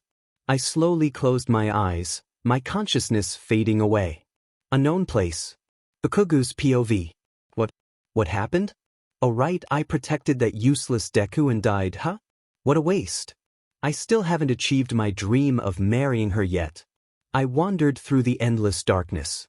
The atmosphere felt cold and heavy. Was this the afterlife? Suddenly, a familiar green figure appeared before me. I stepped back in surprise. Deku, what are you doing here? I was shocked to see her, staring at me with sadness in her eyes. Kaken. I'm sorry, she sobbed, deepening my confusion. A pang of guilt struck my heart, prompting me to approach her. Idiot, you didn't do anything wrong, I reassured her. I'm sorry I have to do this. I know you won't forgive me for this, but I just want you to be happy, she said, lifting her head with a painful smile that cracked her beautiful face. Kaken, thank you for everything you've done for me, for loving me, for always being there when I was sad, happy, or angry, for comforting me in my despair. I love you from the very bottom of my heart, so please. Deku confessed, moving closer to me. Please live, Kaken, she said, a warm smile on her lips before she connected our lips together. She slowly pulled away from me. Suddenly, I felt a surge of life energy coursing through me. It felt incredible, as if I were alive again. My body began to shine brightly, illuminating this dark place. As my form started to fade, Deku remained there, steadfast. Oi, what are you doing? I asked her in confusion. Deku only replied with a warm smile before whispering something that made my eyes widen. I love you forever, Kaken. Deku! I shouted, but everything had already vanished, including her. A bright light suddenly enveloped me, blinding my eyes for a moment. Somewhere around Bakugou's POV. What is that light? It's blinding. I winced as the light finally faded. Rubbing my throbbing head, I looked around and saw the villains sprawled on the ground, all of them unconscious. Hiroshi slowly sat up, groaning in pain. Wait, what? I can touch. But how? I was just a spirit. Even my injuries, they were healed. There's no way I could make physical contact. Unless I pinched my cheek and it hurt. So I was alive. I kept touching my body, unable to believe that I was really alive. I was certain I had just died, so how? Then my eyes fell on a girl with green curly hair, lying next to me, unconscious. Her face was pale, as if she had lost all her color. Deku? I called out, but there was no response. I quickly gathered her in my arms. She felt so cold. It can't be. She should be warm. Why is she so cold? Oi, answer me, you nerd. Stop messing around. This isn't funny. I shook her gently, desperation rising within me. My mind flashed back to her strange words in my dream. Please live, Kaken. I love you forever, Kaken. I gripped her shoulder tightly, realizing the worst-case scenario unfolding. I leaned closer to her chest, straining to hear her heartbeat, but there was nothing. No heartbeat at all. My heart raced with anxiety. Tears filled my ruby-red eyes, slowly rolling down onto Deku's pale face. Diminutive. Why did you leave? Bakugou! I suddenly heard Weird Hair's voice, but I ignored it, thinking it was just my imagination. Oi, Bakugou! Again I heard him, so I reluctantly looked up. I saw my classmates in their hero costumes. Bakugou, where is Deku? Round face fell silent, gasping in shock as she saw me crying while holding Deku. Bakugou-kun, what happened to Midoriya-kun? Her eyes stared at me, fear evident in her eyes. I remained silent, my frustration boiling inside. Could it be Midoriya-san? Vice Rep's voice trembled, her hand covering her mouth to suppress a scream. No. Round face collapsed to her knees in grief, sobbing uncontrollably. The others gathered around her, their faces clouded with regret, guilt, and sorrow. You guys, stay away from there. The police are going to catch the villains. Aizawa-sensei arrived, surprise etched on his face when he saw us crying. Midoriya, he gasped, quickly pulling out his phone, likely to call for help. But I knew it was useless, because Deku wasn't here anymore. A few days later, on a gloomy Sunday morning, The hospital was filled with an air of tension. After the police had arrived, all the villains were apprehended except for Dragon, who had managed to escape, leaving his comrades behind. The League of Villains was now imprisoned in Tartarus, facing a lifetime behind bars. Midoriya was rushed to the nearby hospital, but she had not yet awakened. The doctors were puzzled, unable to determine the cause of her condition. Bakugou was furious when he heard the news, unable to accept that Midoriya was gone, convinced that she was merely in a deep sleep. Hiroshi, who had been a captive of Dragon, was declared innocent and was now living with Inko Midoriya, his biological mother. The students of Class 1A decided to visit Midoriya, hoping she would wake up, though deep down, they feared the worst. When they arrived at the intensive care unit, they found Inko and Hiroshi there. Hiroshi bore light injuries, including bruises on his face. Upon seeing Hiroshi, Bakugou's anger flared. "What are you doing here?" he shouted, gripping Hiroshi's collar with a fierce glare. Hiroshi winced under the pressure. "Katsuki, please. We're in a hospital." Inko pleaded, trying to calm Bakugou. She understood his feelings but couldn't scold him for his anger. "Why are you even alive while Deku is gone? Why did she save you, you two-faced coward?" Bakugou yelled, ready to lash out, but Kirishima intervened, pulling him back. "Dude, calm down. It wasn't his fault. He was a victim too," Kirishima said, concerned for his friend, who had been struggling with the loss of Midoriya. The rest of the class watched in silence, some of the girls beginning to tear up. "Let me go. I need to make him pay," Bakugou shouted, fighting against Kirishima's hold. Hiroshi looked down, feeling a wave of guilt wash over him. "Let him say what he wants," Hiroshi said quietly, his voice heavy with sorrow. Inko's heart ached for her son, wishing she could take away his pain. "Katsuki is right. It was my fault. If I had been more careful, she wouldn't have had to sacrifice herself." Hiroshi's fists clenched as he wrestled with his regret. His words left the group in shock. "What do you mean by?" Yayorozu started, but couldn't finish. "Curse mode and—" Ashido looked pale, as if she might faint. "Bakugou died?" Kaminari gasped, confused. How could Bakugou be here if that were true? Bakugou stared at Hiroshi, disbelief etched on his face. Hiroshi took a deep breath and shared everything, his and Midoriya's past, the injuries he had survived, the torment he had endured, and Midoriya's hidden quirk, bind word. He explained how, during a confrontation, Midoriya had lost control after Bakugou was hurt, activating curse mode to save him, ultimately leading to her own demise. Bakugou's body trembled as he processed the information. He couldn't accept that Midoriya had sacrificed everything for him.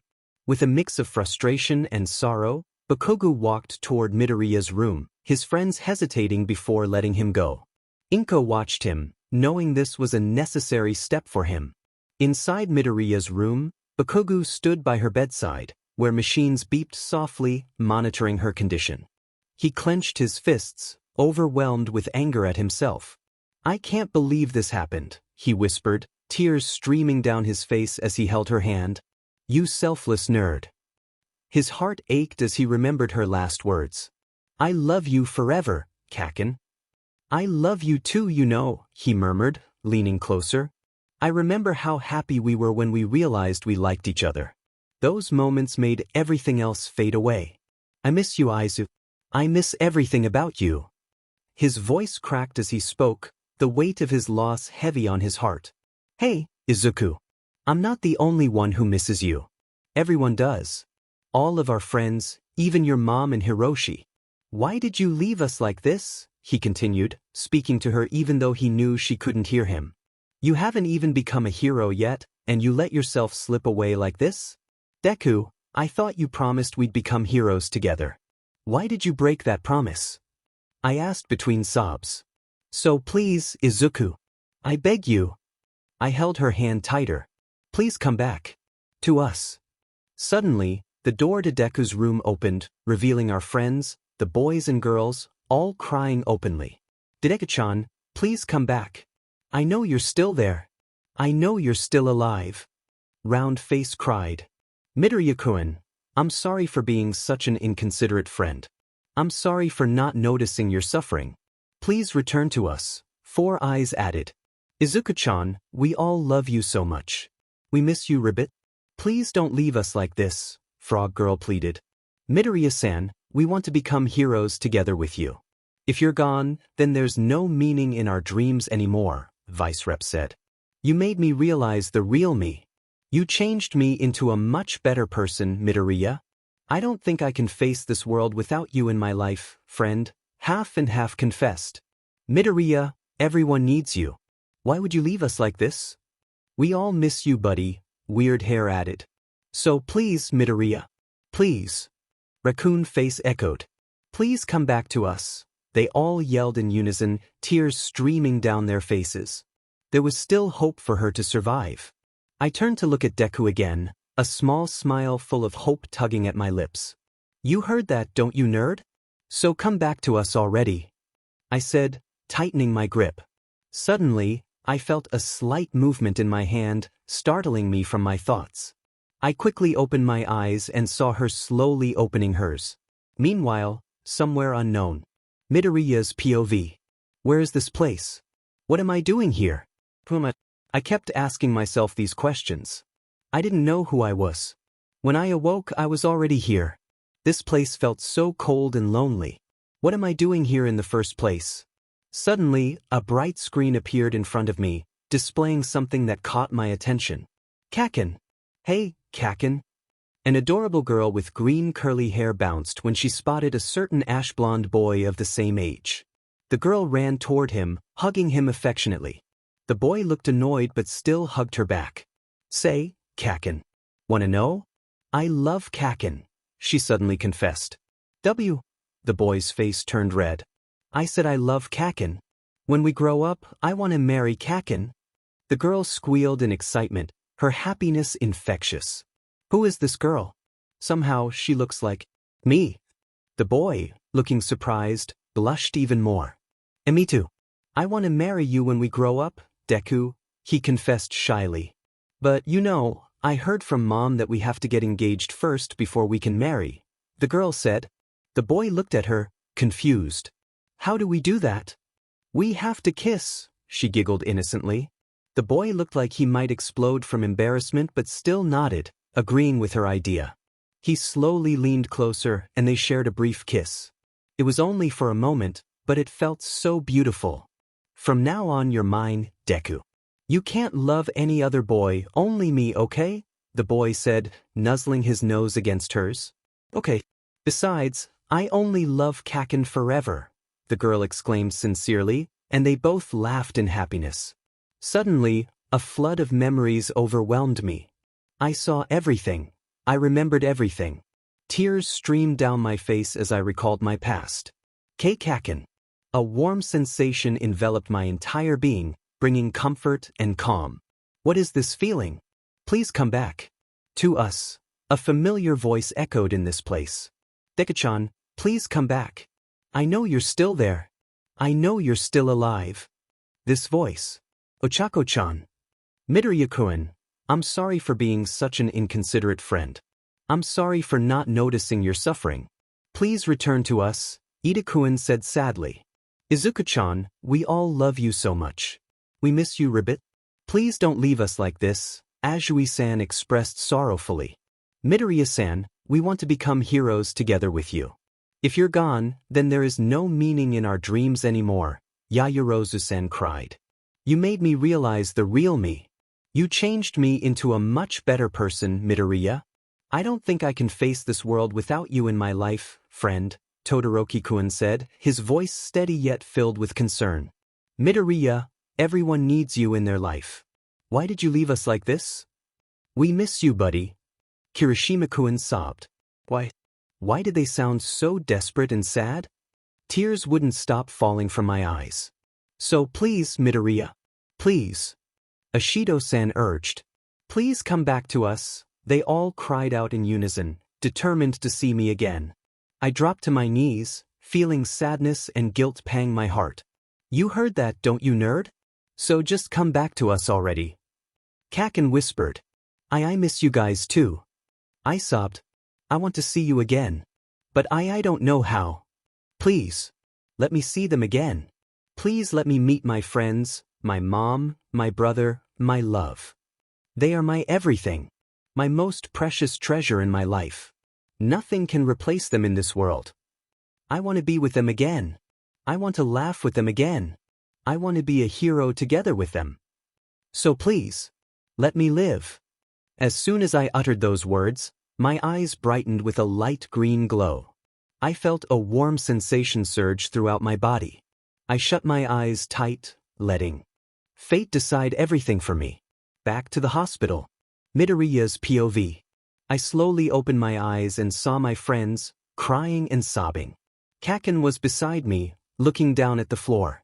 I moved my hand slightly, and Kaken looked startled, quickly lifting his head. Deku? He muttered my name in disbelief. Deku-chan. You're alive. Ochako-chan gasped. I slowly sat up, removing the bothersome mask from my face. Kaken. I hugged him tightly, overwhelmed with happiness. Tears fell from my eyes. I miss you, Kaken. I miss you all so much. I sobbed while tightening the hug. Idiot, I miss you too. I'm glad you came back. I knew you were still there. Kaken whispered. I couldn't have made it here without everyone's help. I heard your voices calling me. That's why I was able to survive. I told them. So, thank you for everything, everyone. I expressed my gratitude from the depths of my heart. Kaken, I really appreciate you for never giving up. I said to my boyfriend. Kaken moved closer, our noses almost touching. Thank you too. For holding on to life, Deku. Kaken smiled warmly at me. This is the miracle of life. This quirk I have. It can feel like the most daunting challenge in my life. But at the same time, it can be the greatest blessing. A few months later, UA High School Gym. Morning. Midoriya's POV. Everyone, thank you for your hard work this year. Since it's almost the end of the year, as I mentioned before, tonight we will hold a prom in the UA ballroom, following our tradition. Principal Nizu announced happily, and all the students cheered in excitement. I gasped, feeling thrilled for the upcoming prom night. I turned to look at my classmates one by one, smiling slightly to myself. It's almost the end of my first year as a UA student, and today marks my last day as a first year. And UA will have prom tonight. A few months had passed since that day I returned to life. I still didn't understand how it happened. The doctor told me I had been dead but miraculously came back to life, and for that, I am truly grateful. Hironizan was living with Mom and was currently working full-time as a waiter at a cat cafe. Mom seemed happier now, but I knew she felt sad about Dad being a villain. Dad is still at large, but the other members of the League of Villains have been sent to prison. Oi, Dad! Stop daydreaming. We're going back to class right now. I heard Kaken yell. I turned to look at him and smiled widely at my boyfriend. Okay. I replied and followed my classmates from behind. In the class. I can't wait for the prom tonight. Ashido-san squealed happily, bouncing slightly with excitement. So, who are you going to partner with? Hagakure-san asked her. I'm with Kirishima. Ashido-san cheered, striking a pose like a model. Me Tokoyami-chan, ribbit. Ashri-san replied, placing a finger on her lips and smiling adorably at us. Wow, what an unexpected couple. I guess love can go beyond anything. What a plus ultra love. I'm with Todoroki-san. Yayarozu-san said shyly, her face turning cherry pink. The girls, excluding me and Ashri-san, exchanged mischievous smirks. Oh, it's finally happening, they whispered to each other. I'm with Ojiro-kun. Hagakure-san bounced in excitement. We all smiled widely at this invisible girl. We already knew from the very beginning that they had chemistry. They looked perfect together. Jiro-san? How about you? I asked Jiro-san, who remained silent. Well, Kaminari asked me to be his partner, so yeah. He is my partner. She answered bluntly, twirling her earphone jack with her finger. Oh, the ship has sailed. Ashido-san and Hagakure-san hugged the rocking girl. Ochako-chan, who is yours? I asked my best friend. I asked Ida-kun to be my partner, and he agreed. Ochako-chan seemed awfully happy about it. I raised an eyebrow at her, smirking mischievously. She blushed intensely and looked down at her feet. I chuckled, knowing I had hit the nail on the head. And Midoriya? Of course, you're with Bakugou, right? Hagakure-san giggled playfully at me. I smiled sheepishly and nodded slowly. She was right after all. Kaken shyly asked me last night, and of course, I accepted his invitation. The door of our classroom opened, revealing Aizawa-sensei with his usual tired expression. We all hurried back to our seats in a panic. Bigots. Go back to your seats. Homeroom is about to start. Oh, important note, you will return to the dorm earlier today since there is a prom tonight. Why do I have to go? I just want to sleep until next week, Aizawa-sensei said, a heavy sigh escaping his lips. Well, it's not really an important event, but still a tradition at UA. I hope I can get rid of it, though. He told us bluntly while yawning, feeling sleepy. Yes, sir. We all replied in unison, obeying his instructions. Without wasting any time, he began the class. Time seemed to tick faster with the excitement in everyone's hearts, eager for the prom since this was our first time attending one. After school, Class 1A dorm. Nighttime. I hurriedly put on the red dress that Mom bought for me a few days ago. I felt a bit embarrassed to wear it since it was a little revealing, but I still put it on. Because it was a gift from my mother, and I had to appreciate it. Deku-chan, are you done? I heard Ochako-chan's voice from outside my room. Give me a second. I yelled back. I slipped on my red heels, a special present from my brother with his first paycheck. Deku-chan. Ochako-chan called again. I'm coming. I replied as I spun the doorknob, opening the door wide to reveal Ochako-chan in her beautiful pink evening dress. Come on, I can't wait anymore. She urged, pulling me out of my room and dragging me along before I could catch my breath. I know you're excited, Ochako-chan, but it's still early. I sighed at my overexcited best friend. But the boys already went to the ballroom. And the girls are all waiting for you to finish. It's not early, it's already time, Deku-chan. She insisted. These girls are too eager to dance with their partners, I thought. I only replied with a smile this time, agreeing with her excitement. Okay. I get it. I finally relented, and as expected, her smile widened. Ochako-chan kept dragging me until we arrived downstairs, where the other girls were waiting. Geez, it took you long enough to get ready. The prom almost started, you know. Jiro-san scolded us, but we knew she was just teasing to make us feel guilty. I chuckled sheepishly at her. Sorry. On what are we waiting for? Let's go. I changed the topic, and it seemed the girls bought it when I saw the happy smiles on their faces. We all walked out of the dorm, leaving the grounds and heading to our next destination, the UA ballroom. We are here. Currently, the girls and I were standing among the crowds of students, chatting and enjoying ourselves. We gasped in awe at the beautifully decorated hall. We then went our separate ways, looking for our male partners. I carefully searched for Kaken, but he was nowhere to be found. I crossed my arms over my chest, feeling a bit tired after looking for him for a few minutes. Kaken, where are you? I whispered sadly. I wanted to see him so badly. Suddenly, someone covered my eyes with their hands, causing me to fluster in surprise. Come on, Vode. You don't even recognize your boyfriend? Kaken whispered into my ear, sending shivers down my spine. Figures. Kaken. I said, slightly pouting. Kaken laughed teasingly, removing his warm hands from my flushed face.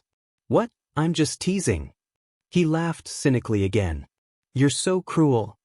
I pretended to sulk, and as expected, Kaken was fooled by my acting skills. Suddenly, Kaken wrapped his strong arm around my slim waist, startling me. I gasped at his unexpected move. He pulled me closer, lifting my chin to meet his gaze. We locked eyes, his fiery ruby-red eyes filled with affection. I cupped his soft cheeks, smiling warmly at the love of my life. Ladies and gentlemen, welcome to UA Dance Night. Tonight, let's enjoy ourselves by dancing through the night with all your heart.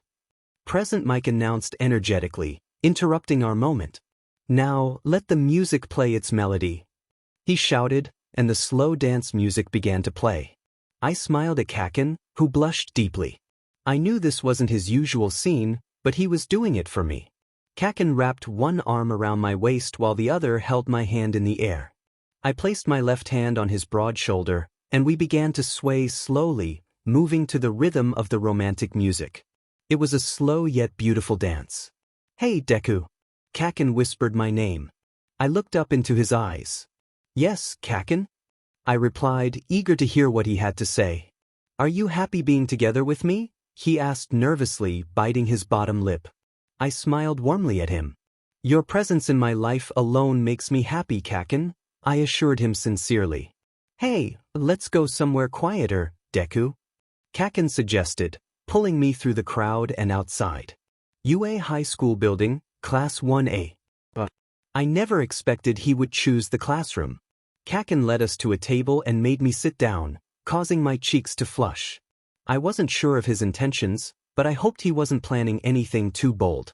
Kaken moved closer, placing his arms on either side of me, blocking any escape route. "Deku," he whispered, suddenly wrapping his arms around my neck. I hugged him back, feeling a bit confused, but this hug felt different from his usual ones. "I love you, Izuku." "I love you so much," he whispered sweetly in my ear. Kaken leaned in, and I ran my fingers through his spiky ash blonde hair, feeling a warmth spread through me. "K Kaken," I murmured, blushing at his affectionate words. Kaken pulled away slightly, gazing into my sparkling emerald eyes while I looked into his shining ruby-red ones. "Hey, Izuku, can you promise me one thing?" Kaken asked suddenly, his voice gentle. "What is it?" I questioned eagerly. "Can you promise to stay together with me forever? And love only me forever, Izuku?" he said, his voice filled with earnestness as he leaned closer. I cupped his cheeks softly. "Kaken, I've always loved only you. No one can change these feelings. Besides, we made this promise when we were kids, right? And I'll keep this promise forever." I confessed sincerely. Kaken smiled happily at me. He nuzzled his nose against mine, a gesture I cherished. I closed my eyes tightly as Kaken pressed his lips to mine. Just then, fireworks exploded in the night sky, filling it with colorful sparks. These fireworks, the moon, and the stars were proof of the love engraved in our hearts. The rhythm of the fireworks became our romantic melody for the night, while the sky showered us with thousands of twinkling lights. We stayed in our kiss for a few moments before breaking apart for air as the fireworks faded. Kaken smiled at me warmly. "You're my everything, Izuku. And you are my love forever, Katsuki. We'll always be together forever."